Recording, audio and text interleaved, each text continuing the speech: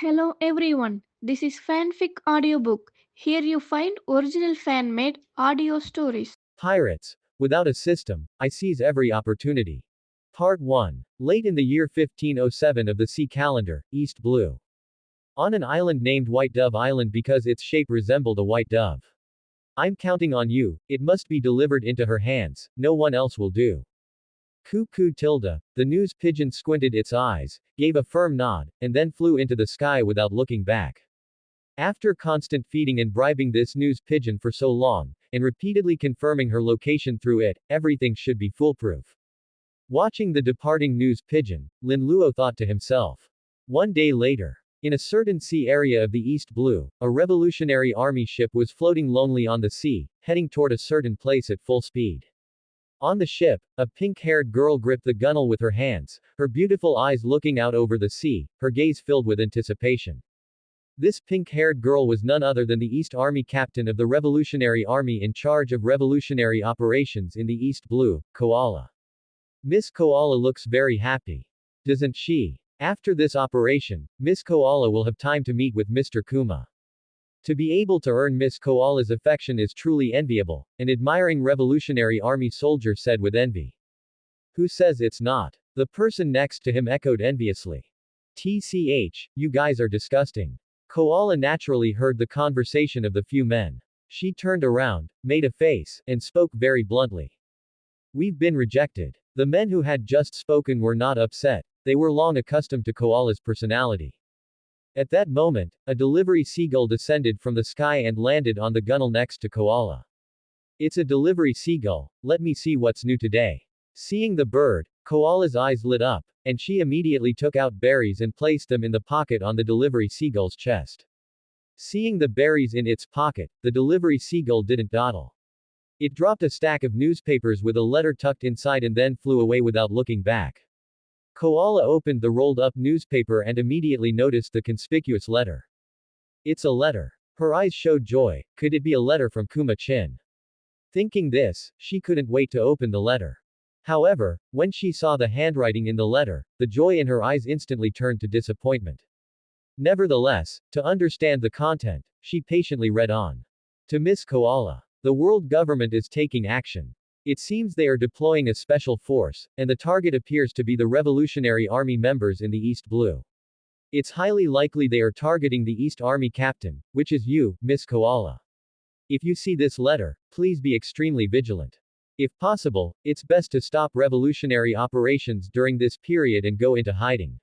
If you must carry out revolutionary operations, it's best to contact the Revolutionary Army headquarters to dispatch powerful combatants for assistance. If you don't have the strength to deal with an admiral, you must not take risks. Remember this, remember this. Note, the fact that the world government has noticed you indicates there is likely an undercover agent by your side. After reading this letter, please do not reveal its contents to anyone except the main figures of the Revolutionary Army. Signed, a righteous person who has received news but does not wish to reveal their identity. How is this possible? It must be a lie, Koala murmured to herself in disbelief after reading the letter. Miss Koala, what's wrong? Noticing the change in Koala's expression, a Revolutionary Army soldier asked with concern. Koala was about to answer, but remembering the specifically noted content in the letter, she hesitated for a moment and then shook her head. No, it's nothing. It's a letter from Kuma-chin. As she spoke, a bright smile appeared on her face. Ah, Mr. Kuma and Miss Koala really have a great relationship, the soldier said, not suspecting a thing, and once again spoke with envy. Koala did not reply. Time passed quickly, and in the blink of an eye, the year 1508 of the sea calendar arrived. On White Dove Island, an 8-year-old boy put down the newspaper in his hand, a maturity not belonging to his age flashing in his eyes. There's no information. Is it because the time hasn't come yet, or did my letter work? Without exact news, Lin Luo couldn't be certain. However, he had done his best. If Koala was still captured as in the original story, he could only say it was fate, and there was nothing he could do. That's right, this 8-year-old boy was not a native of the One Piece world, but a transmigrator from the 21st century. His name was Nortes D. Lin Luo. 8 years ago, due to some irresistible mysterious force, he was reincarnated into this world. When he first transmigrated, his status in this world was decent, he was the son of a small merchant. However, when he was 1 year old, his father met with an accident while out at sea for business and never returned. After that, his already weak mother became bedridden with a serious illness. Finally, unable to endure the torment of the pain, she gave up long-term treatment, took medicine, and died. On her deathbed, his mother entrusted the 1 year old him to his grandfather, who raised him. However, a year ago, his grandfather passed away from old age, and he truly became a solitary person. His short 8 years could be described as full of disasters. Fortunately, his parents and grandfather had left behind a significant amount of property and land before they died, so he wouldn't end up on the streets at such a young age. Lin Luo had seen One Piece and was very familiar with both the movies and the main storyline. Therefore, after transmigrating and knowing he was in the One Piece world, he repeatedly recalled the plot whenever he had time to prevent himself from forgetting. The letter he sent to Koala not long ago was also something he had prepared long ago. If he remembered correctly, it was in this year, 1508, that Koala would be captured by the world government. So, through various inquiries and guesses in advance, he finally determined Koala's location and eventually sent that letter. I'm already 8 years old. The physique of people in the One Piece world is truly extraordinarily strong. Having trained since I was 5, I should have no problem beating 2 or 3 ordinary adults now. However, this probably also has something to do with me frequently eating the meat of sea kings and my surname. An ordinary 8-year-old child shouldn't be able to compare with me. Stopping his thoughts about Koala, Lin Luo instead began to think about his own future. Although his life from birth till now had been full of disasters, he was still quite satisfied with his identity. Especially the name, D, it made him incomparably satisfied. Although it wasn't explicitly stated, one must know that lineage is incredibly important in the One Piece world. Inheriting a powerful lineage meant that future achievements would definitely not be too bad. Just like Blackbeard, who has the bloodline of rocks. Even after lying low for many years, he could still rise powerfully in his middle age. If it were an ordinary person, even with the help of a powerful fruit, how could they become an emperor of the sea? Take Luffy, Garp's grandson and Dragon's son. His bloodline is incredibly powerful, and he became one of the 4 emperors in just over 2 years. Give an ordinary person the Nika fruit and see if they can become an emperor in 2 years. Then look at Ace. Don't look at how he died early. He went to sea at 17 and soon after defeated a Shichibukai, which shows his talent was also incredibly powerful. Give an ordinary person a Mera Mera no Mi, can they defeat a Shichibukai right after going to sea? Such examples are countless, showing the importance of lineage in the One Piece world. And if one were to say which lineage is the most powerful, it would be the bloodline of the celestial dragons and the bloodline of the D clan. Look at those celestial dragons, even though there are many stupid pigs and wastes, there are still plenty of top-tier powerhouses. Then look at the powerhouses who have inherited the name of D so far. Rocks, the strongest pirate of the old era. Garp, the marine hero, the top combat power of the sea. Roger, the pirate king, equal to Garp. Dragon, the leader of the revolutionary army, with at least admiral-level strength. Salo, Aokiji's friend, of the giant race, a marine vice-admiral. These old-era powerhouses with the name of D started as vice-admirals, with no upper limit. Not to mention the younger generation. Luffy goes without saying, Blackbeard is also fiercely powerful, and even Law, who is considered the weakest, started as a Shichibukai. Except for Vivi, there isn't a single waste among the Ds, and even Vivi has her own uniqueness. From this, it can be seen how happy Lin Luo was to have the name of D. In his past life, D was a shackle, a loathsome fatalism. But now, D is a synonym for strength. D represents a person's potential. Inheriting the name of D, regardless of anything else, at least as long as this D is real and he plans well, Lin Luo's future achievements will definitely not be too bad. He could only say, it's truly great tilde. Of course, although the fact that Lin Luo was AD was something to be happy about, he wouldn't go around shouting it. Only his family members knew about this, and everyone hid it carefully. Under normal circumstances, they wouldn't dare to reveal the D in their name, but instead hid it carefully like Law's family. Otherwise, if the world government or those nobles who were incredibly sycophantic toward the world government found out, they would definitely be in for a lot of trouble. The brother of Professor Clover in the original story was an example. Grand Line, Revolutionary Army Headquarters, Baltigo, the island of White Earth. Hee ha tilde. Dragon, how's the situation? Did you meet up with Kuma and the others? With a massive afro, heavy makeup, black fishnets, and pink leather clothing, the Okama king, Ivankov, whose appearance was hard to look at directly, asked anxiously through a den mushi. I've met them, they are safe and sound. Dragon's voice came from the other side of the den mushi. Hee ha. That's good then. Receiving an affirmative answer, Ivankov breathed a sigh of relief. He viewed Koala as a younger sister and absolutely did not want anything to happen to her. As for what had happened, this whole matter started with Lin Luo's letter. Ever since receiving the letter, Koala had remained skeptical for a long time. High-end combat power was scarce in the Revolutionary Army. As the commander of the Eastern Army, she was responsible for everything in the East Blue. Originally, Koala didn't want to trouble other high-ranking members of the Revolutionary Army over such an uncertain matter. However, the contents of the letter echoed in her mind constantly. Especially the letters mentioned that without admiral-level combat power, it was highly likely she wouldn't escape. This made her even more worried. She wasn't afraid of an admiral, of course, but she truly couldn't defeat one, and there was no one around her who could handle an admiral either. She feared that if what the letter said was true and she was actually caught by the world government, having once been a slave, she knew all too well what she would face. Furthermore, it would likely implicate the Revolutionary Army and Kuma Chin. So, with the mindset that it was better to believe it than risk it, Koala eventually told Dragon and Kuma about the matter. Upon receiving the information, Dragon took the matter very seriously. Having dealt with them for so many years, Dragon understood the world government very well. It was entirely possible for them to target Koala. After all, Koala had once been a slave to the celestial dragons. Moreover, among the various army commanders of the Revolutionary Army, Koala's strength wasn't particularly high, but her help with intelligence was incredibly vital. Taking down an army commander who was crucial to the Revolutionary Army but lacked the strength to defend herself easily would deal a heavy blow to the organization. If Dragon were the world government, he would do the same. Therefore, he ordered Kuma, who had the highest mobility, to cease his revolutionary activities and immediately go to assist Koala. As it turned out, this decision was correct. The world government had indeed launched a strike against the Revolutionary Army just as the Eastern Army was finishing a campaign and was physically and mentally exhausted.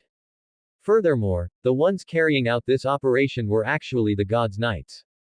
If not for Kuma's paw fruit being so effective, Koala might have truly been taken away this time. Having saved Koala, Dragon breathed a sigh of relief. At the same time, he grew curious about the person who had sent the anonymous information. To be able to obtain information on operations from the world government, this person's identity must be extraordinary. If possible, he wanted to contact this person and recruit them into the Revolutionary Army. Meanwhile, on White Dove Island.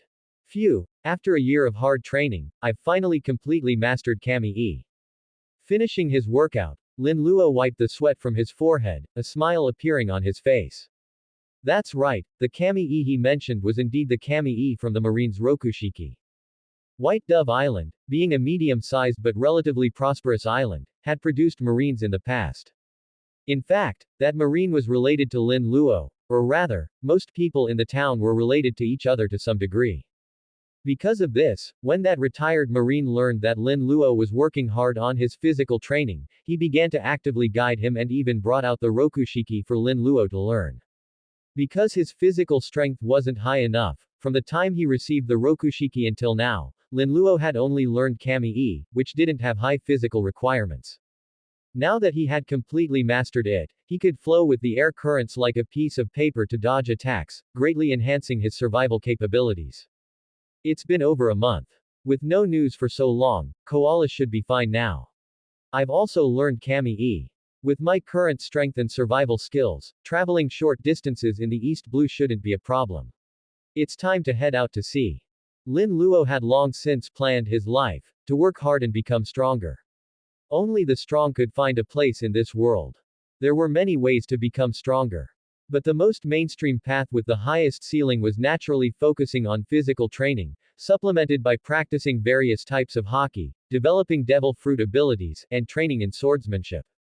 However, currently, Lin Luo had no way to come into contact with hockey in a place like the East Blue. He didn't have a devil fruit either. Therefore, the only effective ways for him to grow stronger right now, besides continuous physical training, were to learn swordsmanship. And when it came to the highest level of swordsmanship among the people he could reach in the East Blue, it was undoubtedly the Shimotsuki Kozaburo father and son duo.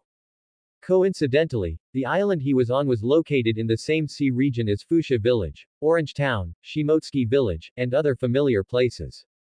So, he naturally intended to go to the Ishin Dojo in Shimotsuki Village to learn the sword. Perhaps he could even save Kuina from being killed by falling down Theosupreme stairs while he was at it. Shimotsuki Village isn't far from here. It's about a 3 to 4 day journey by boat. With my current strength, nothing should go wrong over such a short distance. With that thought, Lin Luo immediately took action. He spent some time packing firearms, ammunition, swords, daggers, inner armor, poisons, berries, a toothbrush, and other daily necessities. A journey of about 3 days, preparing these should be just barely enough. Looking at his belongings with satisfaction, Lin Luo no longer hesitated. He contacted an acquaintance on a merchant ship that was heading out for business and would pass by Shimotsuki Village.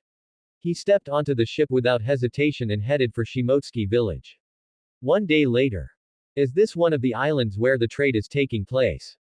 Arriving at another island for the first time, Lin Luo couldn't help but feel a bit curious. He said his goodbyes to the people on the ship and then walked toward the bustling part of the island's town. Walking along the crowded commercial street, Lin Luo could clearly feel that this island was somewhat more prosperous than White Dove Island.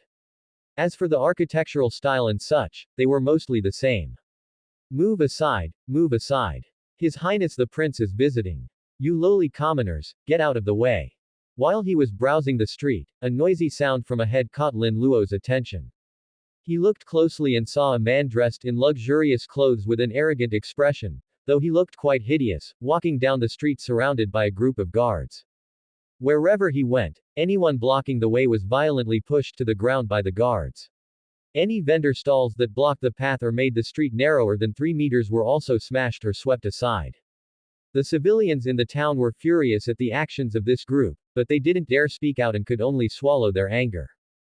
Lin Luo didn't want to cause extra trouble, so he proactively stepped back to the side of the street. At the same time, he looked at the so-called prince walking toward him with some confusion. Although this island is prosperous, at most it's only comparable to a small city in a kingdom. Why would it attract a prince of a nation? Hey, you, and you. All of you, obediently bind your own hands and follow me. Lin Luo was waiting for the so-called prince to pass, but unexpectedly, the prince stopped halfway.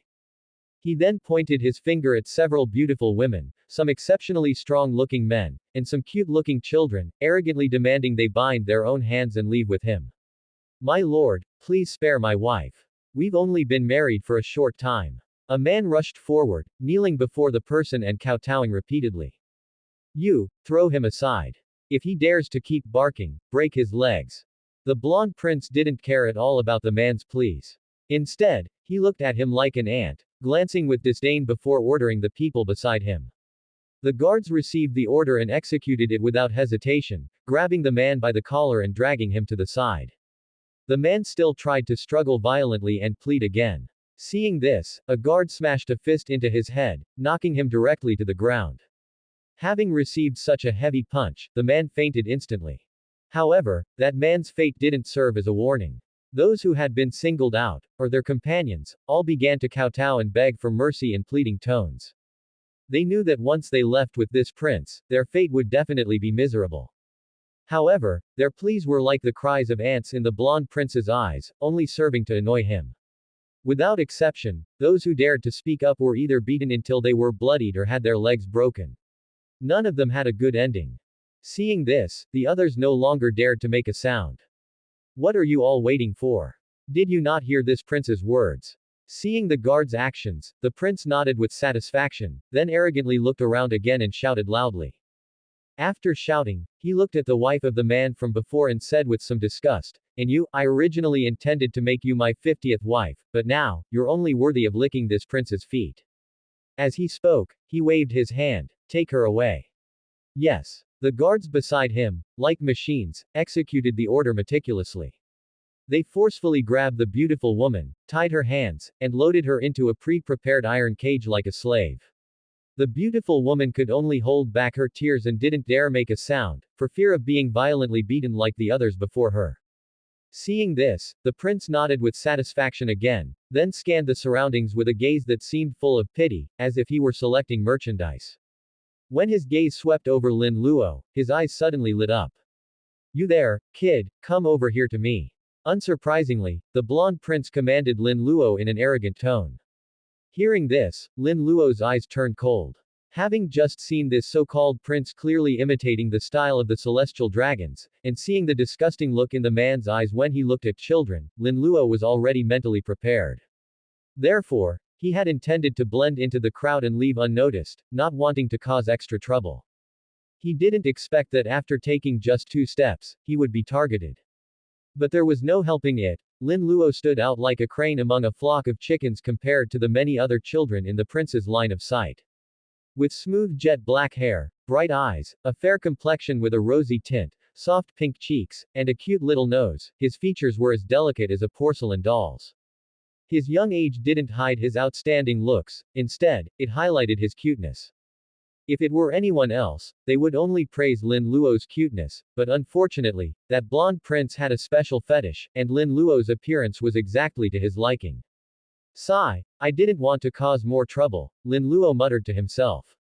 It seems I'll have to be a good person, for once. Without much hesitation, Lin Luo directly pulled out the pistol hidden at his waist, then aimed at the so-called prince without hesitation, firing quick and precise shots at his head. Bang! Bang! Bang! Bang! Bang! Bullets flew, and blood splattered everywhere. The blonde prince's head burst like a flower. Before he died, his face still bore an arrogant and determined expression, clearly failing to react in time.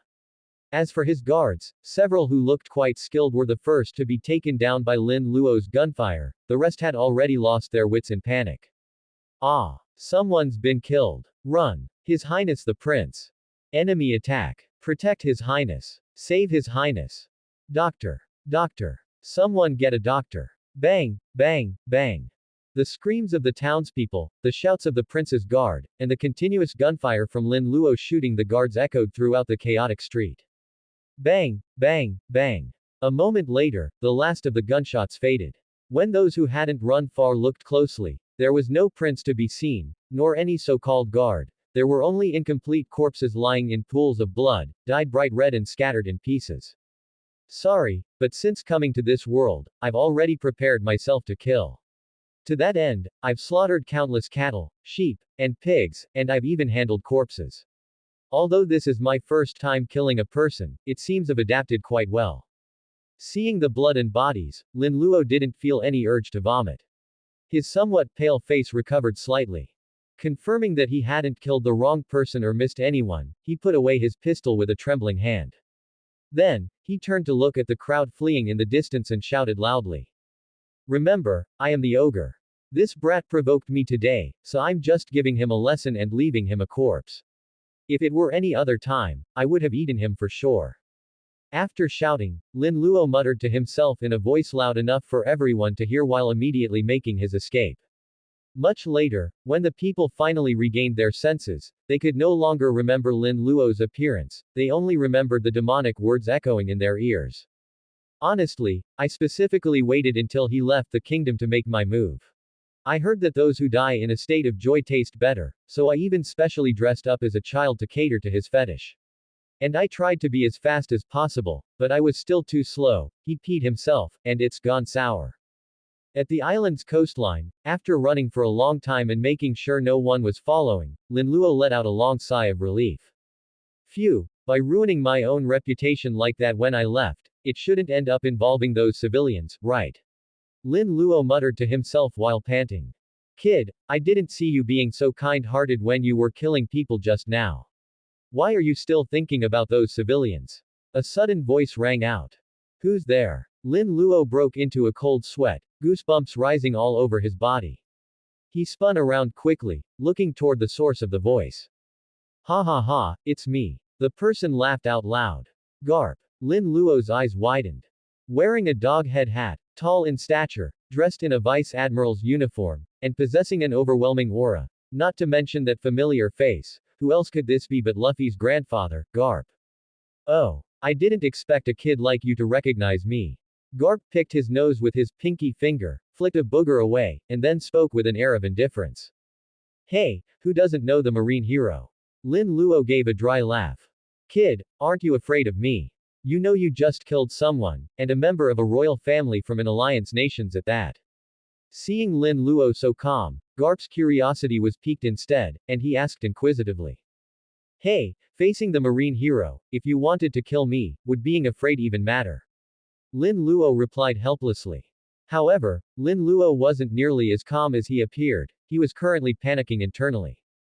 Encountering a big boss while still in Theshtarter village, as a toddler, how was he supposed to fight? No, how was he supposed to escape? No, how was he supposed to survive, or at least leave an intact corpse? This was simply unplayable. I hope this is the Garp I know. Lin Luo thought anxiously. If I ran into any other marine, I'd probably be dead, but with Garp, there might still be a chance of survival. Lin Luo knew that Garp hated the celestial dragons. By extension, he probably didn't have much affection for these nobles either. Lin Luo could only pray in his heart. Kid, do you want to join the Marines? While Lin Luo was feeling anxious, Garp suddenly asked out of the blue. Wah! What? Lin Luo was a bit dazed. He pointed at himself. Me. That's right. I see you've got a good foundation, you must have been training for quite some time. Come be a Marine soldier. I can definitely train you to become a Marine officer, Garp said with a face full of certainty. Lin Luo hesitated slightly. Garp's words just now had allowed him to relax completely, at least Garp probably wouldn't make a move against him. It's just that my original plan didn't involve becoming a Marine. Should I agree? If I don't, will this old man really throw me in prison? Lin Luo pondered. As if confirming his thoughts, seeing Lin Luo's hesitation, Garp immediately began to threaten him. Kid, if you don't join the Marines, I'll just have to throw you in prison. I'll join the Marines. Lin Luo answered hurriedly. He wasn't sure if Garp was serious, but if he really got thrown into prison, his Histartu would truly be over before it even began, which would be a laughingstock. Besides, thinking about it carefully, joining the Marines didn't seem so bad. Having a systematic way to grow stronger was better than figuring it out on his own. In the Marines, he would be able to encounter Haki earlier, and there were many swordsmanship masters in the Marines. Learning from them would surely make his progress faster, and he might even have a chance to come across powerful devil fruits. At least, given his current situation, no background, no master to guide him, and no guarantee of personal safety, joining the Marines to get through the early stages seemed like a good choice. Once he became strong enough, he would have many more options. After all, no one ever said you had to be a Marine for life. In any case, as a transmigrator, he wasn't particularly interested in the Marines' so-called theories of justice. He also knew many of the truths of this world, so he wasn't at all afraid of being brainwashed or blinded by those theories.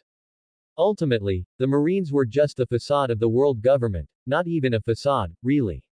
Regardless, he wasn't going to be a dog for the world government. When a conflict arose, he would simply leave. Ahahaha, not bad. Good lad, I knew you'd make the right choice.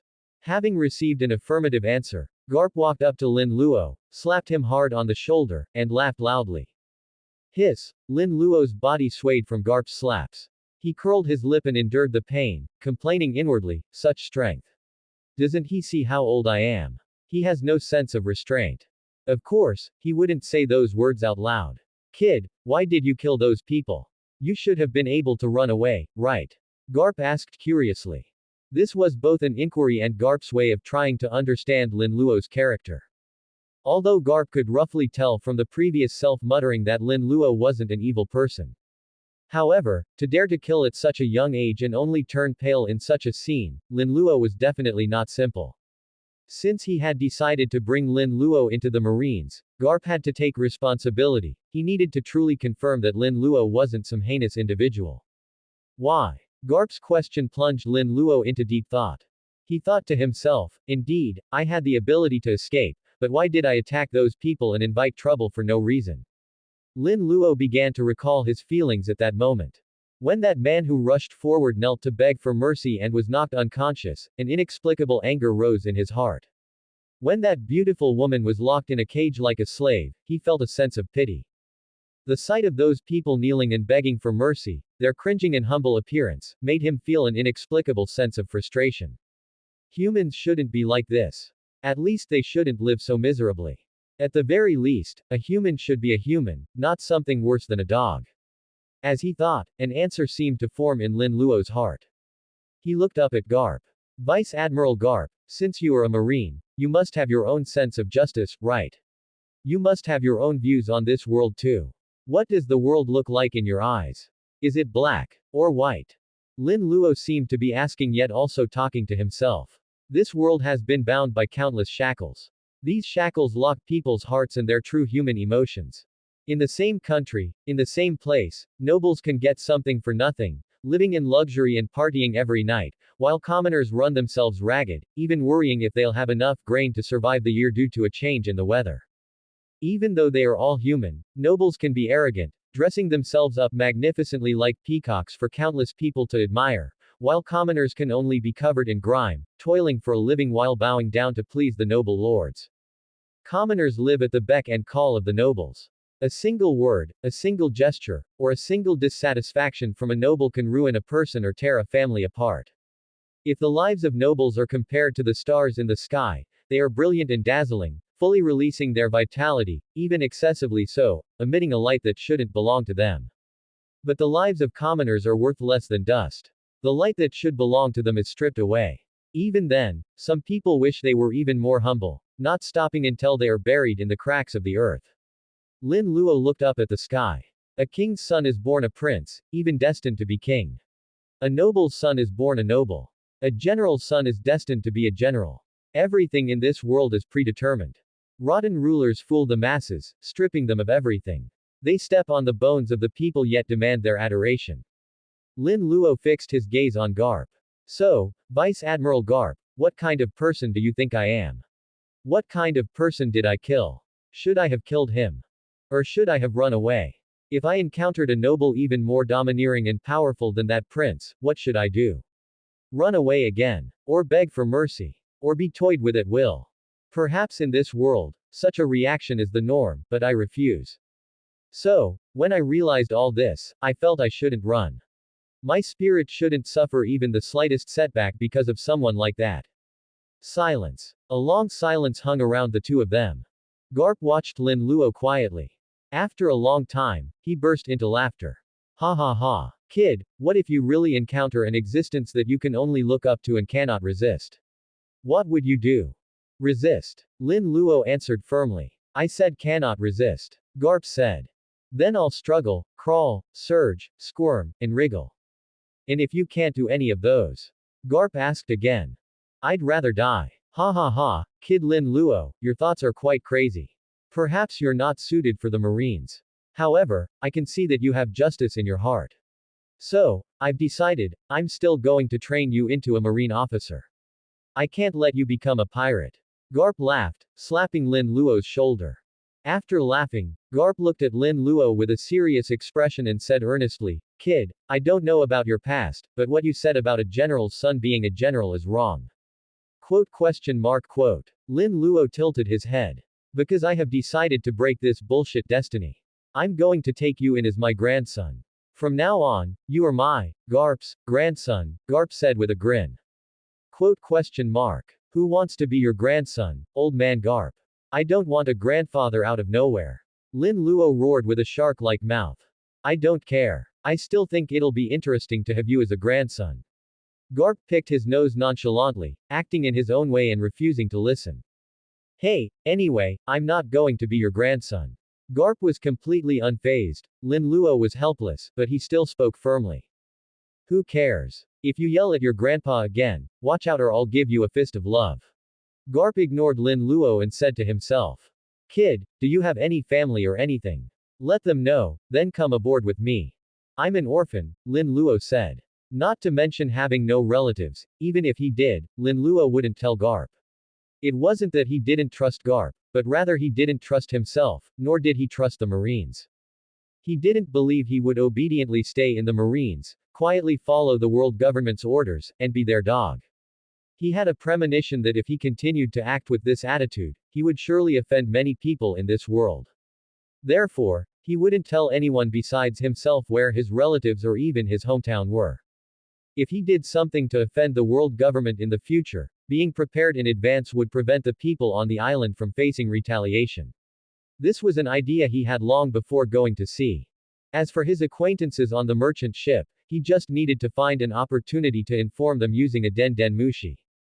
On the sea. I say, old man Garp, where are we going? I heard Marineford is on the Grand Line. Lin Luo asked weakly. Drifting at sea every day, with Garp using the excuse of training to treat him to a fist of love daily, Lin Luo now looked completely listless. Ha ha ha, I forgot to tell you, I'm going to see my grandson. His name is Luffy, and I plan to train him into the strongest marine. I'm sure you'll get along well with him, Garp said with a laugh. Luffy, huh, that's a nice name, Lin Luo said. Of course it is. Garp replied proudly. 3 days later. Fuchsia Village. Luffy, Grandpa is back. Garp's loud voice echoed across the pier. Not far away, at Party Bar, Luffy, who was stuffing his face, heard Garp's voice.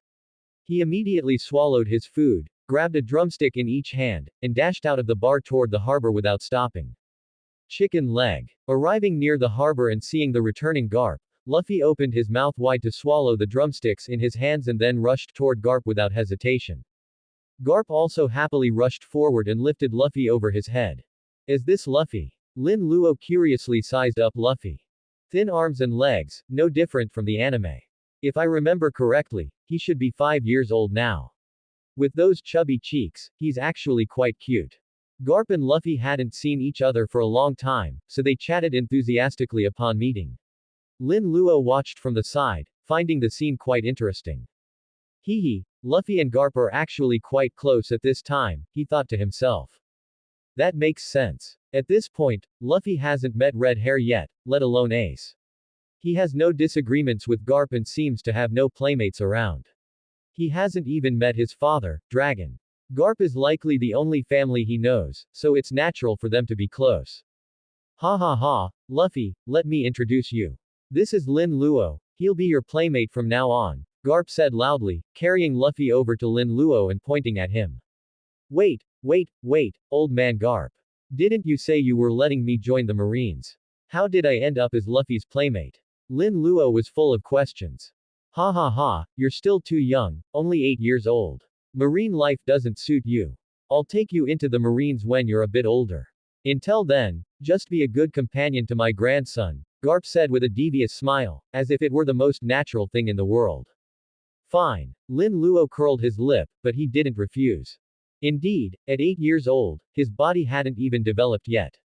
If he joined the Marines without relying on Garp's connections, he would probably only end up as a chore boy. Even with Garp's influence, who would want to look after a little kid? Wouldn't that just be asking for trouble? Staying with Garp was likely impossible too. Garp had his own business and wouldn't be able to teach him constantly. It was better to just stay here. As for training, he could just ask for guidance whenever Garp returned to Fuchsia Village. Although Garp's teaching methods were a bit crude, they were still somewhat useful. Luffy's Seimei Kiken was no joke, he had been trained until it became a passive ability. Besides, at his current age, there were many things he couldn't learn. Improving his physique was the key, and that could be done even without a teacher. Furthermore, who said he had to stay in Fuchsia Village forever? Anyway, Fuchsia Village wasn't that far from Shimotsuki Village, only a few days' journey. When Garp wasn't around, he could occasionally slip away to learn swordsmanship. It's good that you agree, Garp nodded with satisfaction, though he wouldn't have cared even if Lin Luo had refused. Of course, he also truly felt that Lin Luo's current age was unsuitable for joining the Marines. The intensity of Marine training was not something an 8-year-old kid could endure. Otherwise, why hadn't he brought Luffy into the Marines earlier to save himself the trouble later? In the original story, Luffy was still playing in the mountains at the age of 8. And so, Lin Luo settled down in Fuxia village for the time being. Inside party bar. Hey, Lin Luo, how did you meet Grandpa? I heard you became his grandson. Does that mean you're my big brother? Luffy asked innocently. Yeah, pretty much. You'll have to call me, big brother, from now on. Lin Luo nodded. Oh, I don't want to, Luffy shook his head. Why? Lin Luo was puzzled. It feels weird to call you, big brother. I'll just call you Lin Luo from now on. Luffy said matter-of-factly. Yeah, it is a bit weird, Lin Luo agreed. Whether in his past life or this one, Lin Luo had always been an only child. Having someone call him, big brother, really did feel strange. Luffy, Lin Luo, Mr. Garp, the food you ordered is ready. Just then, the voice of the bar proprietress, Makino, reached their ears. Arigato, the three of them said simultaneously. You're welcome, Makino said gently. So this is Makino. She really is very gentle, Lin Luo curiously observed the beautiful woman behind the bar. With dark green hair, a delicate face, and a curvaceous figure, she was a rare beauty. More importantly, her naturally gentle temperament was very attractive. A modest beauty, gentle and kind, she'd definitely make a great wife. It's just that I'm still small. If I were a few years older, I might have tried to win her over, Lin Luo thought to himself. But I'm only 8 now, I'm overthinking it. Shaking his head to clear the strange thoughts, Lin Luo chatted with Garp and Luffy while eating, occasionally speaking with Makino as well. Hey, Lin Luo, you still haven't told me how you met Grandpa. At sea, of course. Did you go out to sea by yourself? Of course, and then I was caught by old man Garp and brought here. Sugoi. So cool. Luffy's eyes lit up. So, Lin Luo, the sea is really interesting, right? Of course it is. Quick, tell me about it. Then I'll tell you. Lin Luo half coaxed and half bluffed, pouring out his observations and some imagined tales to Luffy.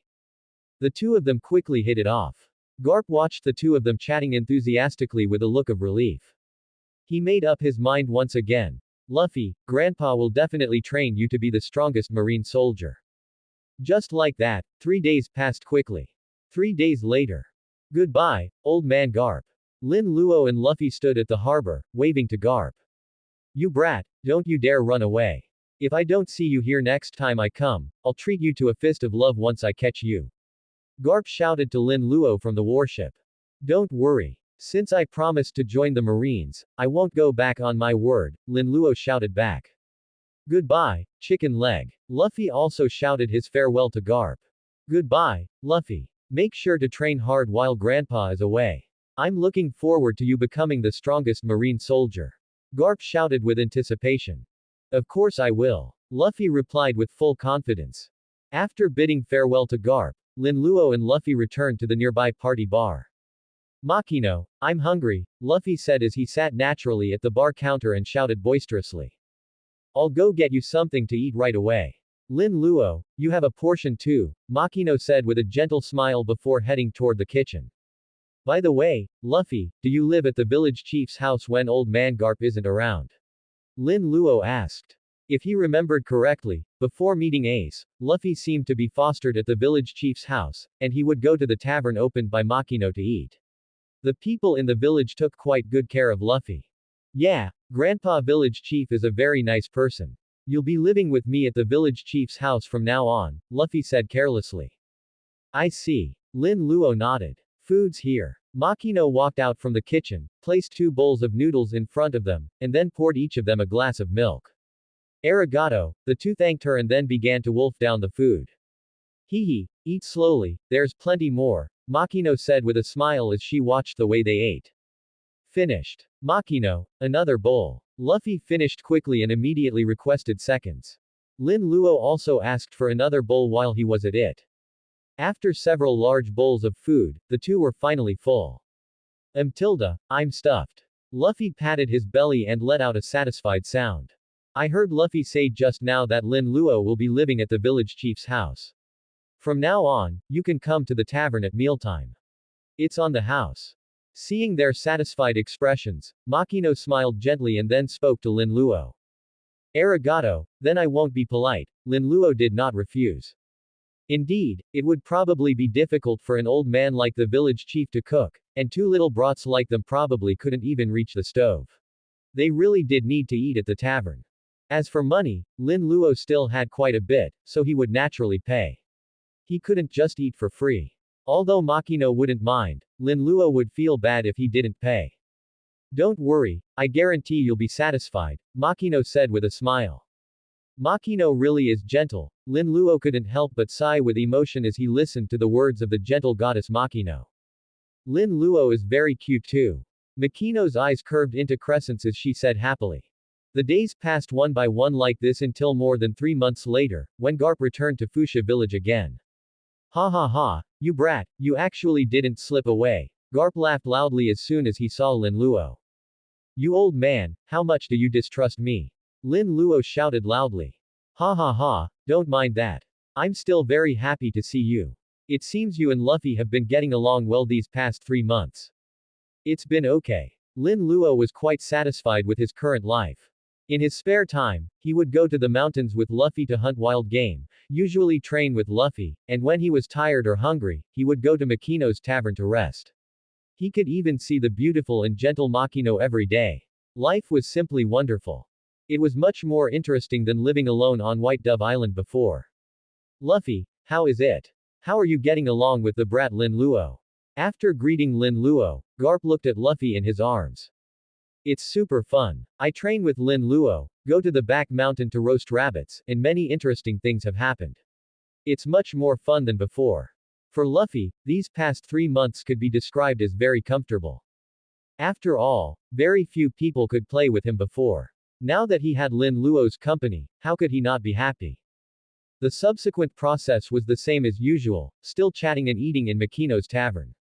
Hey, old man Garp, when I set out to sea before, I heard there's a place called Ishin Dojo in Shimotsuki village where one can learn the sword. Can you drop me off there on your way when you leave this time? I want to learn swordsmanship. Lin Luo had originally planned to go to Ishin Dojo alone after some time, but since Garp happened to arrive today, he thought about it and decided it was better to have Garp take him for safety's sake.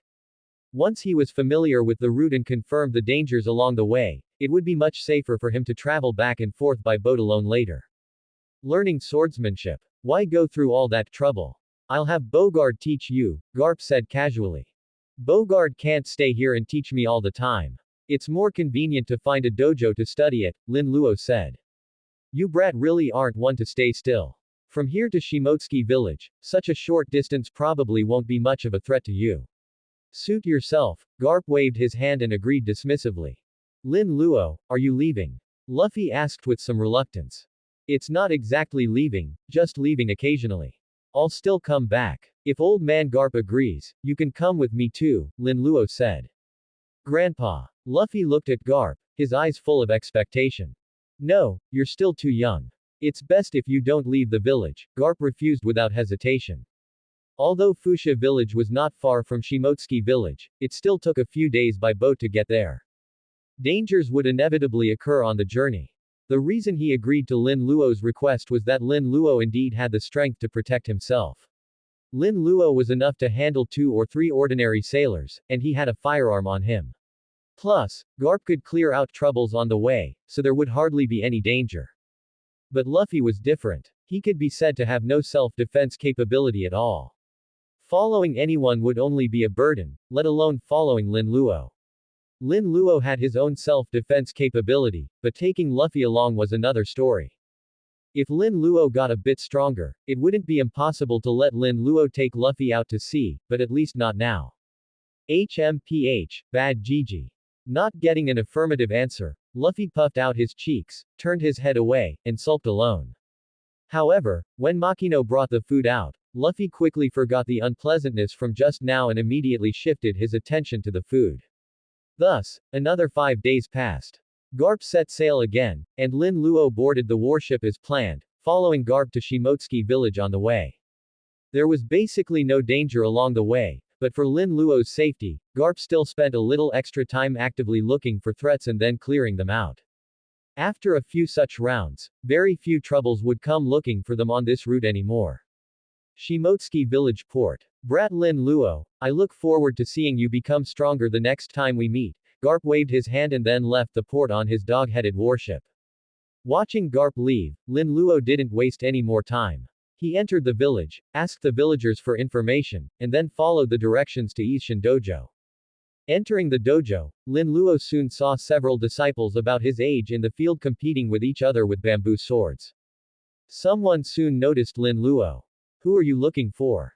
A young girl about the same age as Lin Luo came up to him and asked. Hello, my name is Lin Luo. I'm here to learn the sword, Lin Luo said. While answering, he carefully sized up the person in front of him. If I'm not mistaken, this should be Kuina. Looking at her face, she seems a bit younger than when she appeared in Zoro's memories. But that makes sense, Kuina should only be 9 years old now, and Zoro is only 7. The two probably don't know each other yet. Learning the sword. Follow me then, I'll take you to see my father, Kuina said, leading the way. Lin Luo followed behind her and soon saw Kushiro Shimotsuki nearby, observing the disciples, sparring. Father, he wants to join the dojo to learn swordsmanship, Kuina briefly explained to Kushiro Shimotsuki. I see. Wearing glasses and with squinted eyes, Kushiro Shimotsuki nodded, then turned his gaze toward Lin Luo. You haven't learned swordsmanship before, have you? No. Lin Luo nodded. Hearing the answer, Kushiro Shimotsuki nodded and then turned to look at Kuina. Kuina. Understood. Kuina nodded, then looked at Lin Luo. Follow me, I need to make some arrangements for you. Okay. Lin Luo didn't dawdle and followed directly. How long do you plan to study? On the way, Kuina asked Lin Luo. Probably for a long time. If nothing else happens, I'll probably keep learning, Lin Luo replied. Alright, then pay for 1 year's tuition for now, Kuina said conservatively. Okay. Lin Luo nodded. Tuition had to be paid, he wasn't Zoro and had no blood relationship with them, so naturally, it wouldn't be free. Will you be living in the dojo to study? That's right. Lin Luo nodded again. Lin Luo had no residence in Shimotsuki village and wouldn't travel back and forth to Fuchsia village every day, so he naturally had to live at the dojo. Understood. Kuina nodded. Because they had just met, their conversation was very brief. After the basic questions, Lin Luo soon paid the tuition under Kuina's lead, went through a simple apprenticeship process, and officially became a student of the dojo. For the next 6 months or so, Lin Luo focused on practicing his swordsmanship. Occasionally, Luffy would contact him through Monkey D. Garp's Den Den Mushi, letting him know Monkey D. Garp was back, and he would return to Fuchsia village to seek Monkey D.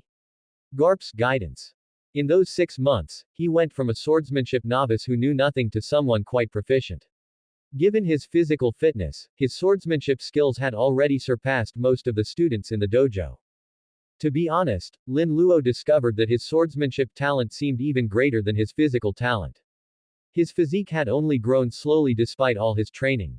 But the growth in his swordsmanship was visible to the naked eye.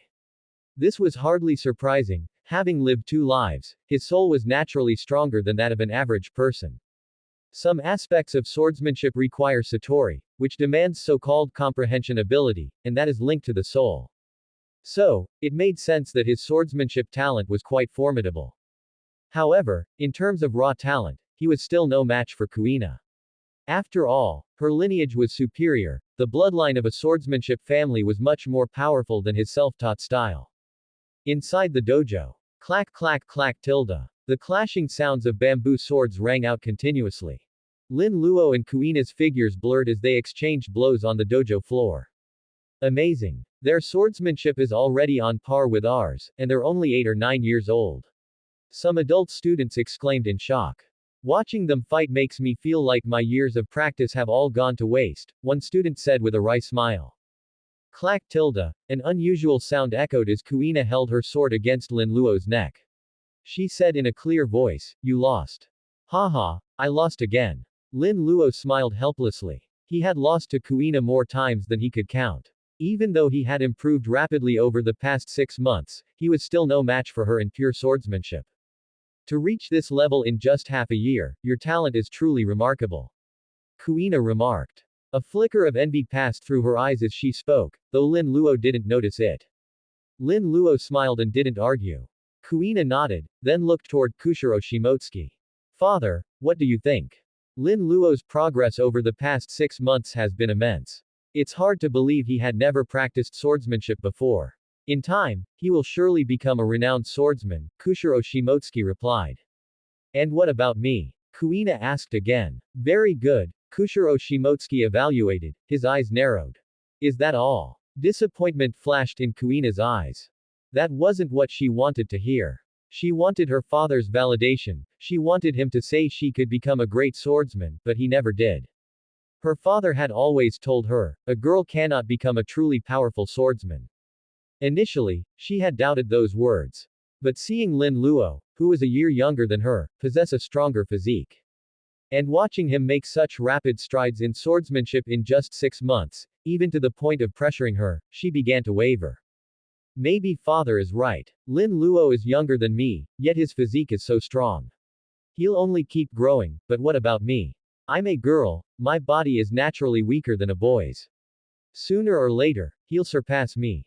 With those thoughts, the joy of her recent victory vanished instantly. She lowered her bamboo sword and left the dojo in silence. Lin Luo watched Kuina's lonely-looking silhouette and, after a moment's thought, followed her. On the rural path, Kuina walked ahead while Lin Luo followed behind. Neither of them spoke.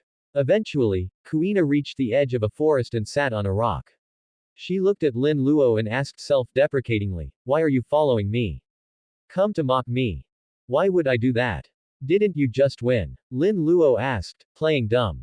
You don't understand. Kuina simply shook her head. Something on your mind. Why not tell me? Maybe I can help, Lin Luo offered when she didn't elaborate.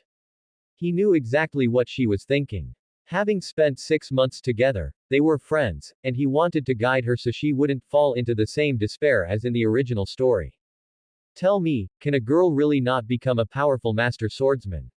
After a long pause, Kuina finally asked. That depends on talent, Lin Luo answered. I see. You also think I can't do it. Denied the answer she hoped for, tears began to well in her eyes. Don't be so quick to judge, I wasn't finished. Lin Luo sat down beside her and looked at her earnestly. From what I see, your talent for swordsmanship is far greater than mine. I'm not your equal. Liar. You were holding back during our match. I could tell you weren't using your full strength. I've seen how much you've grown these past 6 months. I even suspect you're already stronger than me, Kuina said, her voice tinged with anger. Haha, physically, I am indeed stronger, but in terms of swordsmanship, I'm truly not as good as you, Lin Luo said with a smile. Then you're still stronger overall. Kuina grew more upset, feeling as though he was mocking her.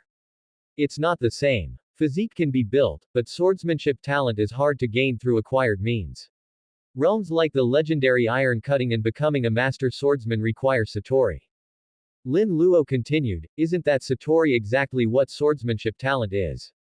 So, with your talent, you should find it much easier than me to break through any bottleneck and reach a higher realm. But if my physique can't keep up, how can I support the training for those higher levels? Kuina countered. That's easy. Just find a devil fruit. I also know of other ways that could compensate for any physical shortcomings.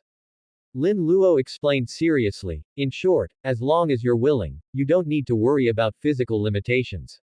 The world is vast, and there are plenty of ways to enhance your physique. Really? Kuina's eyes brightened at his words. Then, she asked doubtfully, a devil fruit, the secret treasure of the sea, isn't that just a legend? Do they really exist? They certainly do, and there are many of them. You've just spent your whole life in Shimotsuki village, so your world is small. Your father likely knows about them, Lin Luo said. So, I still have a chance to become a great master swordsman. Kuina's eyes shone with increasing brilliance. She stood up and gripped Lin Luo's shoulders, her gaze full of hope for his confirmation. Of course. You're the girl whose swordsmanship makes me feel inferior. If even you can't become a master swordsman, then I'll never have a hope of becoming a powerful swordsman in my life, Lin Luo said with a huff. HMPH. Well, in swordsmanship at least, I'll never let you surpass me. With her hope restored, Kuina's confidence returned. She stood tall, looking down at Lin Luo with a proud and determined gaze. Is that so? Lin Luo stood up, his expression suddenly becoming very solemn. What is it? Kuina was startled by his sudden seriousness and stammered. Lin Luo placed his hands on her shoulders, meeting her gaze. Kuina, I want you to know that the sea is vast and full of miracles. When you grow up, go out and see the world. Broaden your horizons. Then, with that determination, reach the very peak of swordsmanship. Of course I will. Kuina was dazed for a second before answering without hesitation. A moment later, the heavy atmosphere dissipated. Kuina punched Lin Luo in the chest. You jerk, being so serious, you actually scared me. Ha ha ha. I just wanted to make sure you don't stay cooped up in this tiny place like a frog in a well. Lin Luo laughed heartily. You're the frog in a well. Kuina's face flushed red. Hearing Lin Luo's words, learning about the sea's secrets, and opening her mind, Kuina realized her previous outlook had been narrow and her thoughts had been led astray. But did he have to be so blunt? Calling her a frog in a well. She was a girl, after all, it was embarrassing. Another few days passed. After that day's guidance, Kuina completely let go of her mental burden. In just a few days, her progress in swordsmanship was visible to the naked eye. Seeing Kuina constantly suppressing Lin Luo on the field, Genzo felt she was a bit different. Although Kuina's swordsmanship was indeed stronger than Lin Luo's before, the gap in Lin Luo's physique had closed the gap in their swordsmanship. Now, Lin Luo's physique was fully unleashed, but the gap seemed unbridgeable. Kuina was clearly much stronger. Her swordsmanship seems sharper, more aggressive, and more ambitious. It's no longer like before, where she seemed shackled and lacked mental strength. Genzo murmured to himself, Kuina, what has happened to you these past few days? Smack. The sound of a bamboo sword hitting flesh rang out, and Kuina won once again.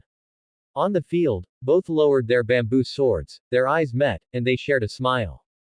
The youthful spirit of their prime appeared on their tender faces. The duel ended, and Lin Luo went to the bathhouse for a shower. Just as he put on his clothes and stepped out, the Den Den Mushi in his pocket rang. Bulu bulu, bulu bulu. Click. Moshi Moshi, is that you, Luffy? Lin Luo asked as the call connected. Sure enough, idiot Luffy's voice came from the other side. Lin Luo, you fool. You've been out playing for so long this time, I'm so jealous. I want to go out to sea too. Before Luffy could finish, Garp's loud voice boomed from the other side. What? No way. Luffy, you're still too young. You absolutely cannot go out to sea. But don't worry, once you join the Marine, you can go out to sea whenever you want. I won't stop you then. Gramps, I just want to go out to sea. Don't even think about it. Garp rejected him without hesitation. Bad Gramps. Luffy shouted. Bam. Luffy was hit. After a round of the Fist of Love, Luffy immediately behaved. Having dealt with Luffy, Garp shouted at Lin Luo with a dissatisfied look. Lin Luo, you brat. You keep running off to sea. Now look what you've done. Luffy wants to go out to sea all the time. None of you are easy to deal with. Hey, old man Garp. I asked you beforehand, and you've escorted me several times already. Isn't it a bit late to say this now? Lin Luo was quite dissatisfied. Did that happen? Garp picked his nose, then threw the matter to the back of his mind and asked, are you coming back this time? My Fist of Love is getting restless. Gramps hasn't loved you in a long time. I'm coming back, of course I am. Lin Luo naturally had to return, he wanted to learn some good stuff from Garp. He couldn't learn armament hockey yet, but observation hockey has no physical requirements, so he should be able to learn it. Thinking this, Lin Luo immediately said goodbye to Kuina and rushed to the shore. He got into a small boat, used his hands to turn the oars like a turbo boost, and spun them so fast they became an afterimage. That's right. Because Garp would occasionally escort him, the route from Shimotsuki village to Fuchsia village was now terrifying to others. You could hardly see a single bird, let alone those massive sea beasts. They had long been scared away to some other sea by Garp's Haoshoku. Naturally, no pirates were foolish enough to show up, because all the foolish ones were already behind bars. So, even if Lin Luo traveled between the two villages alone now, it was completely safe. As he became more familiar with the route, it became even safer. And compared to taking a merchant ship, rowing a small boat alone could save a lot of time. Over a day later, Lin Luo arrived at Fuchsia village. Old man Garp, Luffy, big sister Makino, I'm back. Once familiar, Lin Luo didn't act like a stranger at all. Returning to the tavern felt as natural as going home. His loud voice could be heard from far away. Ah, Lin Luo-kun is back. I'll go prepare some food for you right away. Makino was already very familiar with the routine and quickly headed into the kitchen. Lin Luo, did you encounter anything interesting at sea this time? Tell me quickly. Luffy also came to Lin Luo's side, tugging at his sleeve and asking impatiently. Well, I've been training for the past 2 months, so I didn't encounter anything interesting. Lin Luo gave a disappointing answer. What? Luffy was disappointed at first, then looked at Lin Luo as if he were an idiot, made a face, and said with a look of hopeless frustration. Stupid Lin Luo. You can clearly go out to sea, yet you don't go on adventures or look for interesting things. You're a total idiot. Ba tilde ka tilde. In Luffy's opinion, Lin Luo was just too stupid and didn't understand the fun of going to sea at all. If he were allowed out, his adventure stories would surely take 3 days and nights to tell. Hey, you're the idiot. Lin Luo was mocked by Luffy and instantly developed a shark mouth. It was only because he didn't know what Luffy was thinking, otherwise, setting aside the fact that Luffy was mocking him, he would have definitely given Luffy a thumbs up. Anyone who had watched Pirate King knew that our Luffy was famous for causing trouble. Wherever he went, if there was no trouble, he'd make some, and if there was trouble, he'd dive right in. Chaos followed him everywhere. If Luffy were allowed to go on an adventure, the islands of the East Blue would be in danger. If he said his adventure stories could last 3 days and nights, Lin Luo would absolutely believe it. Hee hee, food is here tilde. As Luffy and Lin Luo were arguing, Makino's voice rang out, followed by delicious food being placed on the table. Once the food was served, the two stopped arguing and started eating immediately. Lin Luo praised while eating, Makino's cooking is really good. She's beautiful and kind. It's really a joy to see Makino often. Oh, it's not as good as Lin Luo-kun says. The direct praise made Makino a bit shy. Stupid Lin Luo, pervert Lin Luo. Luffy's eyes seemed to see through everything as he cursed while eating. You brat, am I wrong? Do you dare say Big Sister Makino's food isn't delicious? Do you dare say Big Sister Makino isn't kind? Lin Luo snapped back. As for asking about beauty, sorry, Luffy was face blind and an idiot, he couldn't tell if someone was beautiful or not. In the original work, the only time Luffy praised a woman's beauty was Alvida after her transformation. After that, Luffy never praised a woman's beauty again. Makino's food is of course delicious, and Makino is very kind, she often gives me food. Luffy replied with absolute certainty. Then that's that. HMPH, pervert Lin Luo. Luffy had nothing left to say and could only mutter under his breath. Lin Luo heard it, of course, but he didn't bother to respond. Ha ha ha, you two little rascals are really interesting. Garp listened with interest, laughing at their bickering. At the same time, with lightning speed, he swept through the food on the table. Just because they were slightly distracted by their argument for a moment, the food in front of Luffy and Lin Luo vanished in the blink of an eye. Chicken leg, that's mine. Luffy shouted in dissatisfaction. For a moment, the tavern was in total chaos. Half a month later, Garp left. Another half-month later, Lin Luo also continued his journey to Shimotsuki village to study swordsmanship. On the vast sea, a lone boat drifted. While eating his food, he let the small boat drift with the current. Before the food could enter his mouth, a small hand snatched it from Lin Luo's grasp with lightning speed and stuffed it into a mouth. Lin Luo turned his head. Ah, it's Luffy, Lin Luo greeted him calmly at first. A moment later, it hit him. His eyes bulged out, and he let out a strange cry, Nani. Immediately after, he grabbed Luffy's neck with both hands and shook him violently. Luffy, how the heck are you here? Tilde tilde. Luffy's throat made unintelligible sounds as he was being choked. Seeing this, Lin Luo immediately let go. Cough, cough tilde Lin Luo, you jerk, are you trying to kill me? Luffy's mouth instantly turned into a shark's mouth. I should be asking you. Shouldn't you be in Fuchsia village? Well, you see, I just accidentally got on the boat tilde. Confronted, Luffy tilted his head, pursed his lips, and started whistling. You guy. Lin Luo facepalmed. Needless to say, he saw the food crate nearby had been opened and was completely empty. There was no doubt that Luffy had snuck on board while he wasn't paying attention. Sigh, whatever. It's not dangerous anyway. Just stay on the boat and don't fall into the sea. At this point, what could Lin Luo say? He could only pray that the journey with Luffy would be peaceful. Sugoi. That's great, Lin Luo. I knew you were the best. Hearing Lin Luo's words, Luffy's eyes turned into stars. Sit down and don't cause trouble. Lin Luo pressed Luffy down onto the deck. Luffy didn't mind. He sat on the deck, leaning against the side of the boat, his eyes shining as he looked around. Sugoi. Is this the sea? It's so big. Sugoi. What's that? Is it edible? Luffy's curiosity was endless, and he kept shouting in excitement. Although they were common sights at sea, they always caught his attention.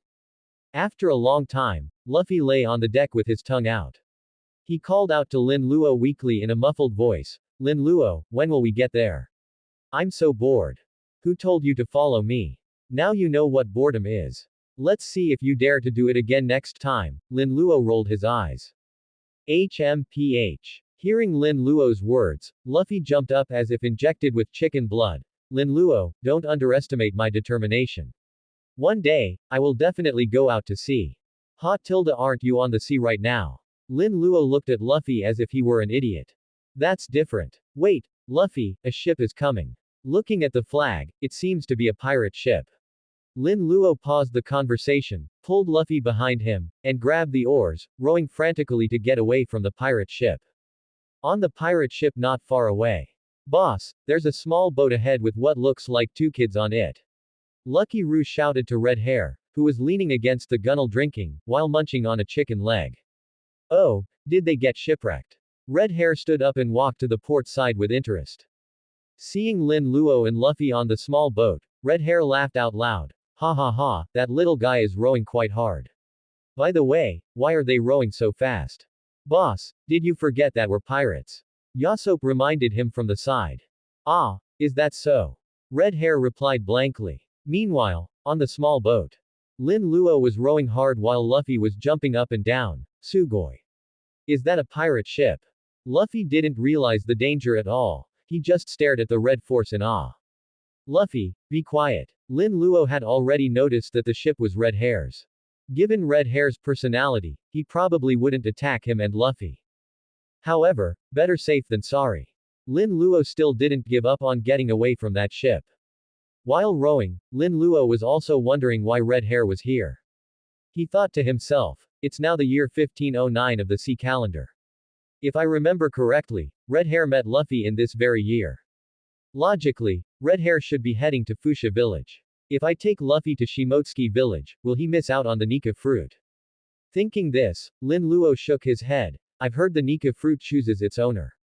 It'll probably end up in Luffy's hands eventually. And just as Lin Luo thought, things were changing in a logical direction. Shanks, those 2 kids are probably from a nearby island. We've been drifting at sea for so long, we need to find an island for supplies anyway. Should we follow them? Little Yuta walked out of the cabin, and after learning what was happening, she asked Shanks. Since Yuta said so, let's follow them. I see they're rowing quite hard. We might as well bring them on board and give them a lift, Shanks nodded. Then he added a reminder, remember not to scare them. After all, we are pirates. Understood, boss. Navigator Building Snake replied, then immediately turned the rudder, steering the ship toward Lin Luo and Luffy's small boat. Lin Luo, they're following us. Luffy shouted. At this time, Luffy didn't admire pirates that much. In fact, because of Garp, he even disliked them a bit. So, seeing the pirate ship following them, Luffy wasn't very happy. However, he wasn't really afraid either. Sigh, the gears of fate have truly begun to turn, Lin Luo sighed. However, he didn't stop rowing. Even though he knew Shanks's ship would catch up soon, he had to keep up appearances. The red force was very fast and soon caught up with Lin Luo's small boat. Hey, you 2 kids. Shanks wants you to come on board for a bit, we'll give you a lift. Yuta stood by the gunwale, looking down and shouting to Lin Luo and Luffy. Hey, you're pirates, right? I'm Monkey D. Luffy, and I'm not afraid of you. If you dare hurt Lin Luo, I won't be easy on you. My fists are as fast as bullets. Luffy wasn't intimidated at all and shouted directly up at Shanks and the others. Ha ha ha. Ha ha ha ha. Ha ha ha, boss, he said he won't be easy on you. Hearing Luffy's words, Shanks's crew burst into laughter. Ha ha ha, your name is Monkey D. Luffy, right. I'll call you Luffy. Luffy, we mean you no harm. Why don't you come up and experience a pirate banquet? Hearing Luffy's name, Shanks had already guessed his identity. He found it very interesting. The sea was so vast, yet he didn't expect to encounter Garp's family out here. A banquet. Sugoi. Hearing about a banquet, Luffy immediately dropped his hostility. He turned to Lin Luo and said, Lin Luo, he invited us to a banquet. There must be lots of meat at a banquet, right? They really are good people. Luffy, you fool, you know they're pirates, right? You were bought off by a meal of meat you haven't even tasted yet. Seeing Luffy like this, Lin Luo didn't even know how to criticize him anymore. Good people just because they give you meat. This guy's mind is really simple. However, Lin Luo could feel that Red Hair bore no ill will toward them.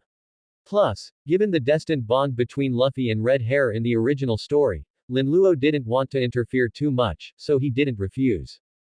The small boat was tied to the Red Force, and Luffy and Lin Luo boarded Shanks's ship. Hey, you two, you're from a nearby island, right? Can you take us to your island? Yuta asked the two of them with the air of a big sister. Yuta, don't be so rude. Don't scare them. Red Hair rubbed Yuta's distinctively pink and white hair, then looked at the two. Luffy, Lin Luo, sorry to trouble you. As long as you aren't bad people, it's no problem, Lin Luo nodded. Knowing Red Hair's temperament and that he wouldn't kill the innocent, Lin Luo didn't mind taking them to Shimotsuki village. Ha ha ha, don't worry, we're just going for supplies. Red Hair laughed. Then he turned to his crew and shouted, boys, to celebrate meeting Luffy and Lin Luo, let's have a banquet. Oh tilde tilde, the crew responded, giving him face. More than half a day later. The ship docked. Luffy, Lin Luo, and the entire Red Hair pirates arrived at Shimotsuki village. Is this your village? It feels pretty ordinary. Yuta had traveled many places with the Red Hair pirates, so this island didn't impress her. However, she was still very happy to be on land. After all, days drifting at sea were very boring. Sugoi. Lin Luo, is this where you learn swordsmanship? Luffy's eyes lit up. Although the island was ordinary, it was Luffy's first time visiting another island, and it was where Lin Luo learned the sword, so Luffy was naturally very interested in exploring. What? Is this not your hometown? Yuta asked curiously after hearing Luffy's words. Ah, my home is in Fuchsia village. This is where Lin Luo learns the sword. Lin Luo is a man who's going to become a powerful swordsman. Luffy said as if it were a matter of course. A powerful swordsman. Can he be as strong as Shanks? Yuta was dismissive. She had seen Shanks's swordsmanship, so she didn't think anyone's swordsmanship could surpass his. Hey, you, don't look down on Lin Luo. Luffy defended Lin Luo. Che. Yuta curled her lip, not wanting to argue with an idiot.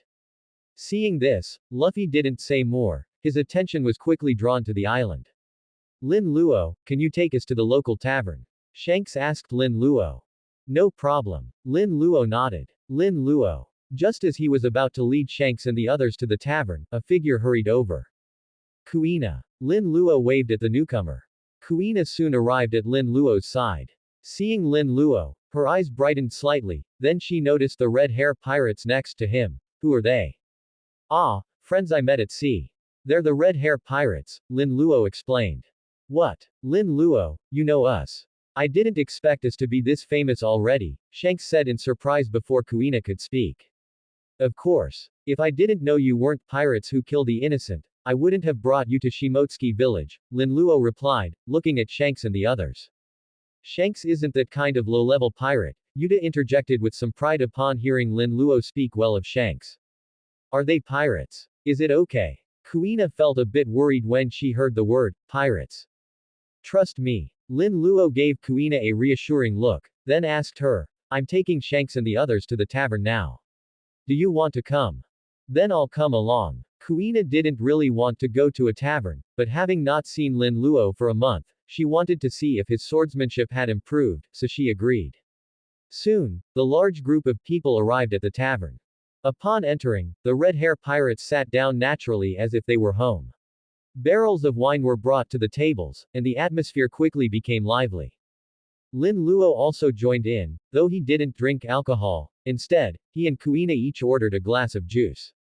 Strange, I feel like something is missing. Lin Luo thought while sipping his juice. After a moment, he thought of Luffy. That guy Luffy, I really can't let him out of my sight. Just because he wasn't paying attention for a bit, Luffy had vanished. However, he wasn't worried about Luffy getting into trouble. Having lived here for so long, he knew the people on the island were quite easy to talk to, there was no danger, and there weren't even any decent wild beasts. Hey, Lin Luo, he's a swordsman, right? Kuina put down her juice and pointed at Shanks, asking Lin Luo with burning eyes. Yeah, he's a very powerful swordsman, Lin Luo nodded. Shanks's swordsmanship was beyond doubt. Even if he hadn't reached his peak yet, he was likely at least at the great swordsman level. Even the strongest on the island, Shimotsuki Kozaburo and his son, probably couldn't compare. I see. Kuina nodded. She didn't intend to challenge Shanks, after all, they had just met and weren't familiar at all. Moreover, she knew the gap between her and a powerful swordsman. Someone Lin Luo called powerful was not at a level she could challenge. Of course, she silently made a note of Shanks in her heart. If there was an opportunity in the future, she would definitely compare swordsmanship with him. While Lin Luo and Kuina were talking, Yuta, while keeping an eye on the red hair pirates, was also watching the only two people of similar age present. Her current situation was slightly awkward, she couldn't fit into the adults, drinking scene, and she wasn't familiar with Lin Luo and Kuina. So she could only sit by Shanks's side, silently watching him drink while occasionally glancing at the only two people near her age. Yuta, you must have been to many places with the red hair pirates. Can you tell us about it? Lin Luo noticed Yuta's expression. Out of curiosity and to keep Yuta from being bored, Lin Luo struck up a conversation with her. Kuina also turned her gaze to Yuta, her eyes filled with anticipation. Since her conversation with Lin Luo, Kuina had developed a yearning for the sea. So, she really wanted Yuta to talk about things on the sea. In that case, I'll tell you guys about it. Yuta walked over to the two of them with a bit of pride and slowly began to recount their adventures. Lin Luo and Kuina listened quietly, occasionally interjecting with questions. Lin Luo could clearly see that whenever Yuta mentioned Shanks, her eyes were always filled with a mysterious light. He could certainly understand. As Yuta's father, she herself admired Shanks very much. In the original story, she even got jealous because Shanks paid too much attention to Luffy. While the red hair pirates held their banquet in the tavern, the three peers, Yuta, Lin Luo, and Kuina, got to know each other. Meanwhile, in the village on the island. On a rural path. Where is this? Luffy looked around, unable to tell north from south for a moment. Lost, he began to shout loudly, Lin Luo, Shanks, Yuta. However, no one responded. Sigh, honestly, did Lin Luo get lost? He disappeared in the blink of an eye. Luffy muttered to himself, completely lacking self-awareness. Walking along, Luffy looked everywhere but at the road and collided head-on with another figure who was also lost. Ouch, tilde, both of them tumbled to the ground at the same time. Hey, don't you look where you're going. The green-haired one snapped first. Luffy didn't mind. He stood up and looked curiously at the bamboo sword at Zoro's waist. Are you a swordsman too? 2. Have you seen other powerful swordsmen? Zoro stood up, forgetting his previous annoyance, and asked Luffy. Ha ha ha, you're really interesting. Hearing Zoro's words, Luffy simply felt that Zoro was an interesting person. Hey, what are you laughing at? Zoro felt offended. Hey, what's your name? Let's be friends, Luffy said, skipping the question entirely. Who wants to be your friend? Zoro refused with a Tsunere expression. I'm Monkey D. Luffy. Luffy didn't care at all. With a wide grin and a smile on his face, he introduced himself directly. Seeing Luffy's innocent smile, Zoro hesitated for a moment before finally giving his name, Roronoa Zoro. Hee, so your name is Zoro. Then, Zoro, we're friends now, right? Luffy asked with a grin. Honestly, you. Seeing Luffy's grinning face, seemingly forgetting his earlier refusal, Zoro curled his lip. He didn't answer Luffy, but he didn't deny it either. Zoro, are you from this village? Can you take me to find Lin Luo and the others? Having made a friend, Luffy was very happy and wanted Lin Luo to meet him immediately. Aren't you from this village? And who is Lin Luo? Besides, I'm not from this village either, I'm from the neighboring village, Zoro replied while questioning back. Lin Luo. He's my brother and a very powerful swordsman, Luffy replied with a smile. Then, he scratched his head in frustration. So you're not from this village either. Sigh, I was hoping you could take me to find Lin Luo. That guy Lin Luo must be eating delicious food with Shanks and the others right now. A swordsman. Zoro didn't hear anything else Luffy said, he only caught the words, powerful swordsman. His eyes lit up, and he blurted out without thinking, hey, Luffy, take me to this Lin Luo you mentioned. I want to challenge him. You want to challenge him? Luffy scratched his head innocently. That's right. Zoro's gaze was firm. Alright, I'll take you. Luffy completely forgot that he was lost, picked a random direction, and led Zoro to find Lin Luo without a second thought. After some wandering and accidental turns, guided by the aroma of food, Luffy eventually managed to miraculously find the tavern where Lin Luo was after some time. Hey, you're Lin Luo, right? I want to challenge you. Looking at the green-haired one who wanted to challenge him, Lin Luo gave a dead fish stare at Luffy, who was gorging himself on food. How on earth did this guy cross paths with Zoro? Then again, Zoro should be from the neighboring village. Coming here at this time, could it be that the dojo challenging plot from the original story is about to happen? Lin Luo stroked his chin and thought, but since Luffy led him astray, the dojo challenging plot has turned into a challenge for me. Thinking this, Lin Luo looked at Zoro and teased, are you sure you want to challenge me? Don't go crying when you lose later. HMPH, bring it on. I won't lose, Zoro said, his eyes full of determination. Fine then. Lin Luo took out the bamboo sword he carried. Yo, is this young lad here to challenge Lin Luo? How interesting. The members of the Red Hair Pirates soon noticed the situation and looked at Lin Luo and Zoro with great interest. How could they miss out on such rare entertainment? Let's go outside. There's not enough room to move here, Lin Luo said to Zoro, looking around the small tavern. Zoro didn't say a word and walked straight out of the tavern. Lin Luo followed, with Luffy, Kuina, and the members of the Red Hair Pirates trailing behind. Come. Lin Luo pointed the bamboo sword at Zoro. Here I come. Zoro gripped his sword, kicked off the ground, and lunged at Lin Luo. Lin Luo made no extra movements, quietly waiting for Zoro to approach. When the timing was right, he struck out with his sword, hitting the bamboo sword in Zoro's hand. Zoro's bamboo sword was knocked flying. Simultaneously, Lin Luo struck again, pressing his sword against Zoro's neck. I lost. Zoro slowly backed up 2 steps, then looked at Lin Luo with eyes full of frustration. You, again. Without another word, Zoro picked up his sword and charged at Lin Luo again. But it was useless, the outcome remained the same. Losing twice in a row, both times easily, Zoro immediately saw the gap between them. Hey, how did you get so strong? Teach me, Zoro asked, looking at Lin Luo with a stubborn tilt of his head. I'm a student of the Ishin Dojo. If you want to learn swordsmanship, you can go there, Lin Luo replied. Ishin Dojo. I see. He had already heard of this dojo in the village and intended to go anyway. Now, hearing Lin Luo's words made him even more determined. Ha ha ha, not bad, Lin Luo. That green-haired lad is good too, full of spirit. The duel over, the Red Hair Pirates teased the two of them while heading back into the tavern to continue drinking. Afterward, thanks to Luffy and Lin Luo, Kuina, Zoro, and Yuta soon got to know each other. Zoro wasn't in a hurry to go to the Ishin Dojo yet. He was very interested in Lin Luo, who had defeated him, and equally curious about Kuina and Shanks, who had a sword by his side. Night fell quickly. Since the tavern was closing and Shanks and his crew didn't want to be a bother, they returned to their ship. Having finally made it to the island, the banquet didn't stop. Lin Luo and the others were also invited, and they were happy to join. On the second day, seemingly realizing he couldn't beat Lin Luo for now, Zoro quickly changed his target and set his sights on Kuina.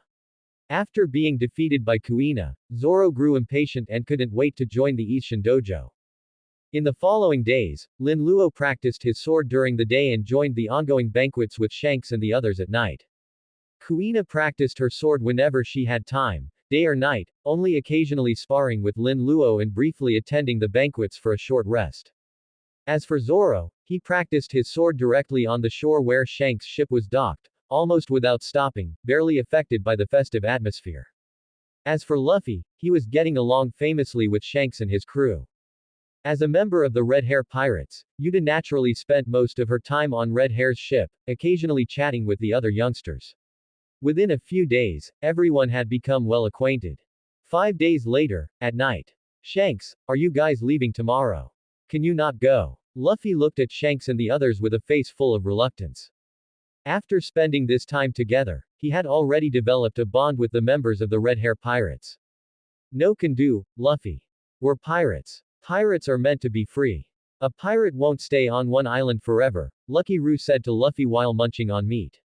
Sugoi. So that's what a pirate is. Luffy's eyes lit up. Then, can you take me out to sea? No, the members of the Red Hair Pirates refused in unison. Why? Luffy asked, puzzled. Luffy, you're still too young. You're not fit for the sea, Red Hair said softly. What about Yuta? Luffy pointed at Yuta. Baka tilde Luffy, I'm older than you. Besides, I'm different. I'm the musician of the Red Hair Pirates, Yuta said with her arms crossed, acting all high and mighty. Chikusho. Luffy's face was full of frustration. Alright, we're leaving tomorrow, so let's have one last night of revelry. Red Hair waved his hand and spoke loudly. No one had any objections. Tonight, the banquet was unprecedentedly lively. Even Kuina and Zoro, who were always practicing their swordsmanship, rarely came to participate, and Yuta also showcased her singing voice. Late at night, Kuina, who never stayed overnight, returned to the dojo. Everyone else stayed on Red Hair's ship. The banquet ended, and the members of the Red Hair Pirates were dead drunk, sleeping sprawled out on the deck. Although Lin Luo himself hadn't been drinking, he had also fallen asleep lying in an ungraceful posture. Luffy was woken up by the urge to pee. Dazed, he walked to the edge of the ship and relieved himself into the sea. After finishing, he rubbed his belly and began to follow his instincts to look for food. The next day. Nani? An incredulous shout woke everyone from their deep sleep. What's wrong? Shanks woke up groggily and looked at Lucky Roo, who had made the noise. Boss, this is bad. There's been a thief on the ship, Lucky Roo said in a panic. What? Who has the guts to steal from the Red Hair Pirates? The ship's doctor, Hongo, asked in confusion. Shanks was also puzzled, but he didn't care much, thinking it was just some lost treasure. However, Lucky Roo's next words made his eyes widen. Boss, that fruit is gone, Lucky Roo said loudly. Originally, since they planned to leave today, Lucky Roo had woken up early to head into town for some supplies. However, when he entered the treasure room, he found that the box that had been safely storing the devil fruit was open, and the fruit was nowhere to be found. He was completely stunned. That devil fruit was no simple thing. Their boss, Red Hair, valued it highly. Nani? As expected, Red Hair's eyes bugged out, and he was completely flabbergasted. Are you sure? He asked in disbelief. That's the truth, Lucky Roo replied affirmatively. Oh no, this is bad. We have to find a way to get it back. Red Hair panicked completely, scratching his head and jumping around the deck. But before the Red Hair Pirates could act, Zoro's voice came from not far away. Nani? Luffy, what's wrong with you? You've turned into a monster. Zoro looked in disbelief at Luffy's arm, which he was holding. Originally, when he woke up and saw Luffy lying on top of him, he wanted to pull him off. But to his surprise, with just a hard pull, Luffy's arm stretched out like rubber, which scared him half to death. What's wrong, Zoro? Luffy was woken up by Zoro's voice and opened his eyes groggily. Then, he saw Zoro's strange gaze, as if he were looking at a monster. And as he looked around, everyone in the Red Hair Pirates was staring at him with dead fish eyes. Hey, what's wrong with everyone? Luffy stood up and scratched his head, confused. Without answering, Red Hair took a few strides to Luffy's side, grabbed his body, flipped him upside down, and shook him violently. Luffy, did you eat that fruit? Spit it out right now. Red Hair shook Luffy up and down vigorously, trying to make him vomit up the devil fruit. But even though he shook Luffy until he was foaming at the mouth, there was no sign of the devil fruit. It's no use. Once a devil fruit is eaten, it can never be spit out. Ben Beckman stepped in to stop Red Hair. Red Hair knew that, of course, but that fruit was so important that he was going crazy now that it had been eaten. After a moment, knowing that the situation was irreversible, Red Hair could only helplessly put Luffy down. He looked at Luffy, who was dizzy from being shaken and sitting on the ground swaying, and then at Luffy's neck, which had just been stretched and hadn't retracted yet. Finally, he sighed softly in his heart, perhaps this is fate. This fruit chose you. He knew, of course, that the Nika fruit had a will of its own. Originally, he had stayed in the East Blue precisely to see if he could find the person chosen by this fruit.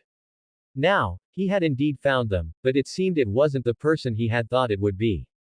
Now that things have come to this, there's no other way. After many thoughts, Red Hair finally made a decision. So it was obtained after all. Nika. Lin Luo, of course, had also seen this scene, and he couldn't help but sigh in his heart. Is this fate? Luffy, did Nika choose you, or? If Lin Luo remembered correctly, in the original story, Red Hair seemed to have observed Luffy for a long time before pretending to casually take out the Nika fruit and let Luffy eat it. He hadn't expected that now, after only knowing Red Hair for a few days, Luffy would eat the Nika fruit. This change and constancy of fate made Lin Luo feel that it was simply miraculous. And from that day on, the Red Hair pirates never mentioned leaving again. They seemed to plan to stay stationed in Shimotsuki village for the time being. In the days that followed, Lin Luo could clearly feel that Red Hair's attention toward Luffy had increased. He was no longer just treating Luffy as a good friend like before. Time passed day by day. The Red Hair pirates spent every day in the tavern. The bond between Luffy and the Red Hair pirates grew deeper and deeper. The trio of Lin Luo, Kuina, and Zoro continued to practice their swordsmanship every day. Once they became familiar with him, the three would occasionally ask Red Hair for advice on swordsmanship, and Red Hair was generous with his teachings. As for Zoro, Lin Luo thought he was very brave. Not long ago, he had actually challenged Red Hair, and the final result went without saying. As for Yuta, after becoming familiar with Lin Luo and the others, she dropped her Tsunere act. She would occasionally join Lin Luo and the others in their training, but spent most of her time studying songs. Whenever she learned a new song, she would call Lin Luo and the others over to listen. Training, feeling himself getting stronger, chatting and joking with friends, and being washed over by Yuta's beautiful singing, Lin Luo's days were flavorful, and he enjoyed them thoroughly. 3 months later. Brat, where did you kidnap Luffy to? Did you take him out to sea? Garp's loud voice came through from the other side of the Den Den Mushi. Lin Luo moved the Den Den Mushi a bit further away before saying, didn't I tell Big Sister Makino through the Den Den Mushi? Besides, you can't blame me for this. You know what Luffy's personality is like. HMPH, then I don't care. Anyway, you'd better just wait. You're definitely going to taste the fist of love, Garp said Life Chi. And that disobedient brat Luffy will have to take double, no, triple. Old man, you're not going to sail a warship to Shimotsuki village, are you? Hearing about the fist of love, Lin Luo only felt a faint throbbing in his head. Do you still intend to continue out to sea with that deadweight Luffy? This old man won't agree to it, Garp said, then hung up the phone immediately. Without a doubt, he indeed intended to sail a warship to Shimotsuki village. Looks like I need to notify Red Hair and the others. Lin Luo put the Den Den Mushi into his pocket, then left the dojo and headed toward the tavern. Before long, he arrived at the tavern. Nani? You're saying that old fellow Garp is coming? The members of the Red Hair pirates shouted in unison. Yeah, Luffy snuck out. Old man Garp takes leave every now and then to come back and see Luffy, so naturally, he's coming to Shimotsuki village now, Lin Luo said. No way, we have to get out of here quickly. We can't let old man Garp run into us. Red Hair hurriedly packed his things. While packing, he didn't forget to shout, boys, Garp is coming. Pack your things and let's scram. The members of the Red Hair pirates responded in unison. Seeing this, Lin Luo muttered to himself, as expected of the Red Hair who values face, even his escape has such an aura. At the shore. Shanks, we have a deal. You must come and see me. Luffy waved at the pirate ship as it slowly departed. Don't worry, Luffy. Didn't we make a promise? I'll come and see you next time, Red Hair responded loudly. Goodbye, Kuina, Lin Luo, Luffy, and Zoro. Yuta also stood by the ship's railing to say her farewells. Goodbye, Yuta, everyone also said their goodbyes. Soon, the Red Force sailed out of the harbor and gradually disappeared. The dojo. Are they gone? Kushiro Shimotsuki narrowed his eyes as he looked ahead, muttering to himself. On the shore, an old man sitting on a reef fishing turned his head to look into the distance, then focused back on the fishing rod in front of him. 3 days later, Garp's warship arrived. It's over. Lin Luo, think of something. Grandpa is coming, and I don't want to eat the fist of love. Luffy jumped up and down in anxiety next to Lin Luo. If there were a crack in the ground right now, he would definitely crawl into it immediately. Hey, why weren't you worried when you snuck onto my ship? Now you know how to be afraid. Lin Luo chuckled inwardly. Stop talking sarcastically. If I get beaten, you won't escape either. Luffy looked at Lin Luo, his expression puffed. That's because of you, Lin Luo poked Luffy's forehead. Is Vice Admiral Garp that terrifying? To make Luffy so afraid? Kuina, standing nearby, was somewhat surprised. Hey, it's definitely because Luffy is disobedient. Since meeting Luffy, Zoro hadn't enjoyed a single day of peace. There was always a chirping little brat around him, making it impossible for him to focus on his training. In the end, despite all the worrying and trying to find a way out, Luffy still didn't escape Garp's fist of love. Naturally, Lin Luo also received a solid punch. On the warship. Ha ha ha, I didn't expect such a pleasant surprise this time, finding two such promising talents. Garp looked at Zoro and Kuina with a face full of joy. You two little ones, since you're Luffy's friends, why don't you become the strongest Marines like Luffy in the future? I'm really looking forward to you joining. Well, I haven't thought that far ahead yet, Kuina stammered. As for being a Marine, Kuina really hadn't considered it. Since it concerned a major life decision, she couldn't decide so hastily. As for Zoro, he had absolutely no interest in anything outside of swordsmanship. Ha ha ha, it's fine. There's plenty of time anyway. Garp didn't mind not getting a definite answer. Although Kuina and Zoro's talent seemed good, they were still too young after all. Even if they agreed now, Garp didn't intend to bring them into the Marines so soon. Hey, old man Garp, you weren't this polite when you invited me back then, Lin Luo said somewhat indignantly from the side. Crunch crunch tilde. What's the big deal? You're going to join the Marines sooner or later anyway, Garp said, munching on senbei, completely unconcerned. Hee, I really didn't expect that you and Kuina would agree to go to Fuchsia Village, Zoro. This is great, we can be together again. Luffy didn't care about anything else, he was just happy that the friends he'd spent so much time with were going to his village. That way, he wouldn't be bored anymore. To be honest, since meeting Lin Luo, Kuina, Zoro, and Yuta, Luffy could no longer endure the boring times of playing alone in the village. If he were to return to how things were before, he would die of boredom. Learning swordsmanship is the same no matter where it is, and I'm also curious about your hometown, Luffy and Lin Luo, Kuina said. Besides, I'm quite interested in the ocean too. I just don't want to lose Lin Luo and Kuina as sparring partners. The others in the dojo can't give me any pressure, Zoro said coolly. Hee, is that so? Well, whatever. Luffy didn't care about their reasons as long as they could stay by his side. Another 3 days passed, Fuchsia Village.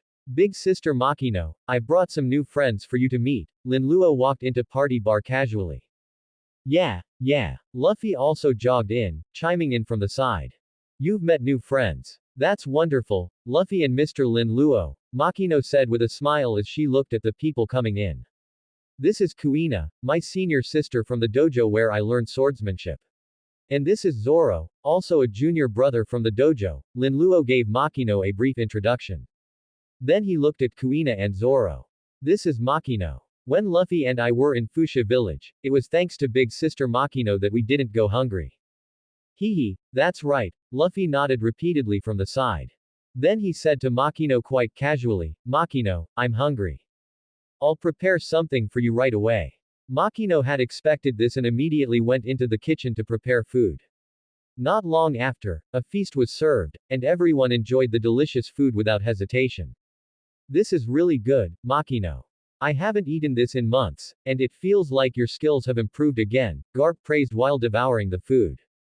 I'm glad you like it, Mr. Garp, Makino smiled gently. It really is great tilde, Lin Luo also sighed in appreciation. 1 month later, Garp left. Throughout the entire year of 1509, Lin Luo and the others stayed in Fuchsia Village whenever Garp arrived, receiving his training and guidance. After Garp left, they would head to Shimotsuki Village to receive Kushiro Shimotsuki's teaching. The Red Hair Pirates also came to Shimotsuki Village to hold banquets with Luffy and the others whenever Garp departed. Thus, time passed intermittently, and it was soon nearing the end of the year. Fuchsia Village. Not long after Garp left, While Lin Luo and the others were still in Fuxia village, a pirate ship slowly approached. And this pirate ship was none other than the Red Force. Boss, is this Luffy's hometown? It feels pretty nice. The members of the Red Hair Pirates stepped onto the port, looking around Fuxia village and praising it. Yeah, it is quite nice, Red Hair nodded. While traveling the East Blue, Fuxia village had always been one of his goals. However, because Luffy had eaten that fruit, he had focused his attention on him. Before leaving this time, he happened to come here to say goodbye to Luffy and, at the same time, confirm a few things. Sure enough, they arrived as soon as Garp left. Shanks. Not long after Shanks and the others entered the village, Luffy's voice, full of surprise, rang out. Aside from occasionally going to the back mountain to roast meat, Luffy spent most of his time around the village entrance. Besides eating at Makino's tavern, he would also keep an eye on the port. There was nothing new in the village, only the occasional ships coming and going from the port could bring some excitement. So, shortly after Shanks and the others arrived, Luffy noticed them immediately. Lin Luo, come over here quickly. Shanks is here. Luffy shouted toward the tavern while running toward Shanks and his crew. Shanks, why did you come to Fuxia village? Upon reaching them, Luffy tugged at Shanks's clothes, looked up at him, and asked curiously. Haha, Luffy, I won't be staying here for long. I came this time specifically to say goodbye to you, Shanks said softly, patting Luffy's head. Say goodbye. Are you going out to sea? Luffy was a bit confused, hadn't they just returned from the sea? Yes, and it's different this time. We plan to leave the East Blue and probably won't be back for a long time, Shanks nodded. Shanks tilde, hearing that Shanks was leaving the East Blue and wouldn't be back for a long time, Luffy suddenly felt a bit sad. Luffy, don't be sad. You have to be a strong man, Shanks patted Luffy's head. Shanks, take me out to sea. I want to be a free pirate too. Luffy's eyes were determined, looking at Shanks with anticipation. No, you're still too small, Shanks refused using his previous rhetoric. I'm not small anymore. I'm already a strong man. Stubbornness filled Luffy's eyes. Ignoring the surprised looks from the Red Hair Pirates, he boarded the Red Force anchored nearby and took out a dagger from the ship. Then, he climbed onto the gunwale and stood there, facing Shanks and the others who were approaching him from the shore. Next, he raised the dagger and slashed his own face ruthlessly. Instantly, the pain caused tears to well up in Luffy's eyes involuntarily.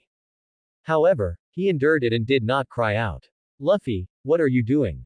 Shanks shouted at Luffy, somewhat angrily. He hadn't expected Luffy to self-harm. Shanks, look, I'm not crying. I can prove that I'm a strong man now. Take me on the ship. Luffy ignored the pain in his face and shouted loudly at Shanks. Luffy. Shanks was momentarily speechless, he felt Luffy's determination. Luffy. Just as Shanks was about to say something else, a sudden roar reached everyone's ears. At the same time, the Red Force seemed to be hit hard by something. Standing on the gunwale, Luffy lost his balance and fell directly into the water. Then, a bloody maw bit directly toward Luffy. Luffy. Red Hair shouted and rushed toward Luffy, who was soaking in the water, gradually losing strength and about to sink, at a speed invisible to the naked eye. When Lin Luo, Kuina, and Zoro reached the shore, they happened to see the Sea King bite off Shanks's left arm. For a moment, all three were stunned by the scene. Kuina and Zoro were shocked that Shanks's arm had been bitten off. Lin Luo was shocked because, even though many things had deviated from the original story so far, why did the Sea King suddenly appear, and why did Shanks's arm still get severed? Could it be that there really is such a thing as destiny in this world? Lin Luo was somewhat suspicious and uncertain. Also, Red Hair's severed arm was definitely intentional on his part. Otherwise, with his strength, how could such a thing happen? But why did he do it? Was it to make Luffy firm in some kind of resolve, or was it to eliminate the mark left by a Mu, or perhaps both? All sorts of doubts, mixed with the shock of witnessing destiny firsthand, filled Lin Luo's heart. Luffy, are you okay? With a single glare that drove the Sea King back, Shanks looked down at Luffy, whom he was holding in his right arm. Shanks, your arm. Tears flowed from Luffy's eyes like a burst dam. He couldn't believe that Shanks had actually lost an arm to save him. Guilt, self-blame, and various complex emotions instantly flooded his heart. It's nothing, just an arm. As long as you're okay. Red Hair didn't say much, only softly comforting Luffy. The scene changed. After treating Luffy's face and Red Hair's severed arm, the Red Hair pirates prepared to set sail. On the shore, Lin Luo and the others said their final goodbyes to Shanks. Shanks, I won't ask to board your ship anymore. Luffy looked at Shanks firmly. Blah tilde I wouldn't have taken you anyway. Shanks stuck out his tongue and made a face. How could a little kid like you become a pirate? I can. Luffy retorted loudly. One day, I'll gather a crew that's not inferior to yours, find the world's greatest treasure trove, and I will definitely become the Pirate King. Oh, you want to surpass us? Hearing Luffy's ambition and feeling his resolve, Shanks stopped teasing him. He reached out with his only right arm, took the straw hat off his head, and placed it on Luffy's head. I'll leave this straw hat with you. This is my most precious straw hat. You must take good care of it tilde. After saying that, Shanks slowly turned around and walked toward the ship. By this time, Luffy was already covered in tears. It wasn't until the Red Force slowly sailed away that Luffy finally reacted, watching Shanks and the others on the ship drift further and further away with teary eyes. Lin Luo witnessed the entire process. The shock of seeing it in person is far greater than watching it through a screen in my previous life, Lin Luo lamented in his heart. This guy Shanks really understands the romance between men too well. He's too good at this. Just those few words and actions from earlier had almost completely hooked Luffy's heart to the sea. Pirate King, huh? Lin Luo murmured, deeply moved by witnessing all of this. But, where's Yuta? Lin Luo suddenly tilted his head, thinking in confusion. I was so captivated by Shanks's manly romance that I almost forgot about Yuta. It looks like the incident in the Kingdom of Music has already happened. Forget it, I'll find a time to visit the Kingdom of Music in the future. I can't let the pure songstress turn into a world-destroying little witch. Several months have passed since Shanks lost his arm, and it is already the year 1510 of the sea calendar. During this time, many things have happened. First of all, Luffy kept shouting about becoming the Pirate King and was often beaten by Garp. At the same time, to prevent Luffy from going to sea easily, Garp threw Luffy directly into the mountains to be raised by the mountain bandit Dayton. Luffy also met Ace and Sabo there. Meanwhile, without Luffy around, Lin Luo rarely returned to Fuchsia village. To prevent Kuina from falling to her death on the stairs, he spent a lot of time by her side. To eliminate any chance of an accident, he even spent money to tear down the stairs where Kuina died in the original story and replaced them with stairs that had rounded edges and were covered with soft, fall-proof materials. To prepare for emergencies, he also took the time to learn a lot of medical knowledge and even stockpiled various first aid medicines in his room. At the same time, considering the various theories from netizens in his past life, Lin Luo strongly insisted on taking over the task of sharpening swords. He even made sure she didn't carry the Wado Ikimonji often, except during matches, to prevent the sword from bringing misfortune to its owner, though he wasn't sure if that was actually true. Besides that, he moved his room next to Kuina's. He also frequently cooked nourishing food for her to replenish her chi and blood, strengthening her body so she wouldn't fall and die due to physical weakness. Under all the defensive measures he could think of, Kuina has remained safe and sound so far. She has even grown taller and developed well, appearing full of energy and radiant. It's just that the way she looks at Lin Luo has become increasingly strange, and even the people around them have started looking at him oddly. Lin Luo sensed this to some extent, but he couldn't explain his reasons. He couldn't exactly go around telling everyone that Kuina was destined to die and that he was saving her, could he? That would be nonsense. Who would believe him? Kuina, oh Kuina, I'm really worrying myself to death for you, my friend. You'd better not die later. In the room, Lin Luo sighed inwardly as he sharpened a sword, glancing at Kuina, who was sitting quietly beside him. What are you looking at? Noticing Lin Luo's gaze, Kuina's eyes flickered, and her cheeks flushed slightly. Nothing, I just feel like you've been sharpening swords more and more diligently lately. Don't we usually use bamboo swords for sparring? You probably don't use the Wado Ikimonji that often, Lin Luo said casually. A good sword needs regular maintenance. Kuina's cheeks grew even redder as she explained in a low voice. That's true. Focused on sharpening the sword, Lin Luo didn't notice the change in Kuina's expression. Hey, you two. Today's training is about to start. You're not going to slack off, are you? Zoro's voice came from outside the door. Coming. Lin Luo temporarily placed the sharpened sword on his rack, then pulled Kuina along as they headed outside. You two seem really strange. Seeing them holding hands and Kuina's slightly unnatural expression, Zoro scratched his head. What's so strange? Kuina stammered. I don't know. Zoro shook his head as if it were obvious. Stop your bickering. Let's get to training. Lin Luo didn't think much of it, let go of Kuina's hand, and led the way out. Kuina and Zoro followed closely behind. A day of cultivate quickly passed.